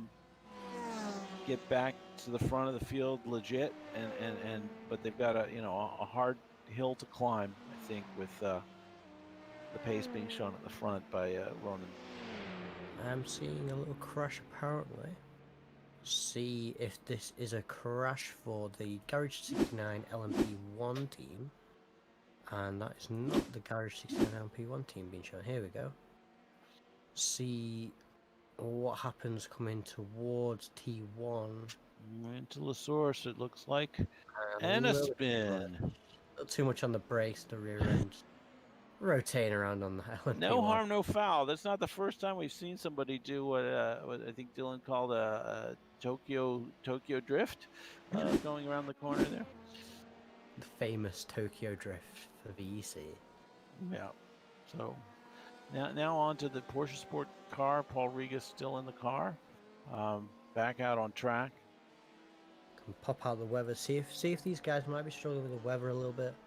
Obviously in sim we are coming to just underneath 7. Am I right? Yeah, yes, you're right. 7 p.m. as we speak. 27 degrees C on the track temp. Wind continues to be pretty high at 20 kph. It's really changing a lot too. I mean, I'm just watching my indicator here, and it's going from 17 to 23 within the time I've been speaking this sentence. So really all over the place, very variable. I'm wondering if any of the drivers have any reports of really noticing that in the cars. Would love to hear in the chat if there's any information on that. It'd be interesting to see how other drivers are dealing with the track conditions right now, and how they feel, especially. I mean, obviously the LMPs are struggling a little bit at the moment. So we've had quite a few guys that have done the famous Tokyo drift moment. Yep. Interesting to see from those guys what might be the cause of that issue, or if it's self-inflicted and an unforced error from those guys making a little mistake on their own part. Yep. So Shawshank consolidating their control over the LMP. The LMP2, yeah, the LMP2 field with a 24-second lead over Banzhou Racing. Looks like they did not take tires this last time out, and Banzhou did. Kislenko is also running third, and they did not take tires, so they managed to get past VenomWorks Endurance, with whom they were having that long-standing sort of battle, by not taking tires. And Leo also didn't take tires, but all the rest of the teams seem to have. Yeah, and obviously I'm not going to put anything down to the guys on how they are at the moment, looking through the best lap times through all of the LMP2s, and Vincenzo Miko's team with the Ronin SimSport car currently on a 203 flat with the fastest team at fastest lap time. So it'll be interesting to see if those guys have got some good pace, and if they're consistent setting those laps, and if they can get anywhere towards the front of the field again.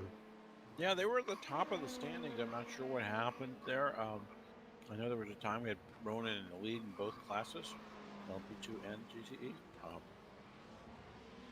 But maybe just down to pace overall. I mean, it's very competitive up the top of the field, and as you cycle through your driver lineup, it's pretty rare that a team has drivers of exactly the same skill level for every stint. And so there'll be some give and take. We'll see how that plays out over the 24 hours too. And same within the LMP2 ones. We do currently have at the top Fugus in Sport. They've got the best lap time as of now with a 1:53.7. Very close to match from the guys behind, but obviously Fuga, once again, not to put commentators first on anything, but they're definitely taking a demanding lead right now at the top of that LMP1 field. And the overall lead of the race in that LMP1. Yep, it looks like they've put a second lap on the Garage 69 guys, showing 2 laps down at this time.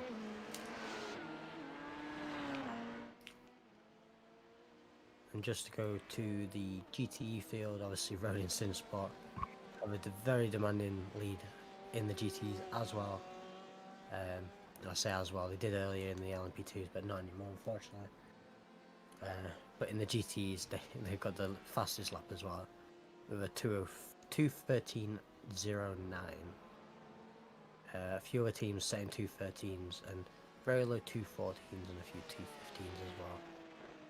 So the GT is still looking very closely matched with the Ronin Sinspot team, with a bit of a lead out there, looking about a minute and a half back to the next level racing team in P2 for that GTE field. Gabriel RD and the Ronin Simsport and GTE doing a great job. It's a Porsche. We've seen the series to be kind of dominated by Porsches. I don't know if that's just because that's what people like to drive. But you got Porsche, Corvette, and Ferrari right now in the top 4. So some representation. Our Ford team, I know we had a Ford team. They had some personnel issues, and they didn't get to race this time. Some mechanical stuff with their equipment. I think that was next level. N-Race Esports. Oh, N-Race, yes, thank you. And next levels here in spades. The 2 entries. Got both next levels 1 and 2 here. Both running 7th and 8th right now in the GTE class, so very close for those 2 guys. Be interesting to see if there's or they were running 7th. Apparently there was 7th and 8th. Justin is in P2 for the next level number 1 team. The next level 1 team is at the pointy end, and the other team is scouting from the rear. Yeah, so you can almost say a bit of a pro and an am team there, but obviously they don't want to call them that, and they've got a number 1 and a number 2 team. There's still 2 really good teams. I mean, they've got a really good field of drivers within that GTE class, and I can even flash it up on screen now, and we can see. Obviously, we talk a little bit sometimes about the strength of field through all the classes, and here with us, we've got a 2. I can't quite tell what that actually does say, but a 2K for the LMP1s. I think it says a 3K for the LMP2s, and it looks like a 2.8K for the GTEs. So some really good strength of fields, and I believe if I figure it out, we can actually work out the I can't even think of the words now. I rating for each driver that's in the car, right? That's what I'm looking for. Sure. And I've always found it impressive when a team can field 2 cars, or even 2 cars in the same class. In this case, the team depth is good. I think it's a healthy situation to have, a couple different teams of drivers within your team. Our team Oblivion that we run outside of VEC is we tend to have 2, maybe 3 teams at best, and looking to grow that.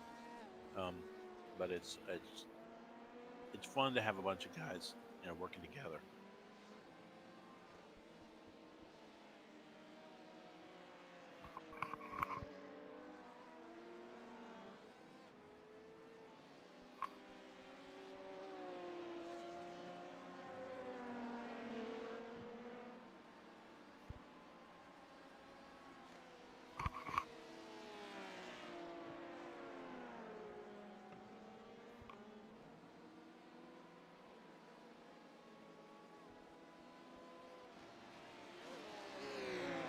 Riding here with Next Level Racing.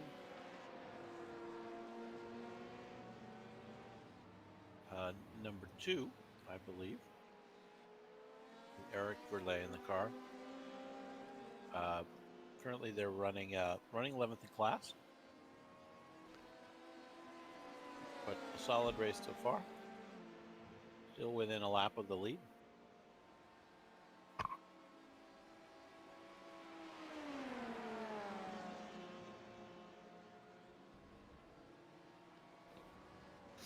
Just to answer that question in the chat of YouTube, as for Freedom Maple Syrup, we're not sure we're going to see those guys again, unfortunately, throughout the remainder of VEC. Indie Autosport White and Enter Name here, we believe they were just unable to make this race due to a few technical issues as well. So it'd be interesting to see them guys come back for the next scheduled race.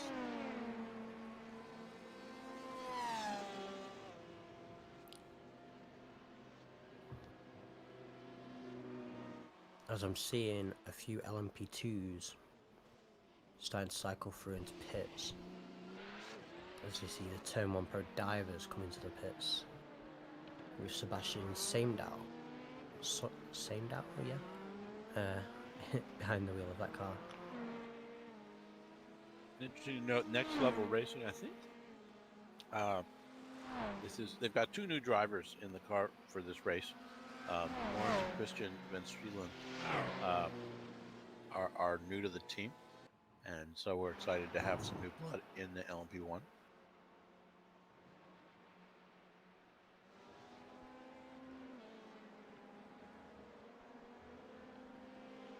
We also had some information from Shawshank.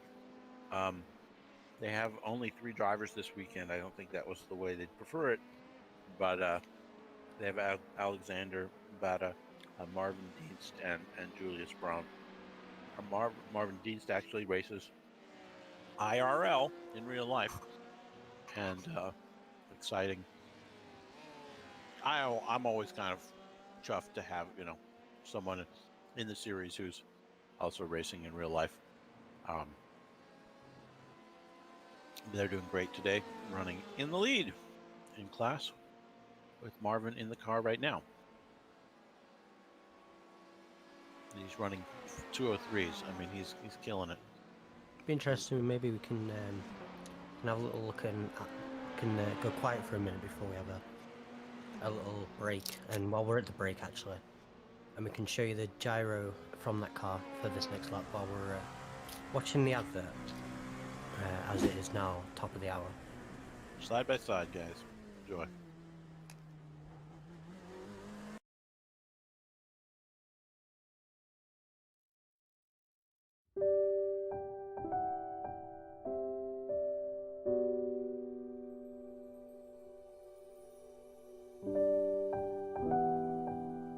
What if I come home and no one's through my front door?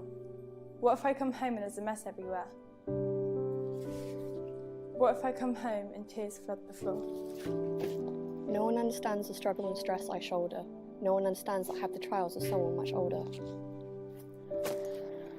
No one understands why my homework's late, why my mascara's smudged, or why I'm not perfect. No one understands why I can't have guests, why I miss school, or why I look like I need a rest. No one likes the kid who's always behind. Nobody gets the effort needed to keep up. They mock and scorn with ignorance in their minds. Everyone looks down on me. They think I'm quite odd. But in fairness, me crying is all they see. But everyone really should look up to me. Having responsibilities bigger than imagined, not knowing my cared one is my priority. Patience. If you give me the chance to say, patience is all I crave, and you'll come to understand that my pain is every day. It's not my fault that I am left out of the group and that I always worry. No one knows the struggle and stress that we all carry. The Swindon Carers Centre, we're here to support young carers to carry the weight of their caring role.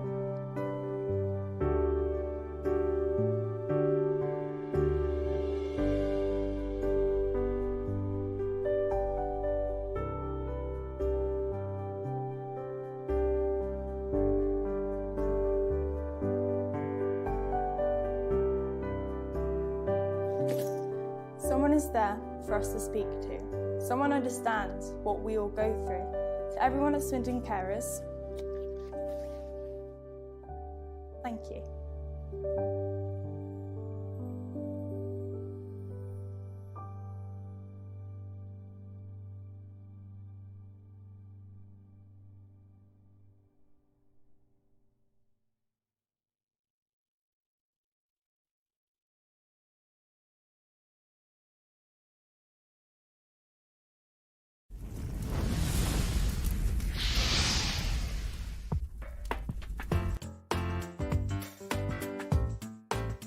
Everybody has places to go, but not everyone has a way to get there. What if there were an easy way to get everybody where they need to be? What if there were one resource for all of the transportation needs in our community? What if we could move up to a better way to get people where they need to be? Welcome to a better way of getting around. With MoveUp, all of your transportation options are in the palm of your hand with a mobile app that allows you to get where you want to go. Okay, there are lots of options for getting a ride, but this ride service is special because it offers answers to the collective needs of our community. Who needs a ride? Going to the airport or train station? Done.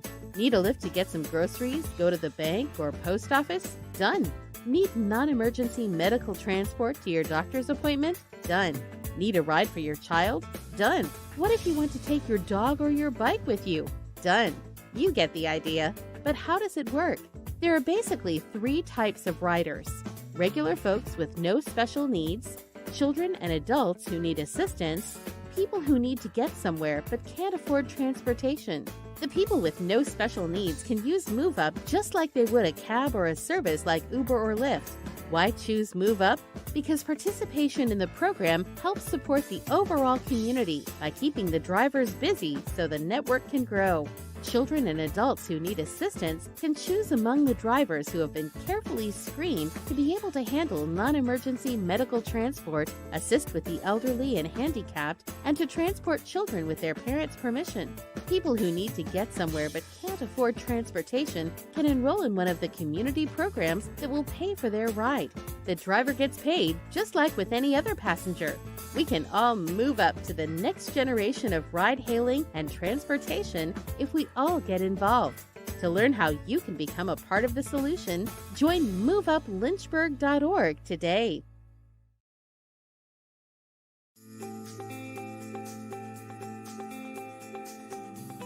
MoveUp is a local delivery management app that is completely free for you to use. It lets you choose your drivers, whether your own employees or others in the community.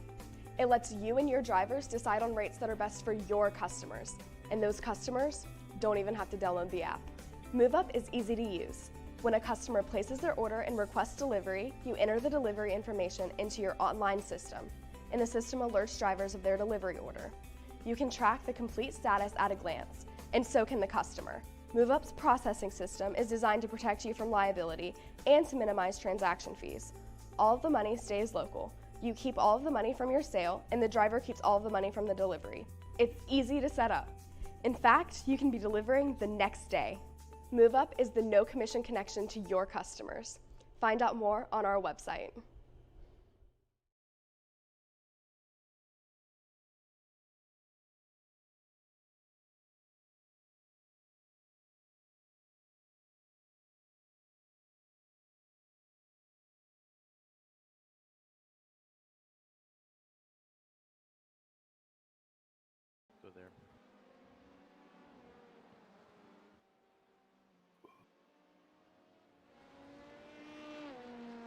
we are back.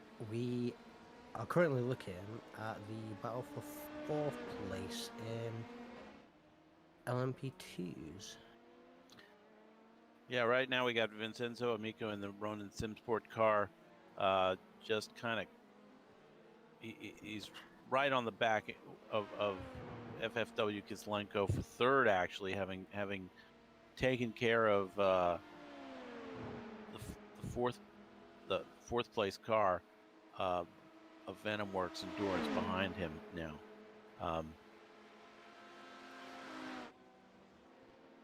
So this is an exciting moment in the race, and there he goes taking that spot, having just pulled off a couple of 204s in a row.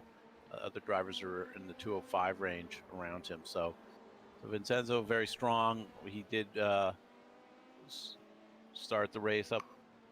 He was leading early in the race. I don't think he started on pole, but he's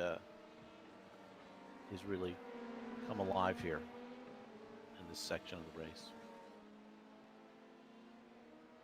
Yeah, for sure. Some drivers are going to find the pace later on in the race, and Vincenzo right now is obviously finding his pace that he wants to be setting throughout the rest of this race, and setting it with authority, obviously getting that P3 in that LMP2 fielder class. Yep, if you can find Vincenzo Amico passing V.E.C Voigt there in our replay, that would be another good one to kind of check out. It's up there somewhere.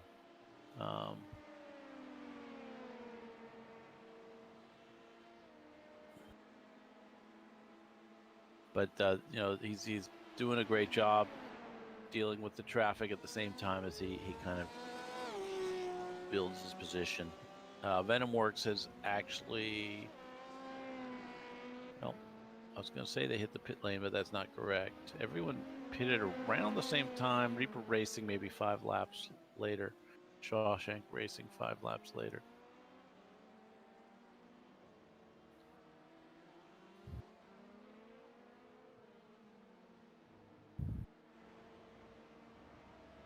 V.E.C Voigt crashed. Can you see that? Is there an issue? I think that was just a pit. Okay, we jumped to the pits. Yeah, maybe you're right. He entered the pit lane. Yeah, but that was, I think, maybe right after. I don't know. Maybe not. I didn't notice the sequencing, but I did see the pass event in the list. Sorry, guys, we're talking a little shop here, but trying to get you some action to watch. Right now we're on Vincenzo as he kind of, he's still getting a strong challenge from the Kislenko driver behind, but he is keeping his drive together here. He's pulled out a second on Kislenko, and now 5 seconds on the Venom Works car, which is a little bit further back.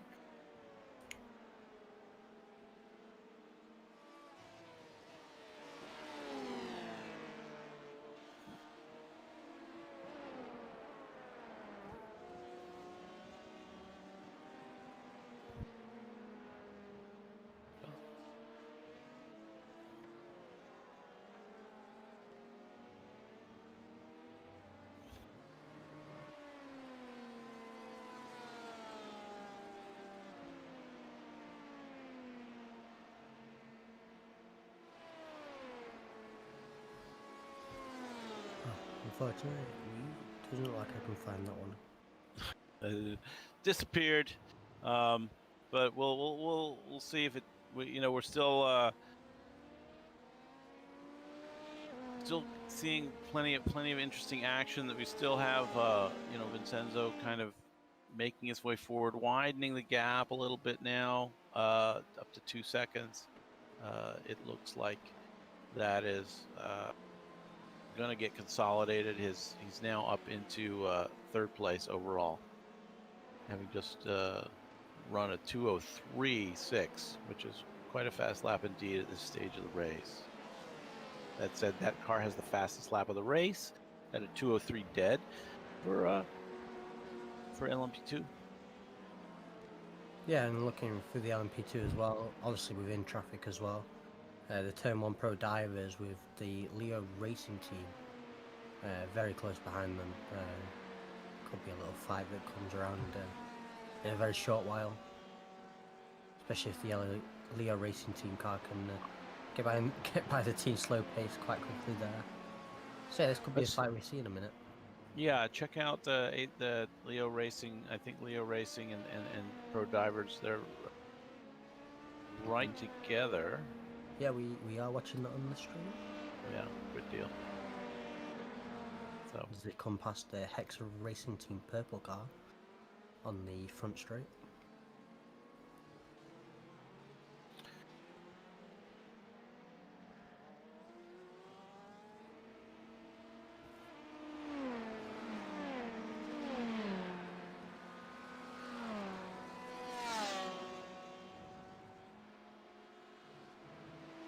So this is where it gets really, tense for those LMP2 drivers as they are trying to slice through traffic when you're racing for position. Now you see there's a run, a little bit of a run here. Was this going to result in anything? Not quite, but it's really getting close here. Carlo in the Leo car, really pushing now. He's just gotten back in the car about 5 or 6 laps ago. Pitting on, just before the Turn 1 team. That's going to have to follow this battle over the next, hour or so and see how this plays out. Not only just now, but I'm curious to see how they shake out.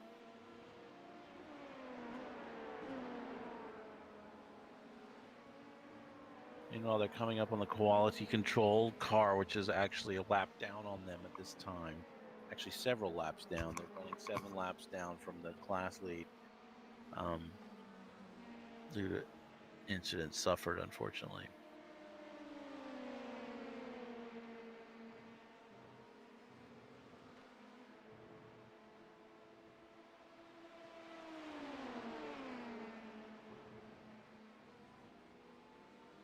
So this again probably quite tense for the other drivers. Here they come through the hairpin, and the quality car gives space to both. Were able to pull by, maintaining their fierce battle as they approach the source. A little bit of a flash from the quality LMP team. Maybe not as happy with the Leo Racing Team pulling across like they did through the final sector. As they come down towards the Rouge now.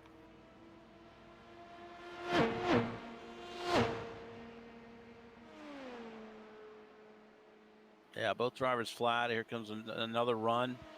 Much better, much earlier this time. It looks like there'll be a pass here. Usually the LMP2's draft is strong enough to get them by before they comb in these cases.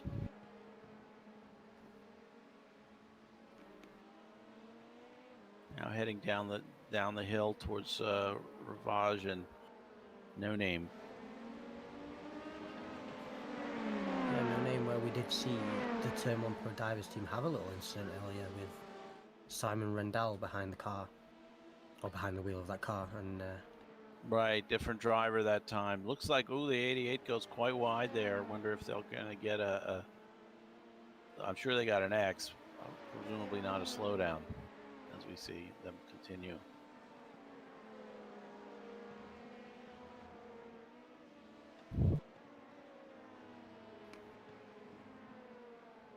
Stavolo taken, and now Paul Frere. Yep, it looks like Leo is pulling. The Leo Racing Team pilot is pulling out a little gap here.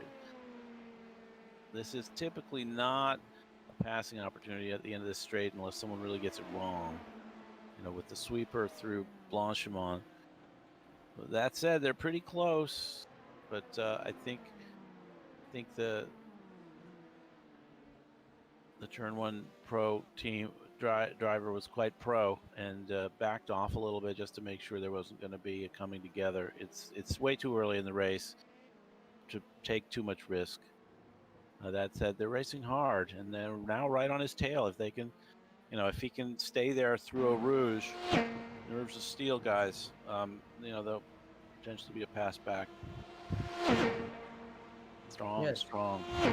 Yeah, certainly. Sebastian Samdow in that Turn 1 Pro Divers team car, showing some class, giving a lot of respect to the Leo Racing team car, and not diving in left, right, and centre, and trying to bide his time and doing a. I thought he'd be able to make it there. He must have had the lift. Maybe he just didn't quite get the.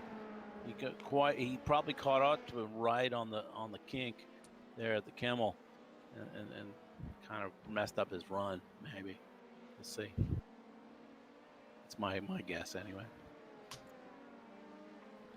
I am noticing Tobias Matsuki in the MJR Racing Team LMP1 has had a little incident.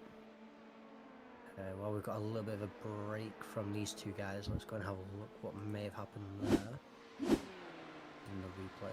So it's the LMP1 coming towards the final turn, the final chicane. Is this another little spin we see maybe?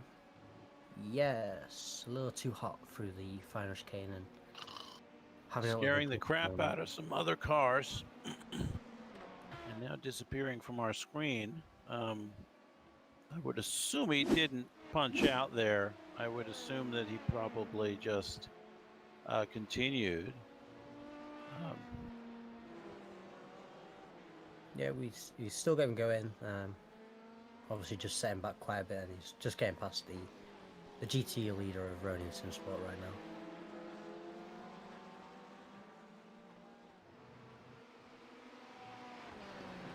Getting very wide onto the gravel there.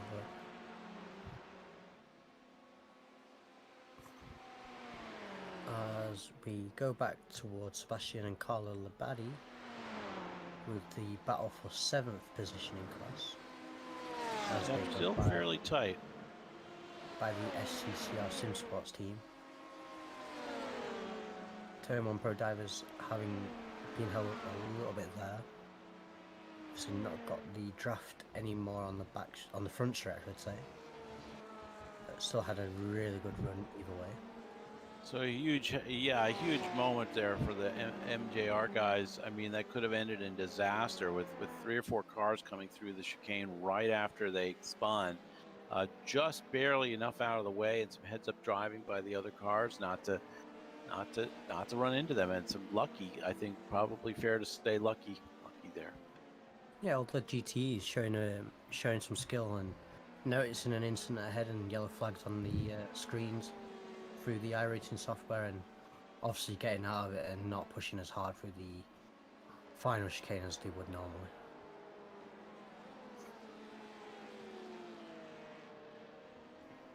So once again, the Turn 1 Pro Divers was smashing behind the wheel, just continually getting held up a little bit by lap traffic.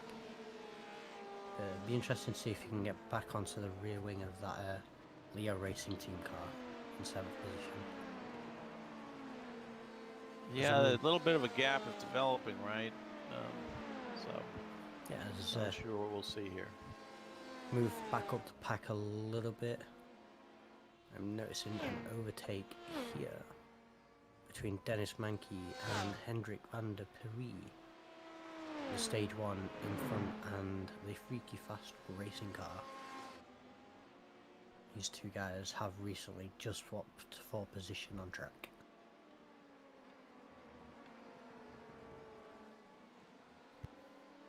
I think you can see it in the list there. I think I see it. 5th, yeah, let's take a look. That should be it. It's going to be out of Eau Rouge. Maybe someone gets Eau Rouge wrong.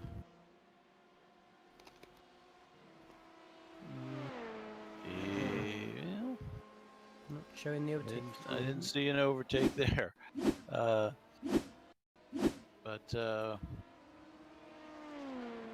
fortunately, it's not going to show us, but yeah. Yeah,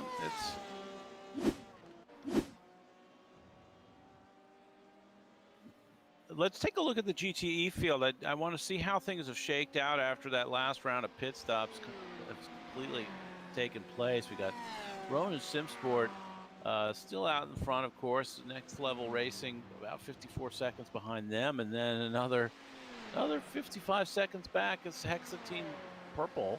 who are, you know, recovering well given given the penalty. And then Team Slow Pace, Junkos up to 5th, Bro Sim Racing in 6th, Core Motorsports in 7th, Porsche Sport in 8th. So we do see some recovery there from some of those penalties. Quality Control in 9th, Next Level Racing number 2 in 10th, SCCR Sim Sports in 11th, and yeah, the closest race right there, I think, is between 5th and 6th. Junkos and Bro Sim Racing are only a second apart. Maybe we can jump into that. Here we are, actually on the Junkos car right now, and right behind them you can see Bro Sim Racing and Alex Gal trying to make inroads, right, as the LMPs come through. That looks like it's Fuga, SimSport, one more time, lapping the field. I believe that's the Garage 69 team. Oh, my bad. Okay. I think it's Lenko going through in the 144. Oh, it was Fuga a moment ago. I was just commenting on the car that was currently going through. Yeah. It's all good. It's unfortunate to see in the LMP1 class, the only Porsche LMP1 that we have in the field today seems to be lacking behind a little bit, unfortunately for those guys in the Garage 69 team, with Juan Carlos behind the wheel right now. Yeah, they were at the pointy end last time, and I felt like I kind of expect them to do a little better, but they maybe have a different driver lineup this time. That's okay. It's you know, getting out here and getting those valuable points will help them in the championship overall. It is, you know, I think it's proving, you know, challenging for folks to rally a team every time for these long races. Yeah, obviously you're asking for a lot of your drivers to do 24-hour races as it is in general, and obviously that's what we have here today with us here.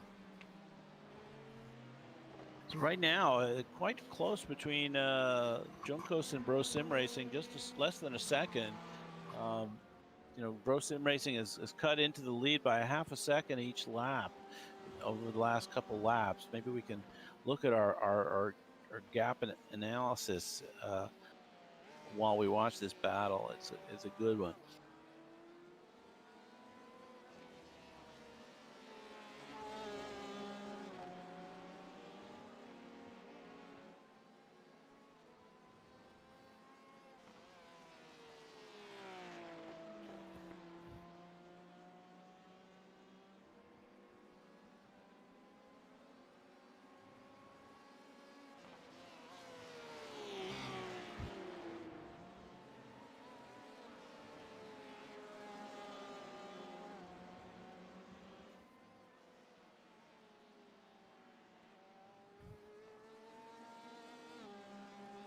As Eric Valet is coming to the pits, P11 in the GTE field. Yeah, I think that's the next level number 2 car or SCR Sim Sports. I forget which one.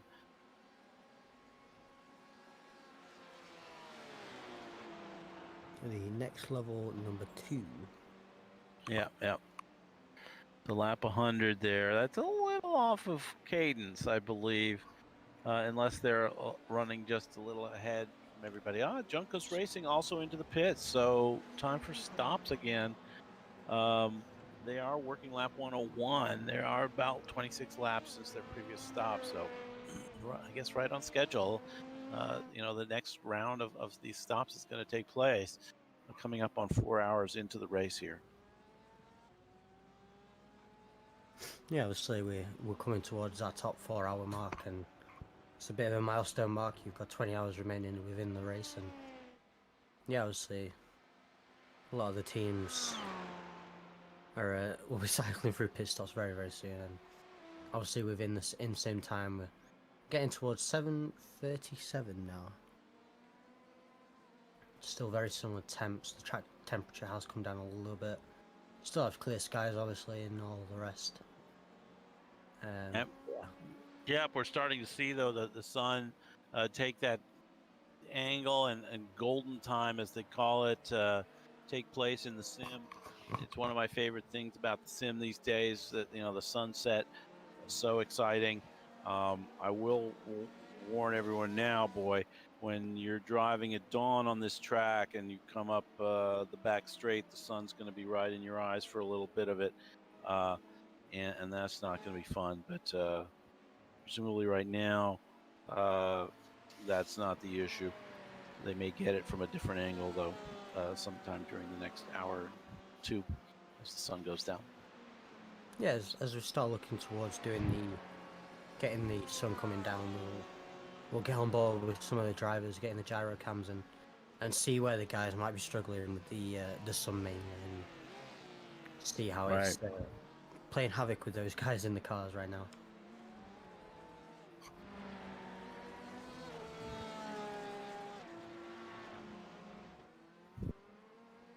But as Gabriel in that Ronin Sim Sports GTE coming towards the line, coming down the hill, doing a really good job, and he's about to lap P3. Very reminiscent of Fuga Sim Sport in the LMP1 field. This. Yeah, that's a crazy good performance.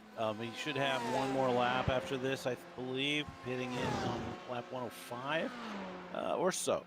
We'll see. But yeah, it's quite an accomplishment. Hexa Team Purple is running third and will be lapped sometime in the next little bit. There's Junkos just coming out, trying to avoid going 2 laps down, honestly, and Hexa right in front of them. So, oh, a little wide moment there for the first place car.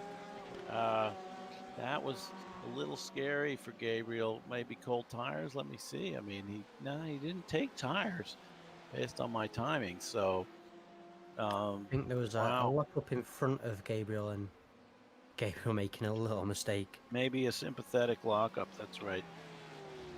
Yeah, I think not the car in front. The car in front of Junkos, Hexa Racing Team, I believe that is. Locking up the wheels in front of both Junkos and Ronin Sim Sport. Yeah, it seems like there's enough gap between them. I would have thought it wouldn't affect them too much, but you know, maybe just again in sympathy. It's so funny how often that happens. One car does something, and the next car does the same thing. So, and the smoke as well, playing a bit of havoc with the sure, exactly. That's what it would be. The smoke would kind of set off the alarm bells, and you might you know, lose concentration or just jam on the brakes a little more. With that very same Hexa Racing Team, the only car right now, I believe, that has not gone a lap down, or I believe they're in P3. So they're in P3. So next level is just 53 seconds behind the pace of Ronin Sim Sport at this point. So they've got another kind of minute to lose, as it were, or more, actually, with these cars making two 14s on average at race pace, 2 14s and 15s. You got a little bit of a buffer before getting lapped, but not so for Hexa Team Racing Purple. I mean, it just seems like that's it's going to happen, and you know, it's a long race. A lot can happen. A lap is really not that much. There goes the leader lapping the Junkos machine. Oh, so we've moved over to Shawshank. Yeah, LMP2 leader. Just looking at the LMP2 leaders right now. See how it's going for those guys. Shawshank, bit of a lead over. I believe it's Adam Dodd in the Venom Works endurance team. But all those guys still in a really close contention. Yeah, it's pretty close. You got 7 cars on the lead lap. Although Leo Racing Team is now subject to being lapped. They're about 117, almost 2 minutes back of the leader. So I expect that we will see them in the screen shortly. It's hard to say. I think that is just in front of these guys, in front of Shawshank now. the pack of three, one of them is believed to be Leo Racing Team. Yep, the And yellow I believe car. Bro Sim as well, I believe, in that pack as well. Mm-hmm.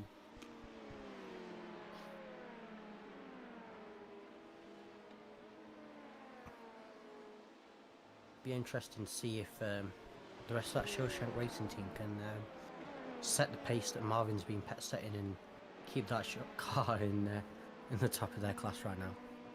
Well, Julius is part of the. Julius has a fast lap, and he got them out there in the first place.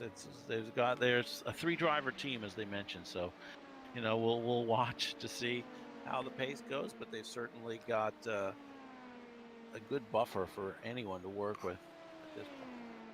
37 seconds on Ben's Flow. Yeah, they're doing a great job of those guys. I'm just looking through the last laps. Venom Works last lap a 2:10.2, and for Shawshank it was a 2:04.5. So Shawshank are keeping up a good pace right now and doing the best to not get slowed down by back markers. Yeah, Shawshank just lapping the Bro Sim Racing car for a third time, putting them 3 laps behind the lead. This is the Bro Sim Racing LMP2. They also have a GTE in 5th place in the field at the moment. So far, no one else has stopped out of the GTE field. Just Ronan, who are in the pits right now, as well as Junkos, which we had mentioned a few minutes ago. But Ronan in the pits. Next level now coming in as well. Just entered the pits. And behind them, actually, in the pit lane is Banzu Flow, number 2, LMP2. So pit stops happening all over. Yeah, a bit of a mixed match. Maybe strategies at this point are changing up for a few of the teams. Or maybe these are the strategies they set out with from the start. Yeah, I think in general, at this point in the race, your best bet is just go as far as you can on fuel, right? Given what has gone on before. So the strategy really comes in towards the end. Maybe in the last 4 to 6 hours, maybe you start to see that you could stretch, and maybe even sooner. I don't know if you're really got your spreadsheets working. You should be able to tell it down to within a minute or two, at least have a model of kind of where the pit stops are going to fall, and if you've got 12 hours to go, you might be able to actually eke out a lap or 2 on fuel if you plan right and have drivers who can execute that kind of a strategy, i.e. lifting to save fuel, potentially going on a lower fuel mixture. I don't know how effective those things really are in these cars. Yes. As I see the Ronin Sim Sport team come out of the pits, still in P1. With a driver change as well, Conan Wern has got back into the car, with the GT leading the class right now. So it'll be interesting to see how long he stays a part of that car and what sort of pace he's showing within that car.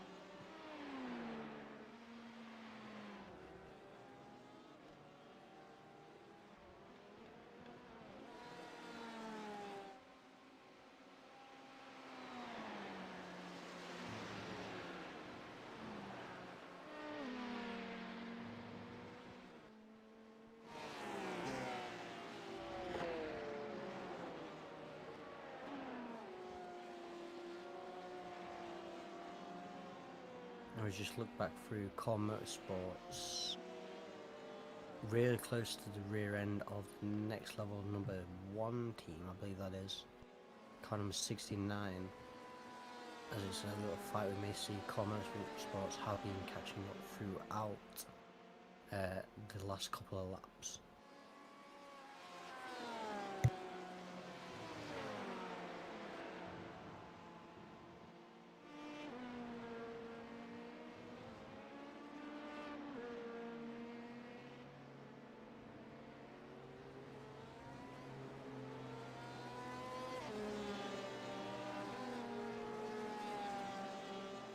Just made their pit stop, and so they've fallen back into the clutches a little bit. But it looks like Core is now in the pits themselves. So the pit's the great equalizer.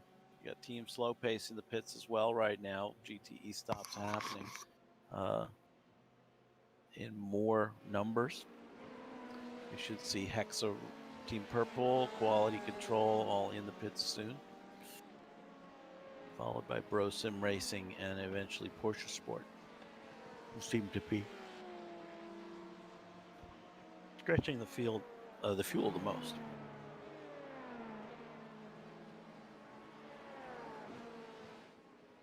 Yeah, Paul Rieger's once again stretching that fuel a very high amount, and he's doing a really good job behind the wheel of that Porsche Sport car.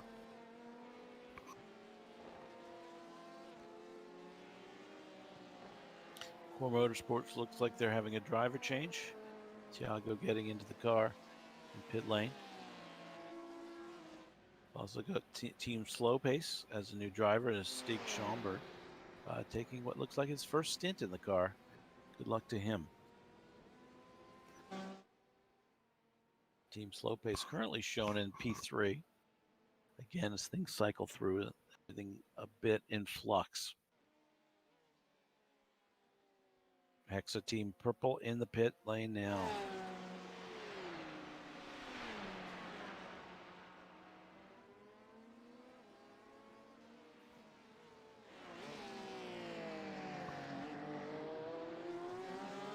Along with Hexa Team Purple, we do have the Turn 1 Pro Divers.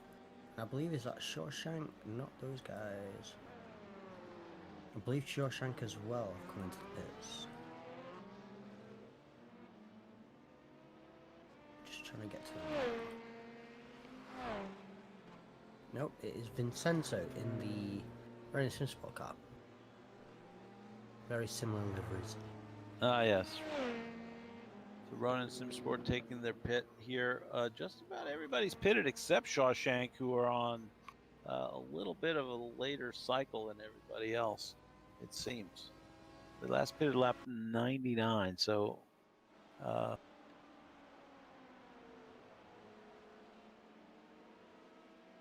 you'd have to think they would be coming into the pits very, very soon.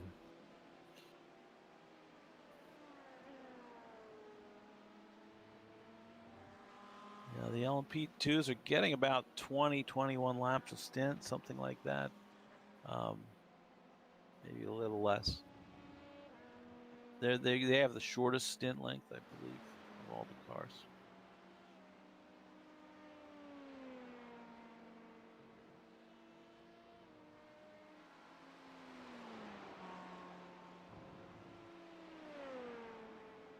But only by a little to the LMP ones. And it's all, it all depends on the driver and their fuel usage too. You can be on the edge there, get one or more laps more. Usually only one different. It's hard to make that much difference in your fuel consumption, but definitely can be. It is done based on driver kind of habits and style.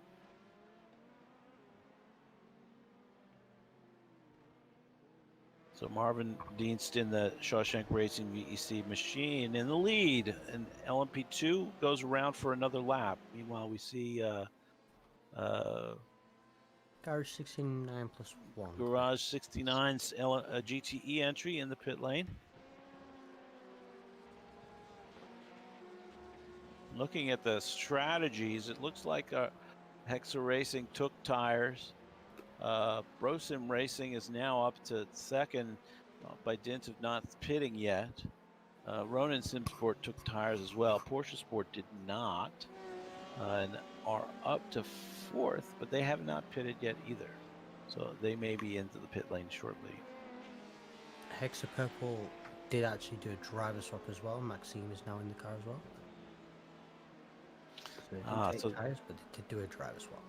Yep, first appearance of Maxime Group in the car, and you know, wish him well in his first stint around Spa as the night comes on. Track temp up to 25. I feel like that's going up. I could be wrong. Maybe it was 26 before. It should be going down as the sun is setting. Yeah, it's 23 centigrade in the air and 25 on the track. Wind's now calming down a little bit. I'm seeing south at 14. So even as I say and I watch, I see it sliding back up to 22. So it's really changing out there. Must be, and the KPA is rising as well.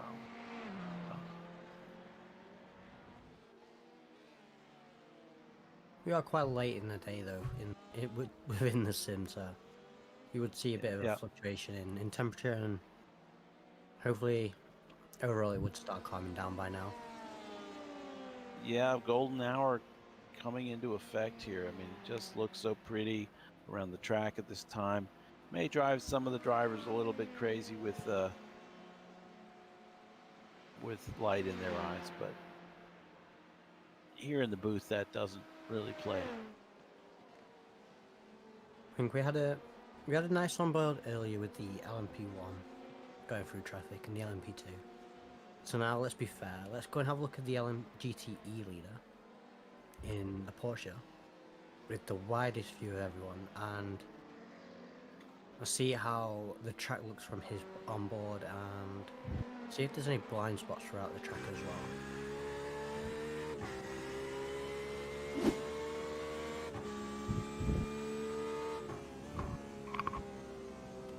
The sun not quite setting yet, but still quite low on some parts of the track.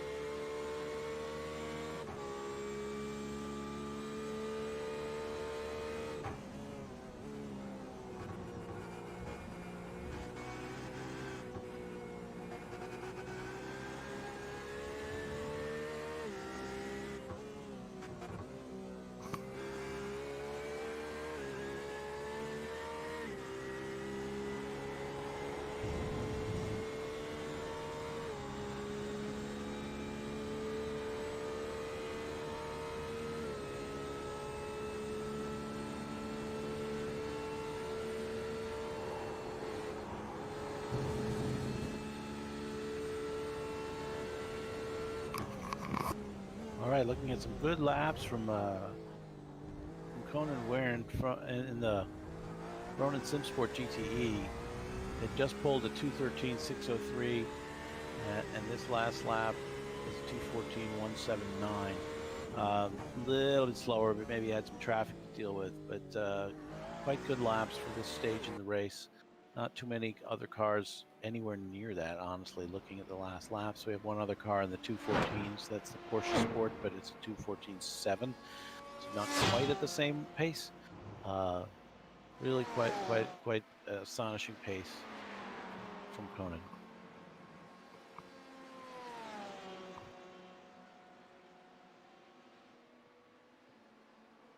Yeah, Ronin SimSport obviously been putting in a lot of practice into the race this weekend, and they're showing it here today. With a nice 1 minute lead back to second place. And I'm going to suggest maybe we swap out the camera duties for a few minutes.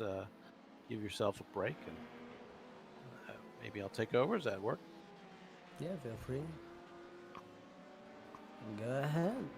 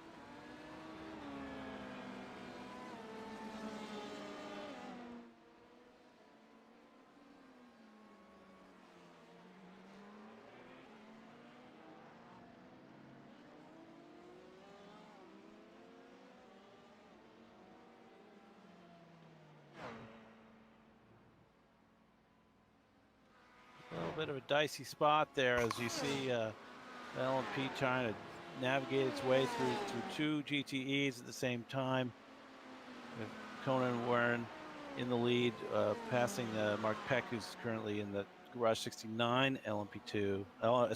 Garage 69 GTE. And now quite a busy corner up ahead.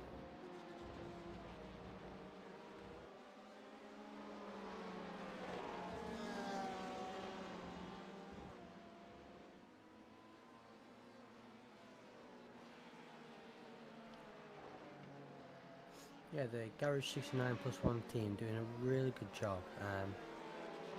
They've only gone 2 laps down to Ronin SimSport, the leader right now, so they're still, as we saw from the LMP1s in the last race, they're still pretty much in contention here. If anything happens to the front of the field, don't want anything to happen like that, obviously, unfortunately. But yeah, you never know what's going to happen in the long races, such as we have today. Now Ronin SimSport working on putting another lap on the 9th place car of SECR SimSports. Actually, they're showing 10th now. That should happen shortly, being very judicious here. He's got a huge lead. There's no reason for any rush as he navigates past the colorful SECR machine. And here he should be getting it done right around here. Taking the inside, going into the chicane. Well done. Well placed.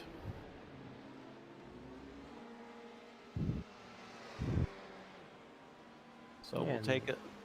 Sorry, go ahead. I was going to say the next car on the agenda for that Ronin SimSport GT is the Brosin of Alex Gal behind the wheel. The Brosin in P3 for GTE. Yeah, he's showing 117 seconds down.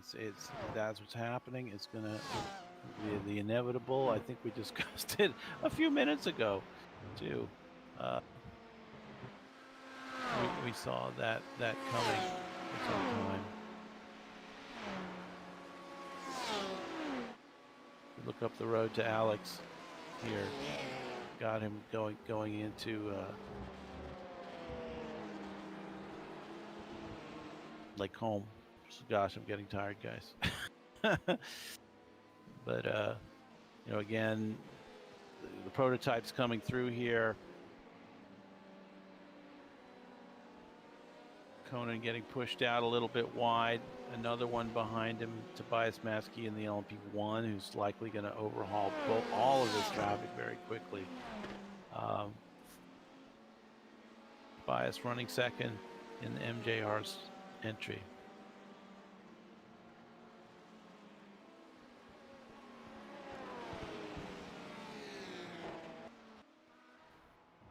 Now moving over to our leader of the field. They're actually in the pit lane at the moment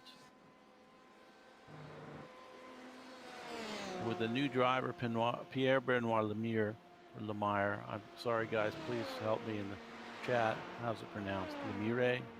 I should ask.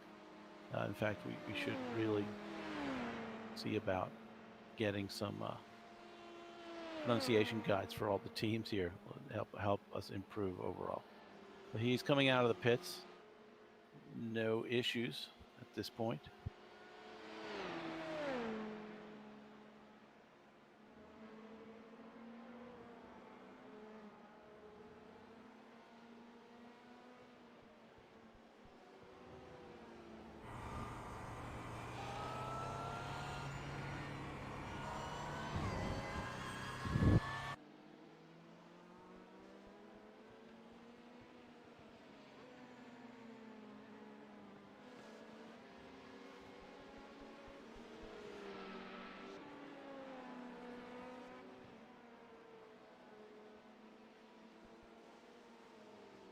Going to take a minute or two here and just enjoy the Eau Rouge cam as we kind of wait for someone to come by.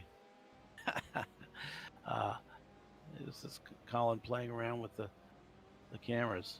It's great camera's been done by Thomas for this event, supporting us. Just love watching them as we go through.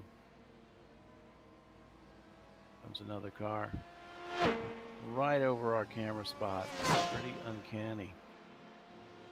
Very nice.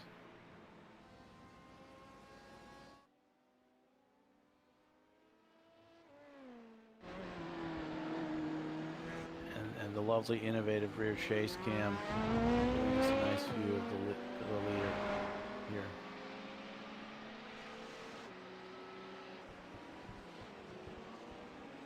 So let's go through the fields here with the LMP1s. We have Pierre right now piloting the Fuga Sim Sport car.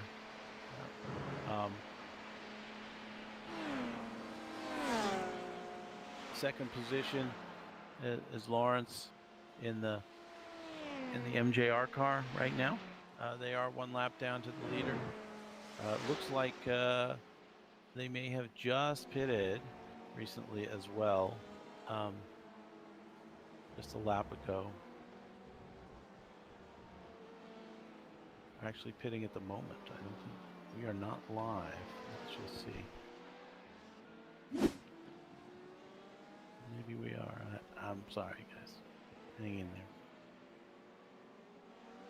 If you press on the race button in the display mode. Right on.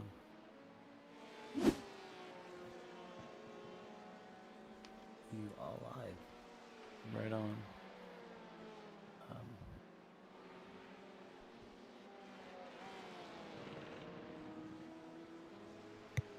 We may have a little bit of an issue. I'm just gonna go to this replay. We'll see if anything happens. Potentially an issue here. Yeah, late dive down the set, and that's it's a small issue for Tobias there.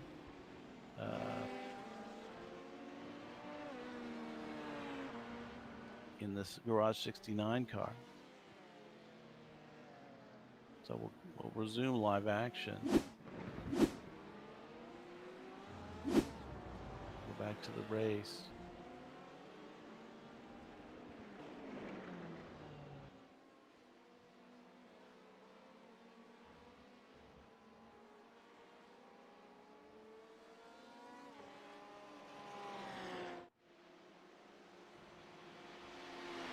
So Jean-Philippe has taken over the second place MJR racing car. Jean-Philippe Robert. We see him running in second. I believe this is his first appearance on the race, and taking over after Tobias's last stint. Tobias Matsky, that is. So they're having a great race so far, honestly. Second is extremely respectable performance. Glad to see it. Going through the field, we'll take a look at third place. This is Lawrence driving for Next Level, Lawrence van Striesland. And they are 2 laps down from the lead right now, and they have a 11-second gap up to Garage 69, who is their next competition. Take a look now at Garage 69.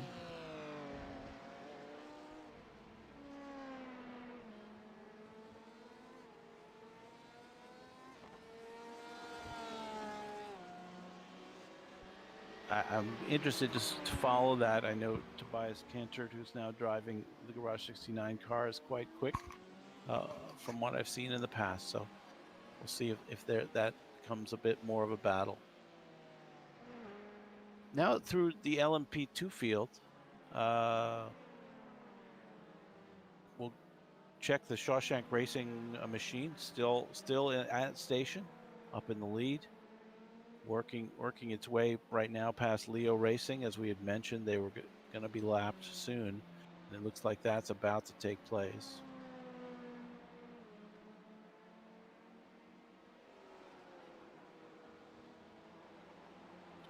Keep an eye on this while see how quickly they can make their way past.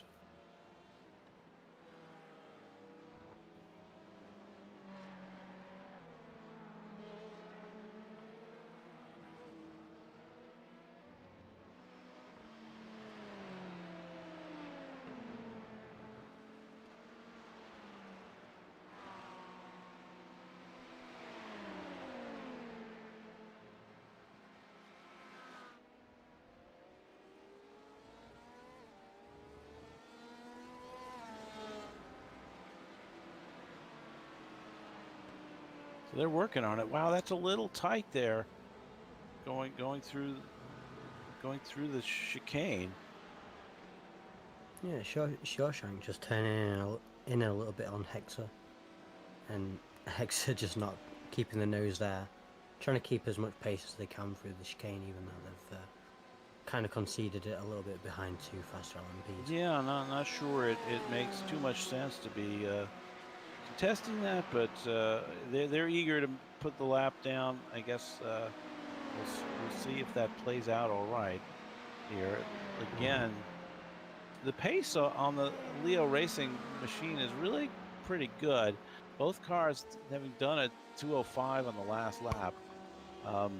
Not sure how quickly this will take place, this lapping. So we're going to move on to the second place car here, Banzu Flow with Albert Denoro at the wheel. And they're working their way down into the final chicane at this time. Running second place, looks like 67 seconds behind the lead. And then just 12 seconds back from there is the FFS Kozlenko car with Dmitry Denisov currently at the wheel. They're not too far behind there.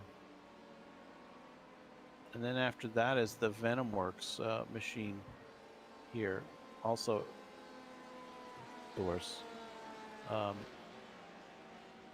Adam Dodd at the wheel.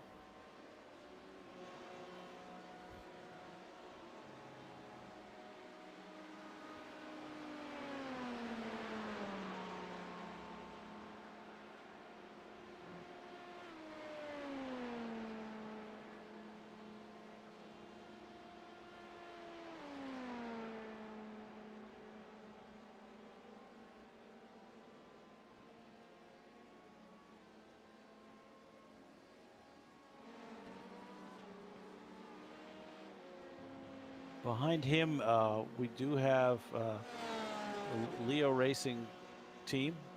We were just looking at them a moment ago as they kind of fight going a lap down.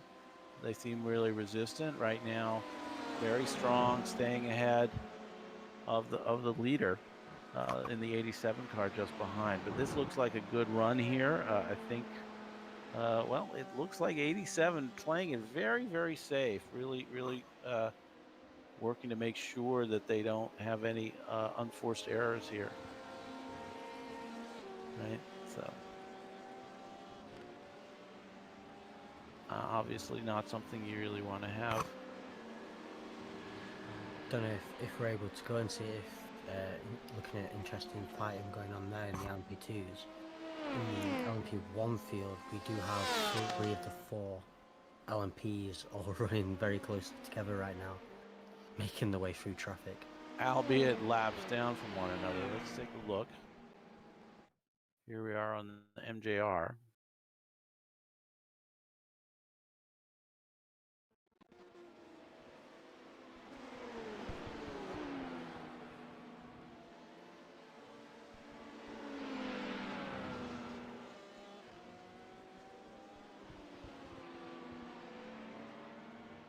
Yeah, Fuga just getting past both MGR and Garage 69. But those guys still, even though they're not on the same lap either, they're just going to stay by each other, set some good laps, and follow closely in each other's wake, I presume. And I'm guessing for a few of those guys, save a little bit of fuel as well. Yeah, honestly, they're not really racing in anger. They're just motoring at this point, so should be fairly straightforward.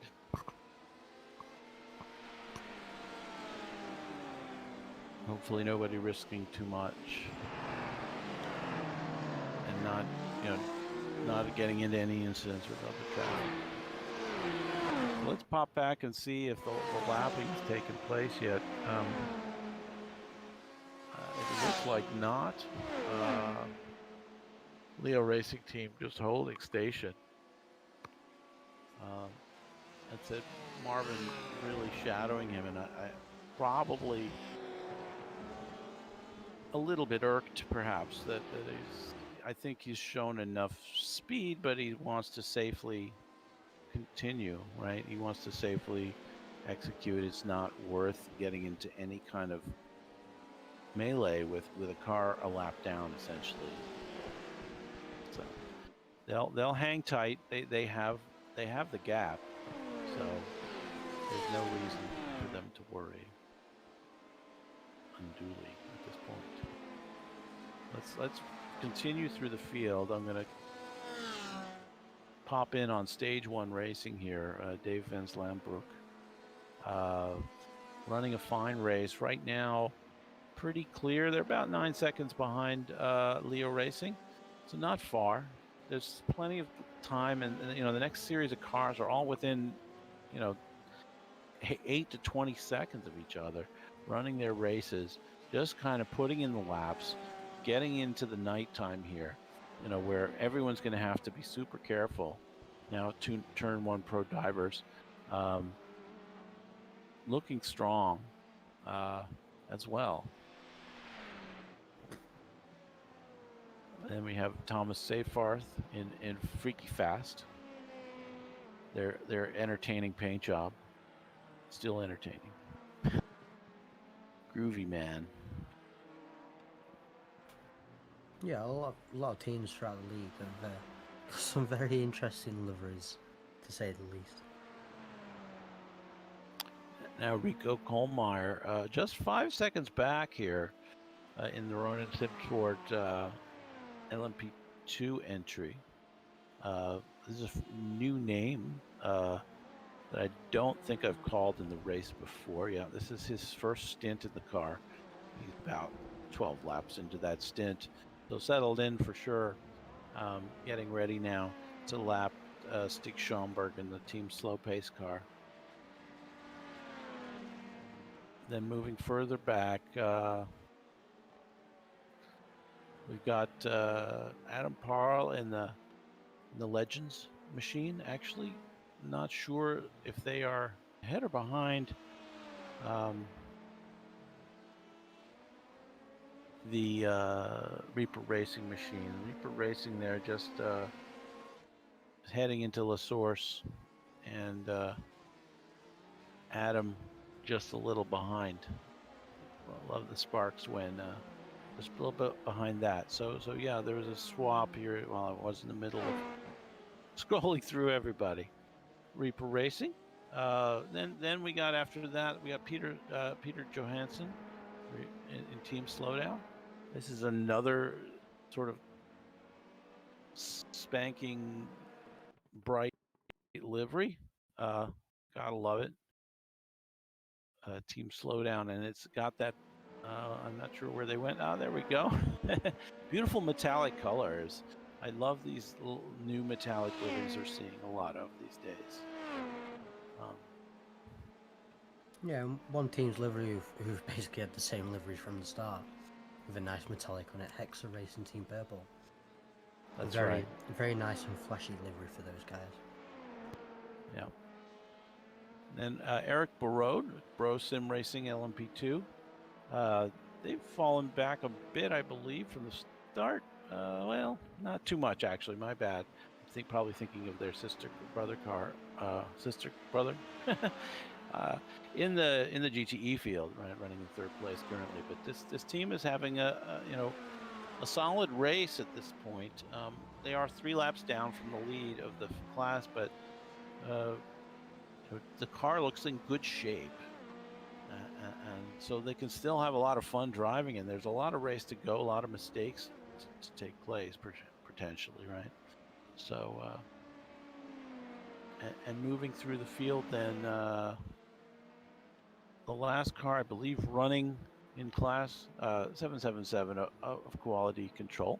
They've run into some headwinds today, but are still going strong. Their lap times overall not bad at all. Right now running 2:04.5 with Stephen Wetstein in the car. So great job there. And that's the LMP2 field for today at this time. I feel like I want to check back in on Leo Racing and see how things are going there. Looks like they are still doing a good job keeping the number 1 behind them. I'm not sure I'd have been able to do that, honestly. They're driving very solid and very steady, and I'm sure that if the 87 got an opening, they'd be through. The 87 playing it very safe and very conservative, and I guess the 88 kind of taking advantage of that. I don't know if that's the right way to put it, but they're certainly doing their part in staying consistent. So I don't think anyone's really being slowed up all that much.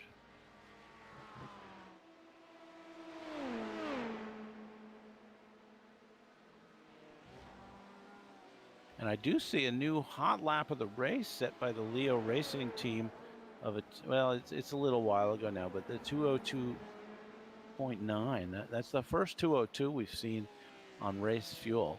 It was set by Carlo earlier in this stint. Actually, pretty quickly back on lap 107. So right now he's running lap 130. So it was actually a stint and a half ago. Little incident. If you noticed the crash. Yeah, let's take a look. Going for the next level racing. Just another little Tokyo drift moment. Basically, going through turn 1, and a lot of the cars been able to avoid. All right, here we go. Lawrence, I think, is the issue right here. Yeah. So he comes round and comes out of T1, and he just gets that rear end spun around. Obviously, no contact, no crashes with anyone else, and oh yeah, his Tokyo drift went a little too far, and he just gets it going and carries on trooping around this crazy track.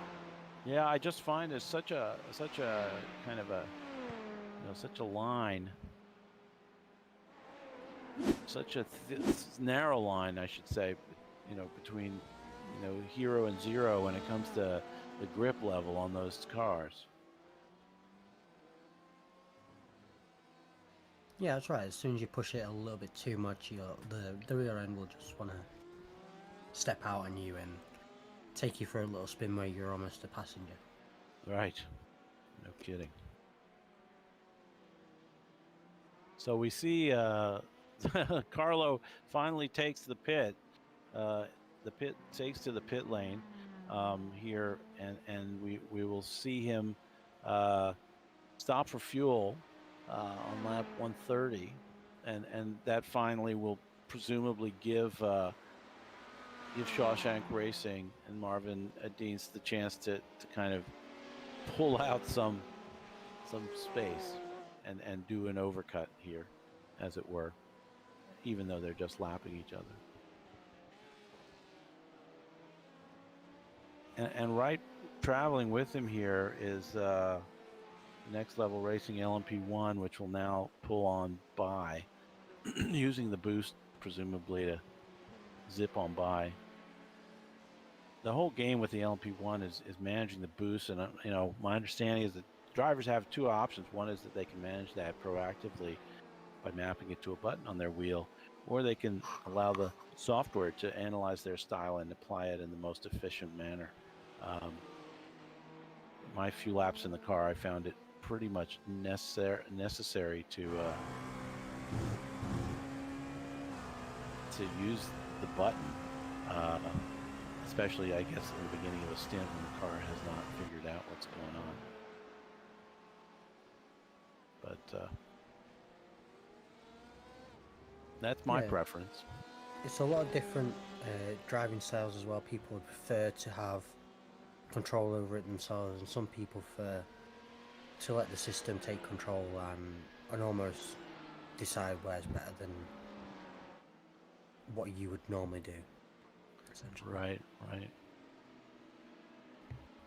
So let's go on board the nose cam here with Pierre Benoit in the #1 Fuga Sim Sport car. Such a great view, as if you're riding on the nose of an LMP1.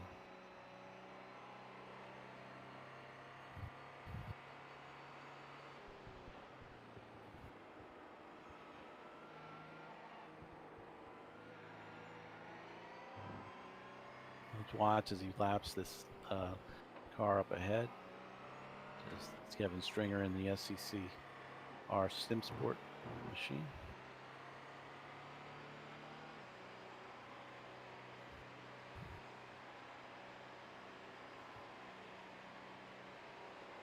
And around Blanchimont. Just so manageable, that Blanchimont in the LMP1, I have to say, compared to the other cars. The LMP2 is also pretty good, and the GTE very good. I always have trouble in GT3s, which I spend most of my time driving, but it's hairy.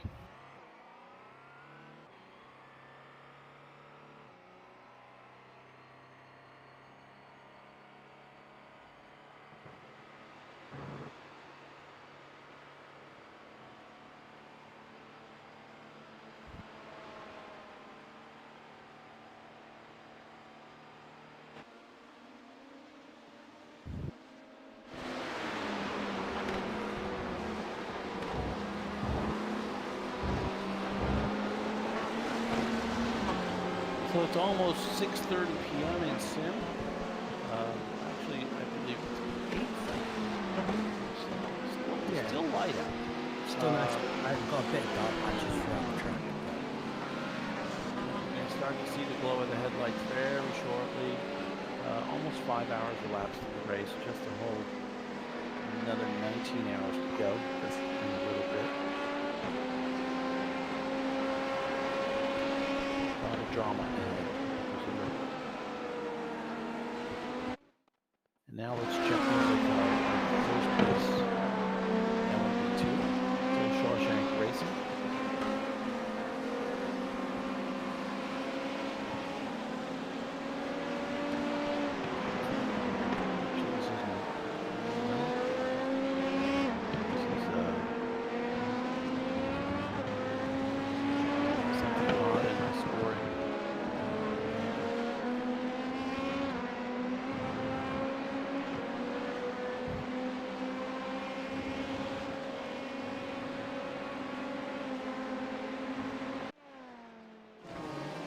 Now we're picking up Marvin in the 87 Shawshank Racing machine.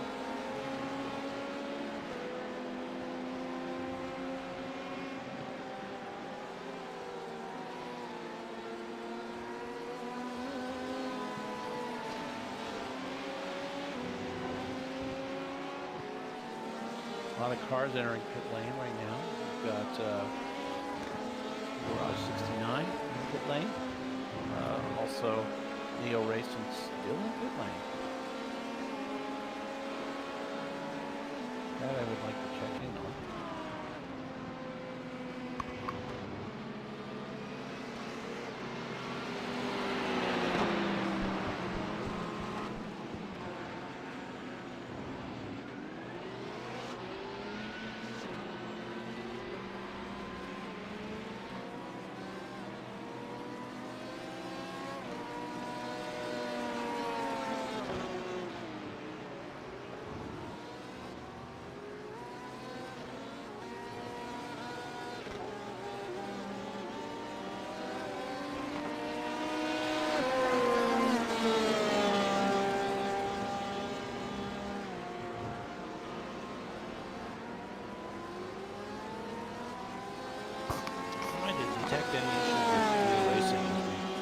They entered pit lane a couple laps ago.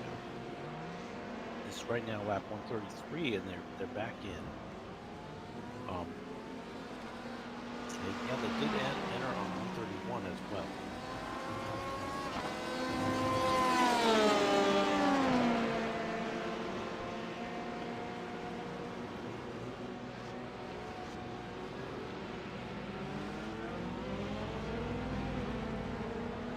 Watching a bit of craziness is LMP1s going through the LMP2s that are all bundled up right now. MJ happened to take a bit of the off-track. Oh, and there we see a spin. Guys, live. That was MJ just see if they can race.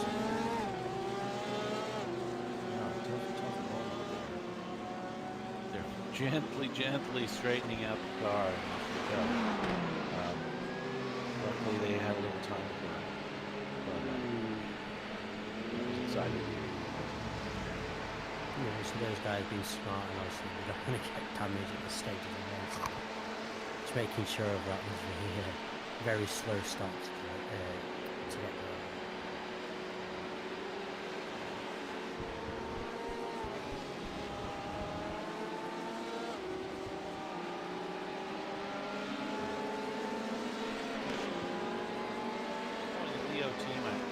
I'm gonna guess is that someone wasn't ready to get the car. That's 2 stops. They made 2 stops in a row, and I didn't see any issues. Now they dropped back.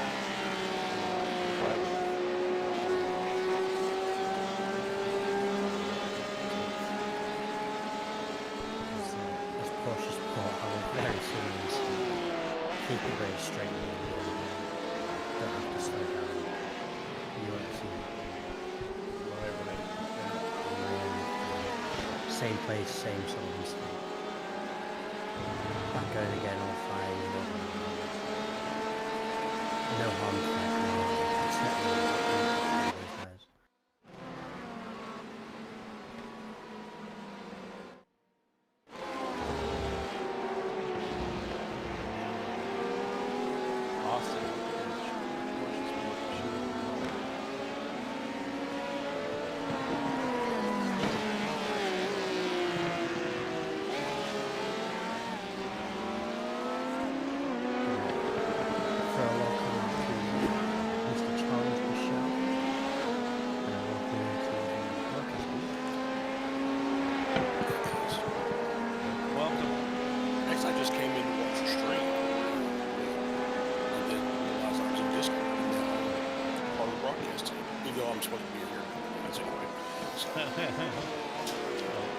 How are you doing today? How's the race looking from your perspective? I think that the race has been actually really good. Haven't had a lot of incidents. We've had a store. It's been pretty quiet for the most part. And the incident rates are a lot than you would expect for spa. So I think hats off to all the drivers because it's been pretty good race right so far.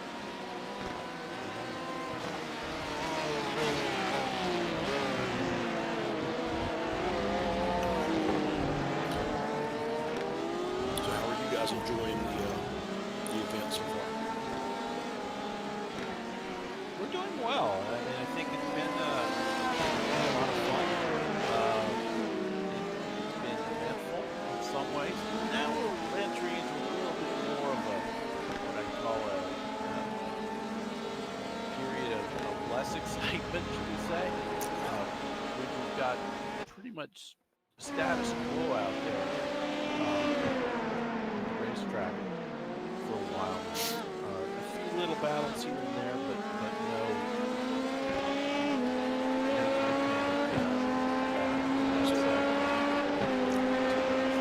Battle, there seems to be a couple seconds between Bro Sim Racing. So entering the mid-race, I think is exactly. The sun is setting, so things are about to get interesting. Always, right? Something happens.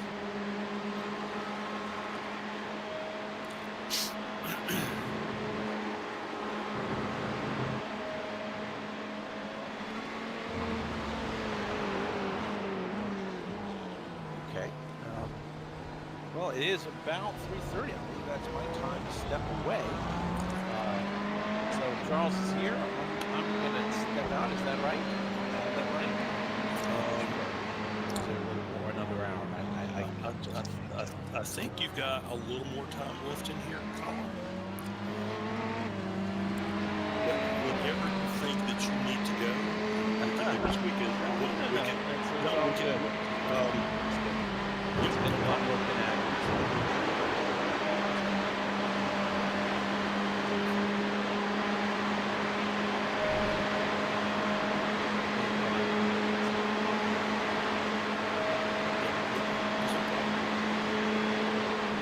We've got some technical things that we'll have to work through, but we'll do our. I think we can do an ad break, and then we can do whatever we need to do to get this stuff finished. The technical side of this switched over.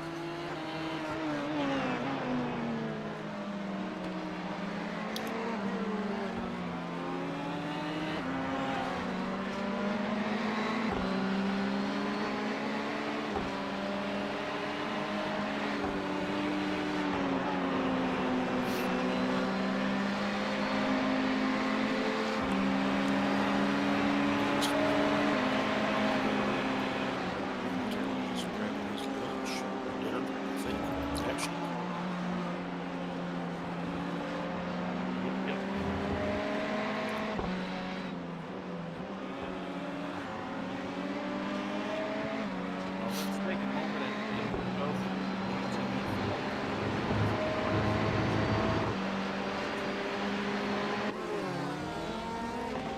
Up front, we have SimSport.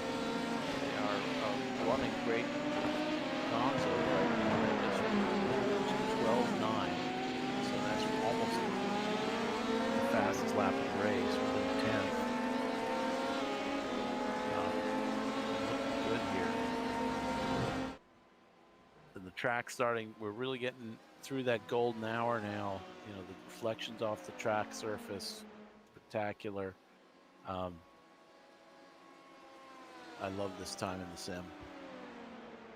In second place, we have Banzu Racing.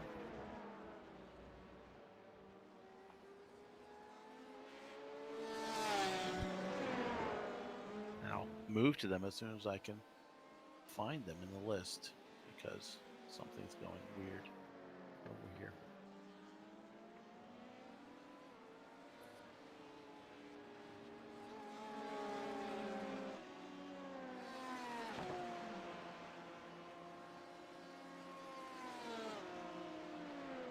Sorry, it's because I'm looking at LMP2s. I have been here too long, guys. I think it's time to take a break soon. Next Level Racing, number 1, with Joris Blom at the wheel. Their spectacular livery, only slightly marred by the amount of marbles that seem to have attached themselves to the car. Seeing in the background someone heading to pit lane. In third place, gosh, guys, come on, give me a break here. The Bro Sim Racing with Alex Gal at the wheel of the red and yellow machine. There's a Corvette, it would appear. That's the third place car. And then in fourth place, we're going to have a Hexa Racing Team Purple, the 66 machine with Maxime Gru at the wheel. I like to pronounce it Gru like from the movie with the little minions and stuff. Despicable Me, right? Maybe it's Groot. I'm not sure. I feel like it should be a French pronunciation, but you know, we kind of feels that way, doesn't it? It does. And Team Slow Pace in fifth place overall in GTE, running one lap down to the lead. We really only have one car remaining on the lead lap with the leader in GTE, but it's next level. We're 88 seconds down, so it's a little ways to go. But Stig looking good here, driving well. The team has moved up in the standings 4 places from their grid spot.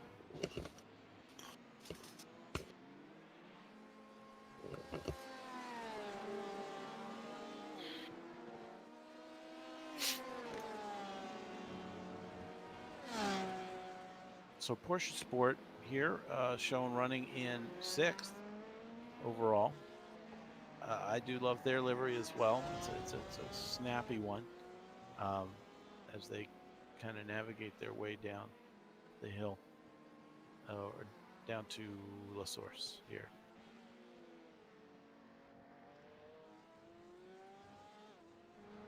And then behind them in 7th in class, we have, I'm not sure Nemesis is the right word, but we've got Juncos Racing. They certainly got into a little bit of business, these two teams, earlier in the race. And now they are running actually in 8th, it appears. With Core Motorsports in the middle in the 7th spot.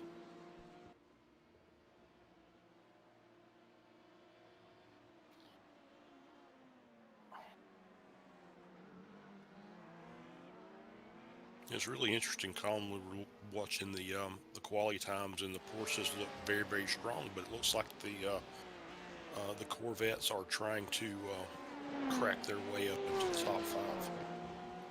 Yeah, they're working on it. They got two Corvettes in the top 5, so it's 2 Porsches, 2 Corvettes, and a Ferrari at the moment. Seems a few more Corvettes this time than there were last time. It may just be a function of kind of who made it this race and who didn't. You know, we have seen a little bit of a drop off here in the GTE participation presumably maybe just for this race, I would hope. But we'll see. Then running in 8th is Quality Control, GTM, the number 10 car with Richard Watkins at the wheel. They've run a solid race, still running just a lap down to the leader. And then I think we have Juncos has just pitted, so they are now shown in 9th, but I'm going to jump on to 10th, which is SCCR Sim Sports in the 23 car.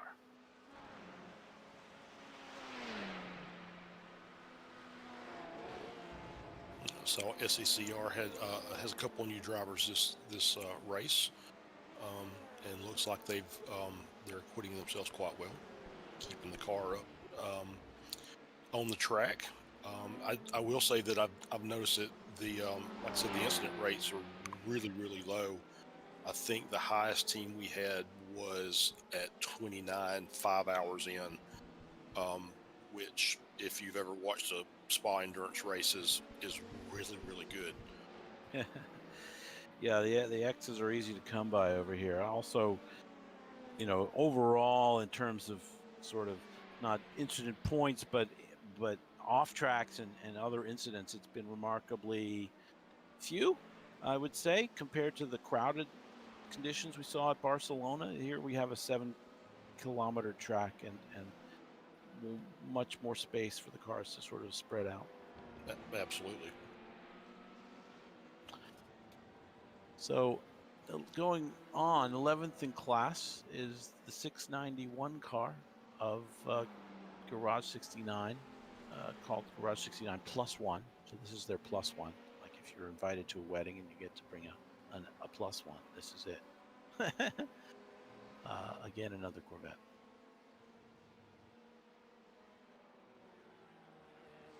And finally, also on the track, we have the Next Level Racing number 2, Simon Van Dyke, at the wheel. And their spectacular livery. This one looks like it's maybe got a little more yellow. I don't know. But look at this. They're right near each other on the racetrack. So we can see them both in the picture. So they're identical pretty much. There may be a small difference, I'm not sure. But this team's, one of our mainstays, running 2 teams. We were discussing earlier how impressive it is to see two full teams in a 24-hour race. Tough thing to achieve. So congrats to them. And that's all the cars that are running here today in the GTE field. So we'll kind of flip it over here. It's coming to the top of the hour soon. I think we'll be running another ad in the next 20 minutes, and then we'll swap over to, we'll have presumably a crossover in our broadcast team. And I believe it'll be yourself, Charles Bushell, as well as Vitor Bras coming on. That's right. To take his first turn in the broadcast booth for the V.E.C. event. So, yeah. Vitor is a good guy and has done a good job. He jumped in and helped with stewarding this morning, or this at the beginning of the race. We'll say that. Since I'm in the U.S., it was this morning, and is a very passionate guy, very smart in his racecraft and his knowledge, and lend some good insight into the stewarding this morning. So it's been great. And now we'll get him in here and let him actually talk on this channel and see how he does. Because it's always the first time is always the worst time. It's you get out here and start having it's a lot of fun. It's a lot of fun. It is. Don't get me wrong, but it's a fair bit of work. We enjoy it. We love motorsports, and Vitor is another guy who he knows his motorsports. I really love Vitor's as an addition to the team. He's from Portugal, so we're broadening our base. So in the broadcast today, you're hearing, England, U.S., Australia, and now Portugal. Yeah, and then tomorrow we'll have our our Scottish teammate will be jumping in for the broadcast for a little bit tomorrow, which will be great. It'll be even that much more fun. It's good to have Mark back in the fold, back with us. So we look forward to including him in all of our fun times. You bet. So I did notice that Colin, that the marbles are really starting to pick up. So these racing lines and the passing is going to be a little more sketchy as we get later into the night, because of the clag that's building up, to use an old. No kidding. I mean, I'm looking at the race info and it says practice had moderately high usage at 64%, and then marbles and dust are left on track. So everything is carried over from that point. I'd say it's brutal out there.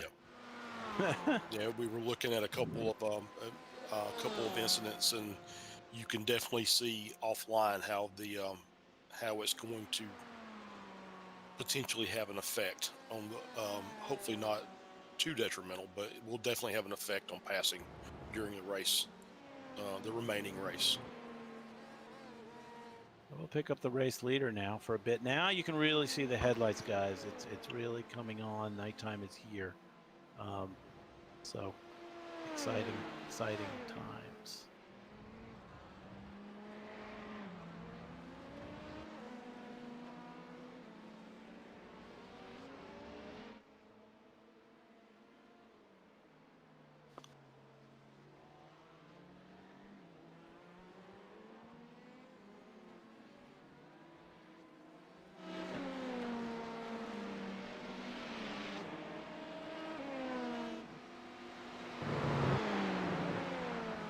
It's nice to see Fugit with the chrome rims. Like them.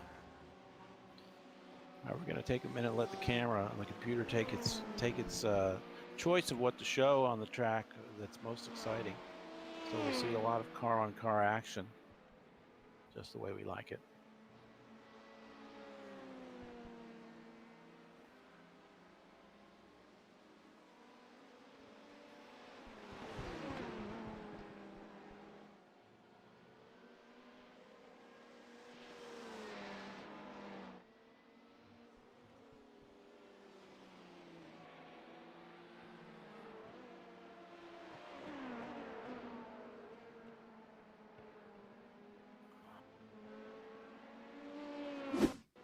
Okay, I see a potential here. There may have been an incident. It could also be a pit entry, but we may be about to see another one of our lovely spins. Now spin, just overshooting the first corner. The last corner. That's Lawrence Van Streisland. There in the, I think it's the next level car, right? The lovely green livery. Yep, definitely looks like it. It was just a little late on the brakes and overshot the chicane, but luckily there's a nice bit of runoff there and there's no damage. Yeah, can continue on.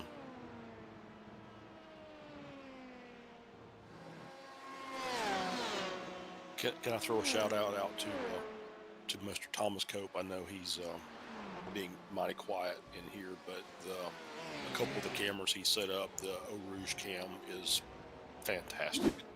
To see that at the start of the race was really, really good. And that camera is available for the whole race. If it's yeah, we took advantage of it earlier, but here it is again. We'll take a look.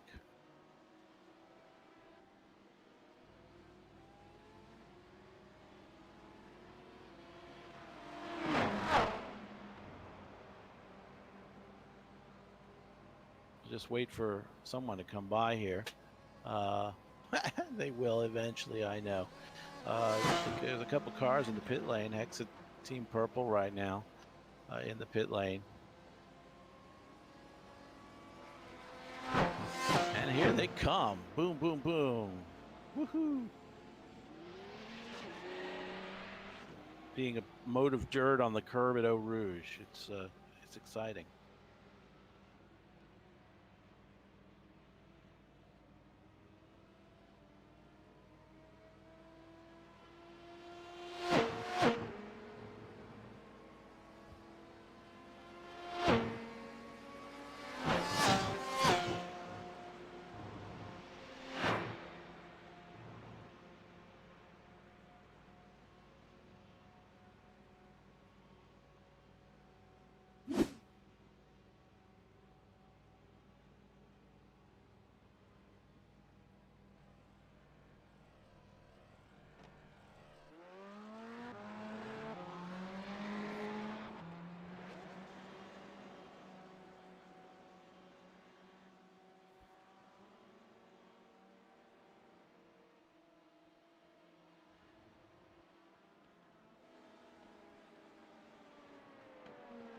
So this might be the closest battle we have on the track right now. We got the number 48 Turn Pro Divers and the Stage 1 racing car within a second here. Sebastian driving for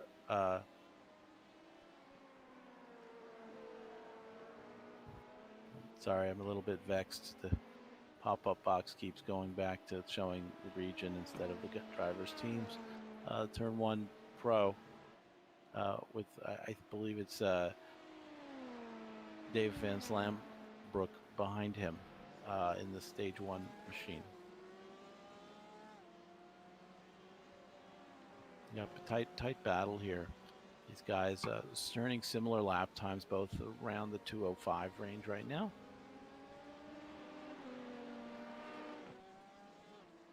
Both pitted on the same lap as well. Neither one took tires, so they're both working on older tires.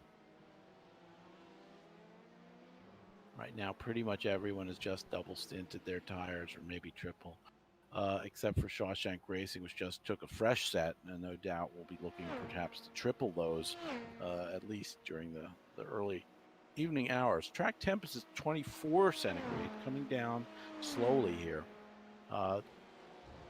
Time on track is 8:55 p.m. So definitely darkness almost here. Still some light. We're still seeing, the receding light in the distance over the hills of Belgium.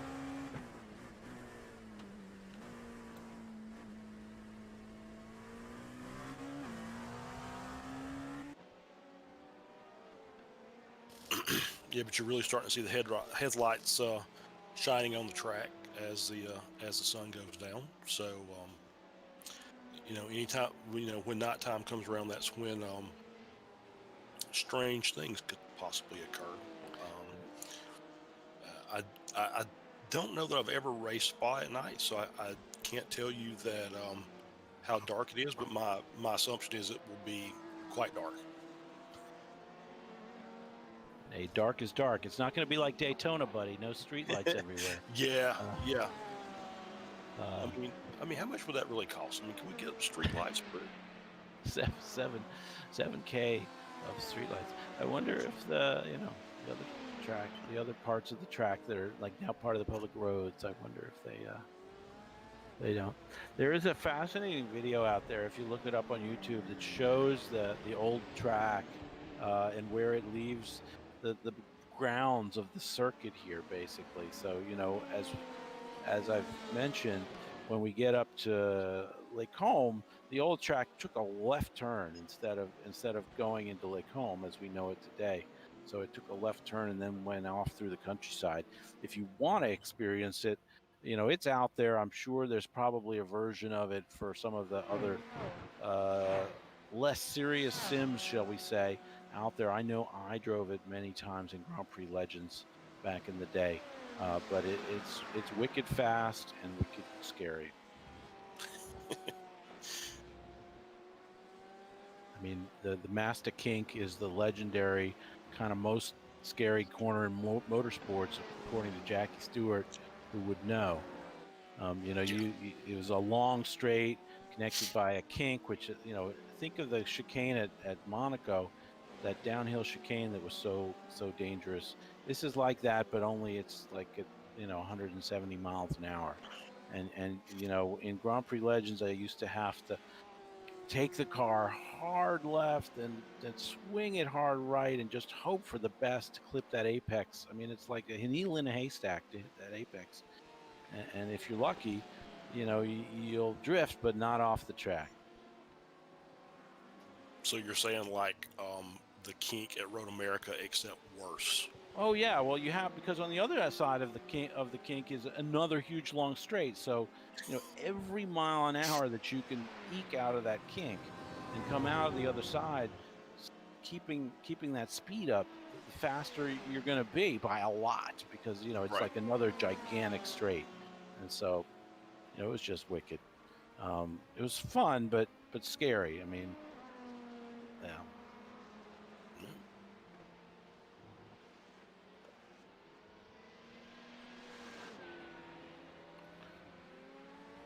But they retired that in 1970, I believe. It was the year that they cut off that part of the track and finalized more or less the layout we see today. The bus stop chicane was a feature for a while, just before the same chicane that we have now, but they reconfigured that chicane, some years ago, and now it's probably even slower. But it's still, Eau Rouge is still a beast.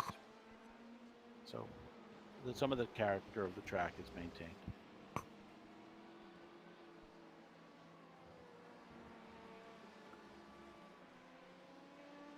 And, go ahead. Yeah. No, sorry. I was going to say I'm looking down the the driver list, and it looks like we've got some newer names in here that I'm not necessarily have seen previous to this. Yeah, there are some new names, some old names, of course, but yeah, we got new drivers around.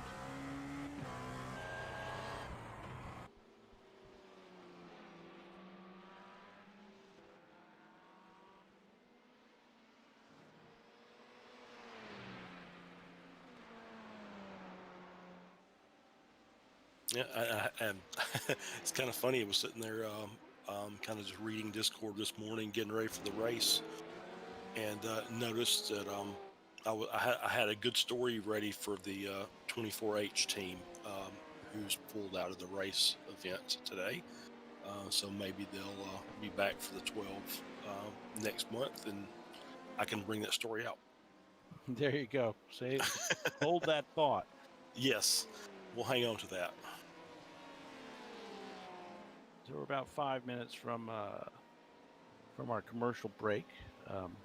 Colin Tabor here has been with you since the start, about 5.5 hours ago, and getting ready to hand over to Charles Bochel and Vitor Bras for the next foreseeable future, as myself and Tom Cope sign off.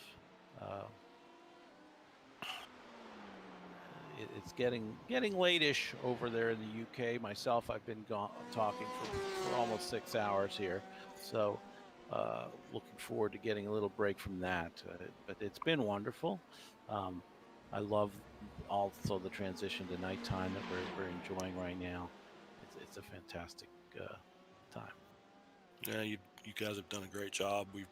I've had the YouTube stream up the entire time, and just hearing you and TC and then Dylan obviously talk about the race it's been great. You've done just fantastic work.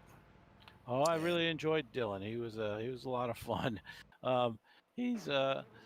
He gets excited about things like I do, and so we were competing a little bit on calling some of the passes in the exciting part of the race early on. It was really fun. Yeah, we'll have to change Dylan's nickname to Tokyo Drift at this point, I think. I know, that was just the best.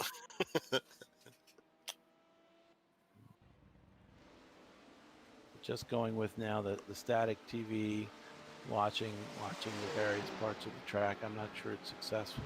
Yeah, there we go. We're watching Julius Braun and the Shawshank Racing VEC machine leading the LMP2 class by what looks like 2 laps, well, 1 lap over many cars. There are some cars on his lap. There are still 6 cars on the lead lap there. Although he's coming up right now, I think, on the stage 1 racing. Let's go back to a traditional cam because I feel like we're kind of losing it here. Yeah, I'd suggest to not use a static cam. The static cam is actually one of my favorites of the new cams. It just gives you a different perspective, but when you're trying to follow a battle, it's not as good. It's not quite set up correctly, that's all. I had some good luck with it making the video, but I get you. Yeah, here we go. We see. That is right ahead of Shawshank here. We do see the stage 1 racing machine with who's in that car right now. It's Sebastian Sandow, I believe, running. Whoa, just got a big blink here. Saw that. Exciting. Yeah, so they're try and stay a lap, stop from going a lap down, but you know, what do they say with the Borg? Resistance is futile. That is correct. You know, Star Trek reference here. Those of you who are too young to really have Star Trek in your life. Yeah, I've been giving out old references all morning in the stewarding room, and everybody's just like, yeah. So. Yeah. Well, it's good you and I have each other, Charles. That's true. It's true, Colin. To talk about the old days. Yeah, the back in my day crew. Yeah, exactly. Let's move to Thomas's super cameras. There we go. So there goes stage one, a lap down. And they've held out a long time. This is you know, it's been good racing. We've got 5 or 6 cars on the lead lap in LP2. Now down to 5. So. Yeah, we're at lap 142. Is that right? Yep, I'm seeing lap 149. Okay, so maybe 150 on the Shawshank car. Okay. Oh, someone just went into the pits.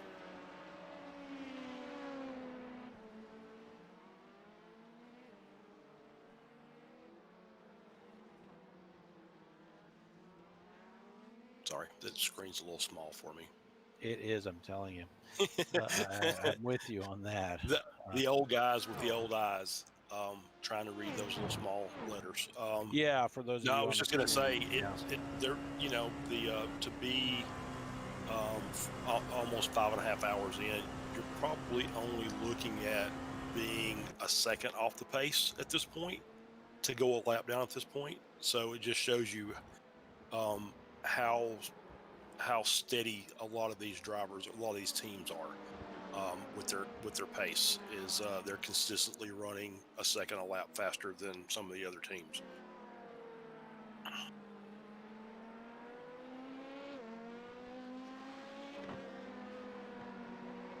Oh yeah. Look over. I could have looked over at the other screen and saw it was lap 161.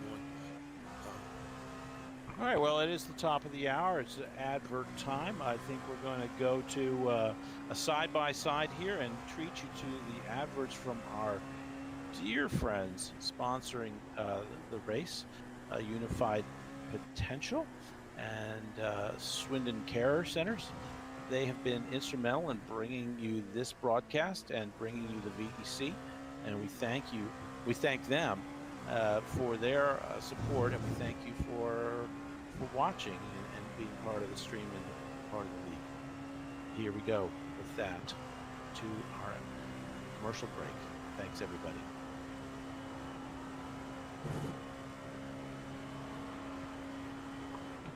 All right, we're muted. Yay. Good job, guys. Good job.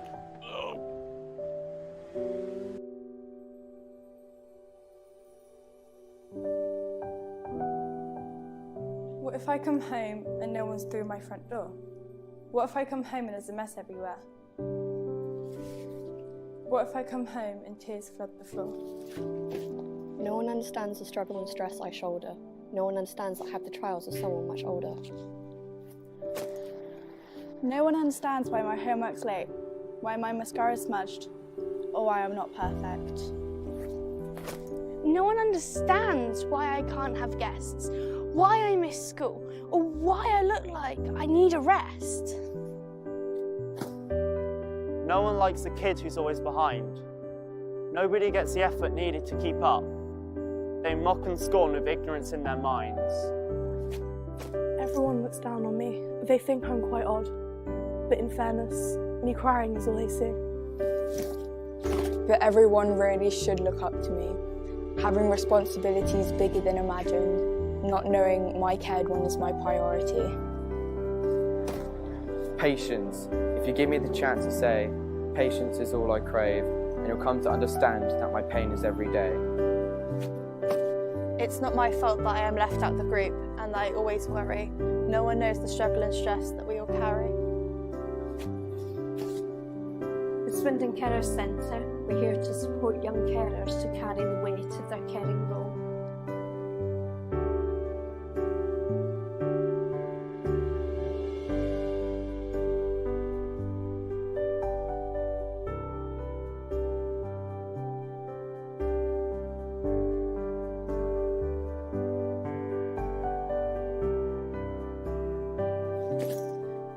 is there for us to speak to. Someone understands what we all go through. To everyone at Swindon Carers, thank you.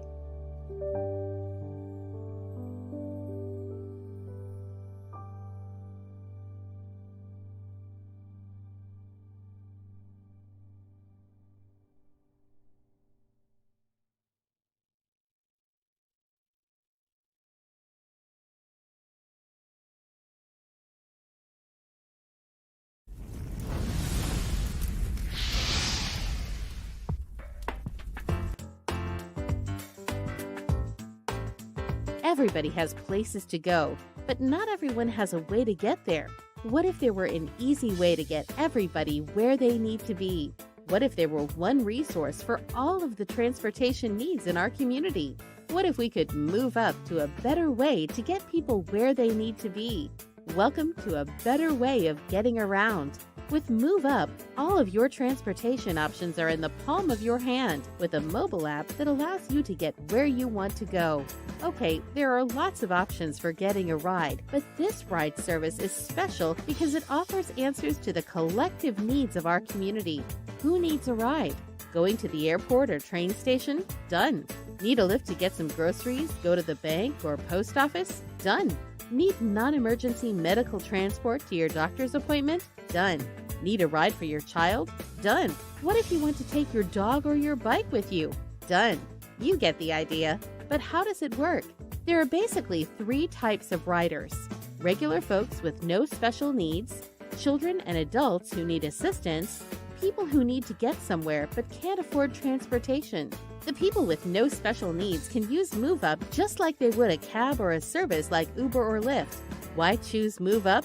Because participation in the program helps support the overall community by keeping the drivers busy so the network can grow. Children and adults who need assistance can choose among the drivers who have been carefully screened to be able to handle non-emergency medical transport, assist with the elderly and handicapped, and to transport children with their parents' permission. People who need to get somewhere but can't afford transportation can enroll in one of the community programs that will pay for their ride. The driver gets paid just like with any other passenger. We can all move up to the next generation of ride-hailing and transportation if we all get involved.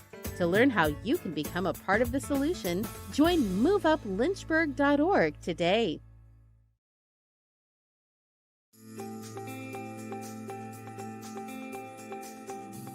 MoveUp is a local delivery management app that is completely free for you to use. It lets you choose your drivers, whether your own employees or others in the community. It lets you and your drivers decide on rates that are best for your customers, and those customers don't even have to download the app. MoveUp is easy to use. When a customer places their order and requests delivery, you enter the delivery information into your online system, and the system alerts drivers of their delivery order. You can track the complete status at a glance, and so can the customer. MoveUp's processing system is designed to protect you from liability and to minimize transaction fees. All of the money stays local. You keep all of the money from your sale, and the driver keeps all of the money from the delivery. It's easy to set up. In fact, you can be delivering the next day. MoveUp is the no-commission connection to your customers. Find out more on our website.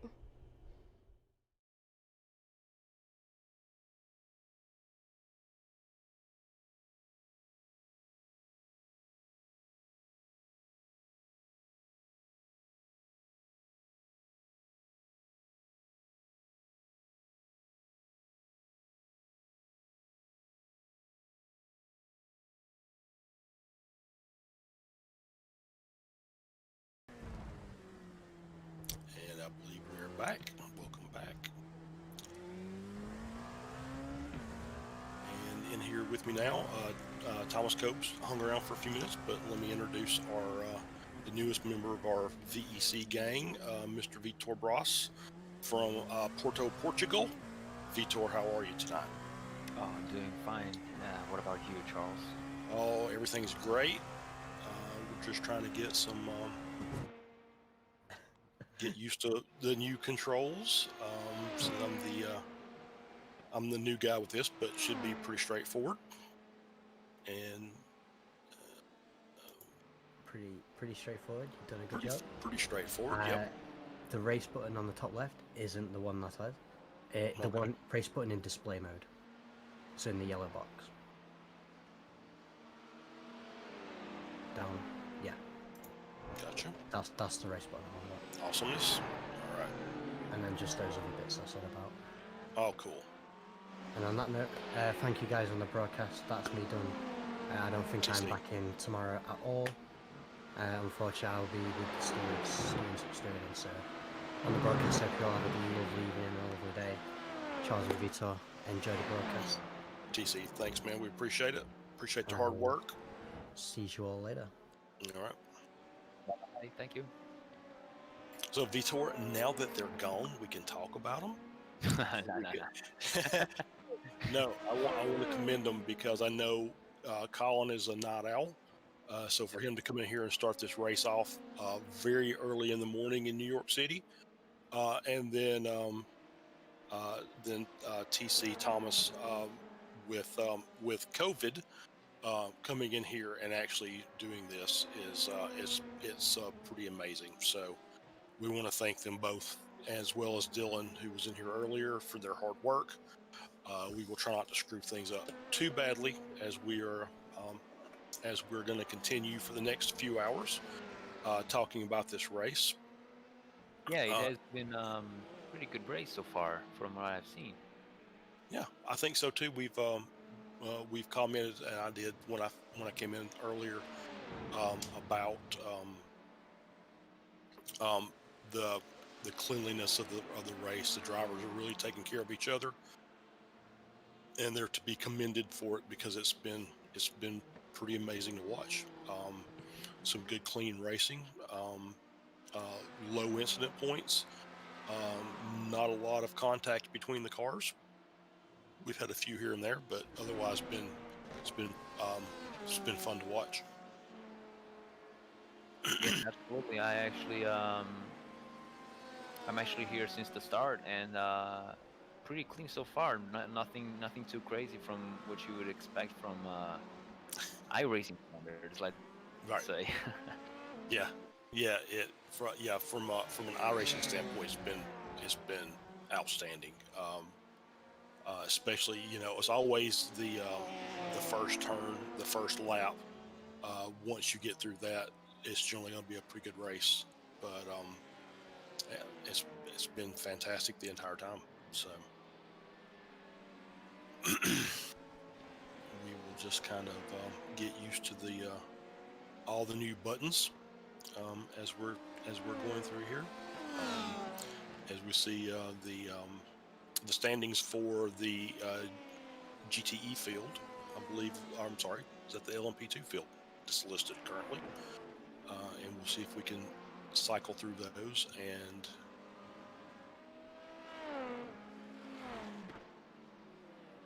giving an update on where everybody's standing for the time being.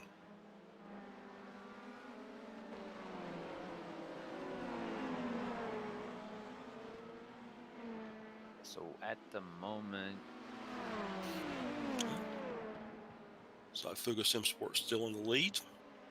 MJR Racing, Next Level Racing, and Garage 69 in the LMP1 class.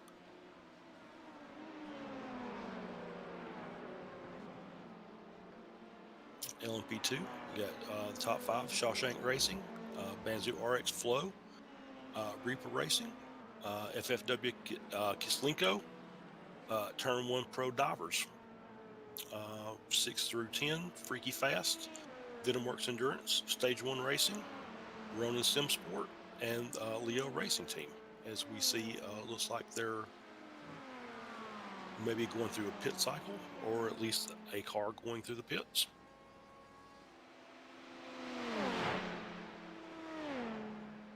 I can't see that yet on my screen. I think the computer is just getting settled. Yeah, that's fine. Yeah, it took me a good 10 minutes to get out of the iRacing into here. So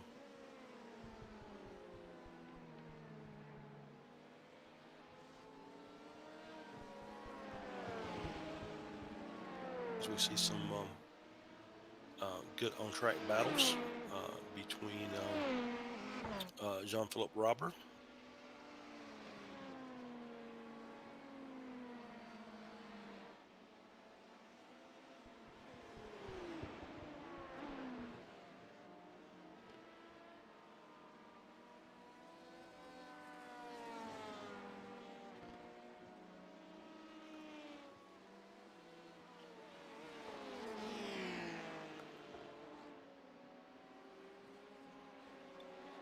So yeah, I think I'm set. Awesome.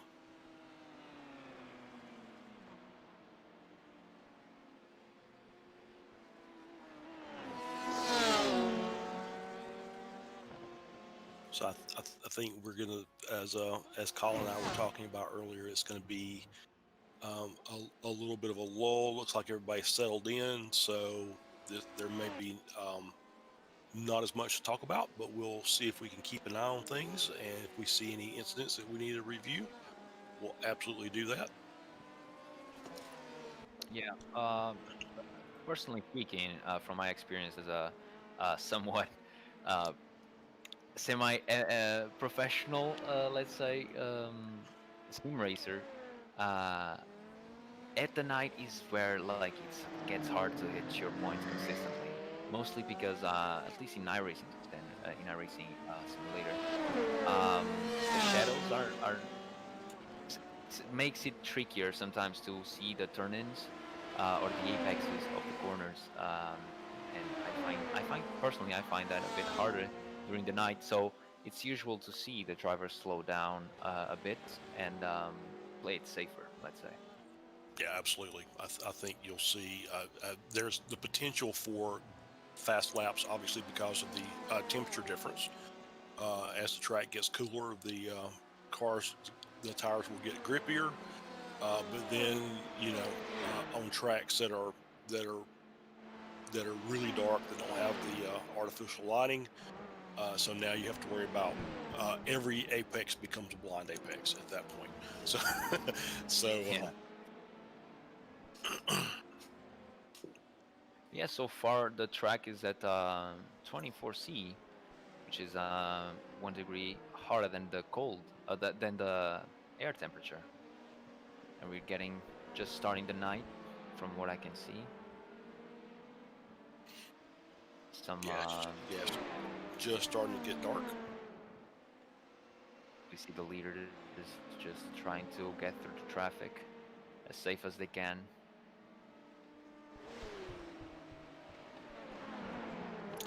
That is at least a good thing about it being nighttime, is at least it's easier to see cars around you because you're going to see their headlights in your mirror. You're going to see shadows change, things like that. So that definitely makes a difference. So it makes it a little easier to pass. But as we were saying earlier, the track's really starting to get a heavy dose of marbling. So anytime you're offline, as we saw there with the SCCR Corvette, it will make things, could make things a little trickier for the drivers. Absolutely, especially on the low speed corners. Like if you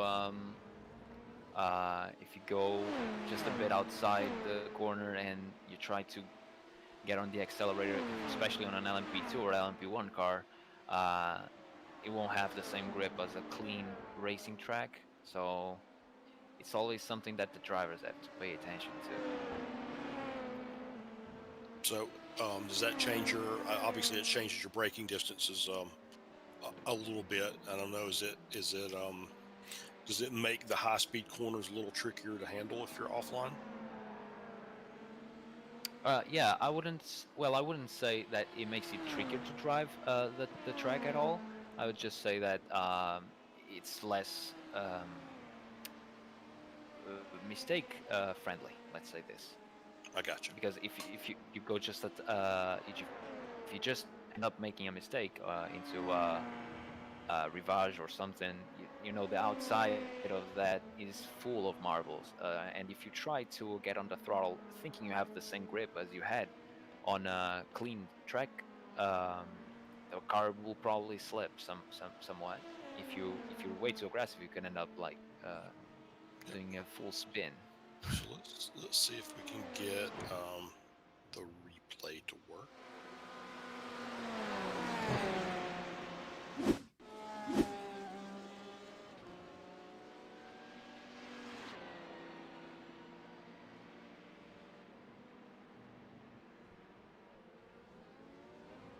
Nope, and that was just a pit entry. All right.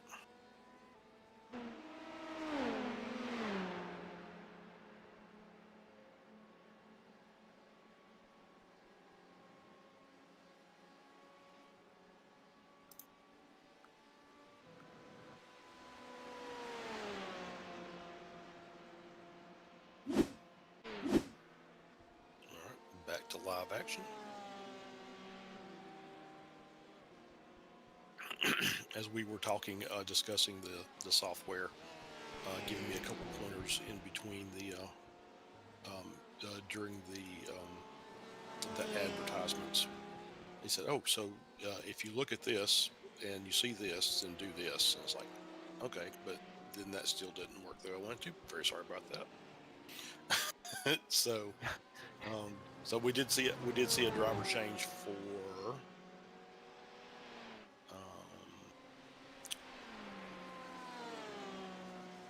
car in position 10 and sorry, they're in position 14 in LMP2 class. V.E.C. Voigt is now on the car.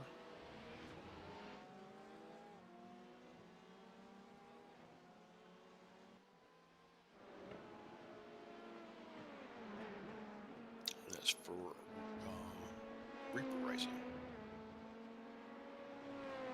And they're P10 in class, P14 overall.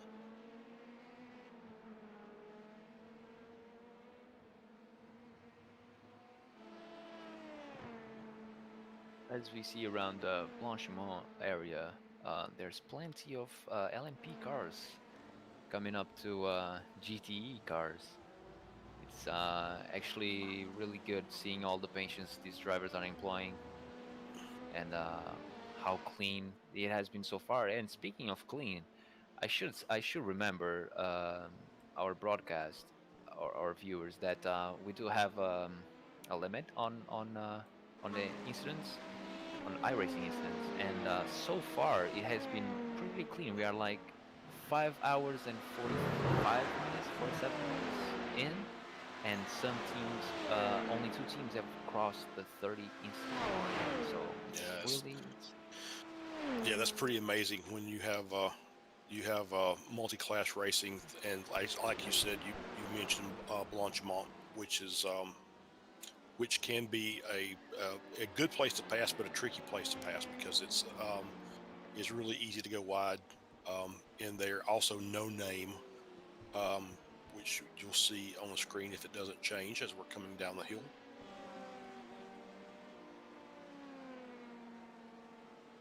It's very easy to get wide there and get the off track. oh, absolutely, yeah. So no name is right after Rivage, right? Yes, I think it's the left-hander. Yeah. Yes, the left-hander before. It's the left-hander before Pouhon.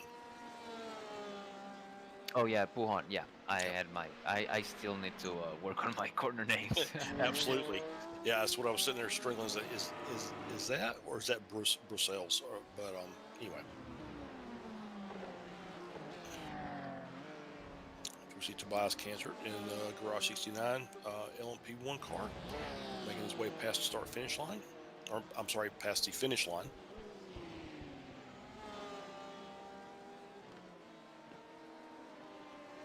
This is one of the tracks that has a starting point and a finishing point that are different. Yeah, that's true. I think the starting point is at at the pits, right? It's parallel to the pits. Yeah, it's just before Eau Rouge. I think that's a product of the endurance setting for the track. Don't know if that's that way for all of the different versions. I think maybe the Grand Prix setting may have the same start-finish line.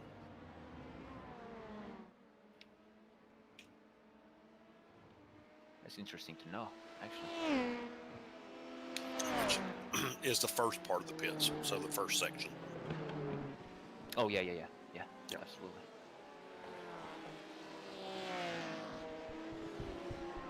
As we can see through the Sim Sport on our screen, still clocking out those laps. It's really cool to watch Fuga with the stellar pace that they have and only 7 incidents throughout. That's 6 hours. That's amazing. Yeah, at a track like Spa, if if our viewers are familiar with what iRacing is and racing at Spa is, it's really hard to not get one off track per lap. Yeah. And these people are having like 6 hours and only like less than 10. Yeah, they're getting one off track per hour. So that's that's pretty remarkable. Goes to show the level that the teams in this in the V.E.C racing series have. You know, it's some of the best. We have some of the best teams around, and it's really awesome to see the amount of preparation these people put in and provide us with this quality of racing. Absolutely, and you know we don't have some of the bigger name teams like that you would see on top split broadcasts for some of the bigger events, but that doesn't mean there's not some really high quality drivers in this field. And we talked about Fuga. We've talked earlier. Had a nice message from Drew Becker from Indy Autosport White, who's they've decided that because they have a conflict with multiple leagues, they're gonna back out of this series. We appreciate them having them in here because obviously those guys were amazingly quick, especially in some of the places like Le Mans. Some really good guys and some really good drivers.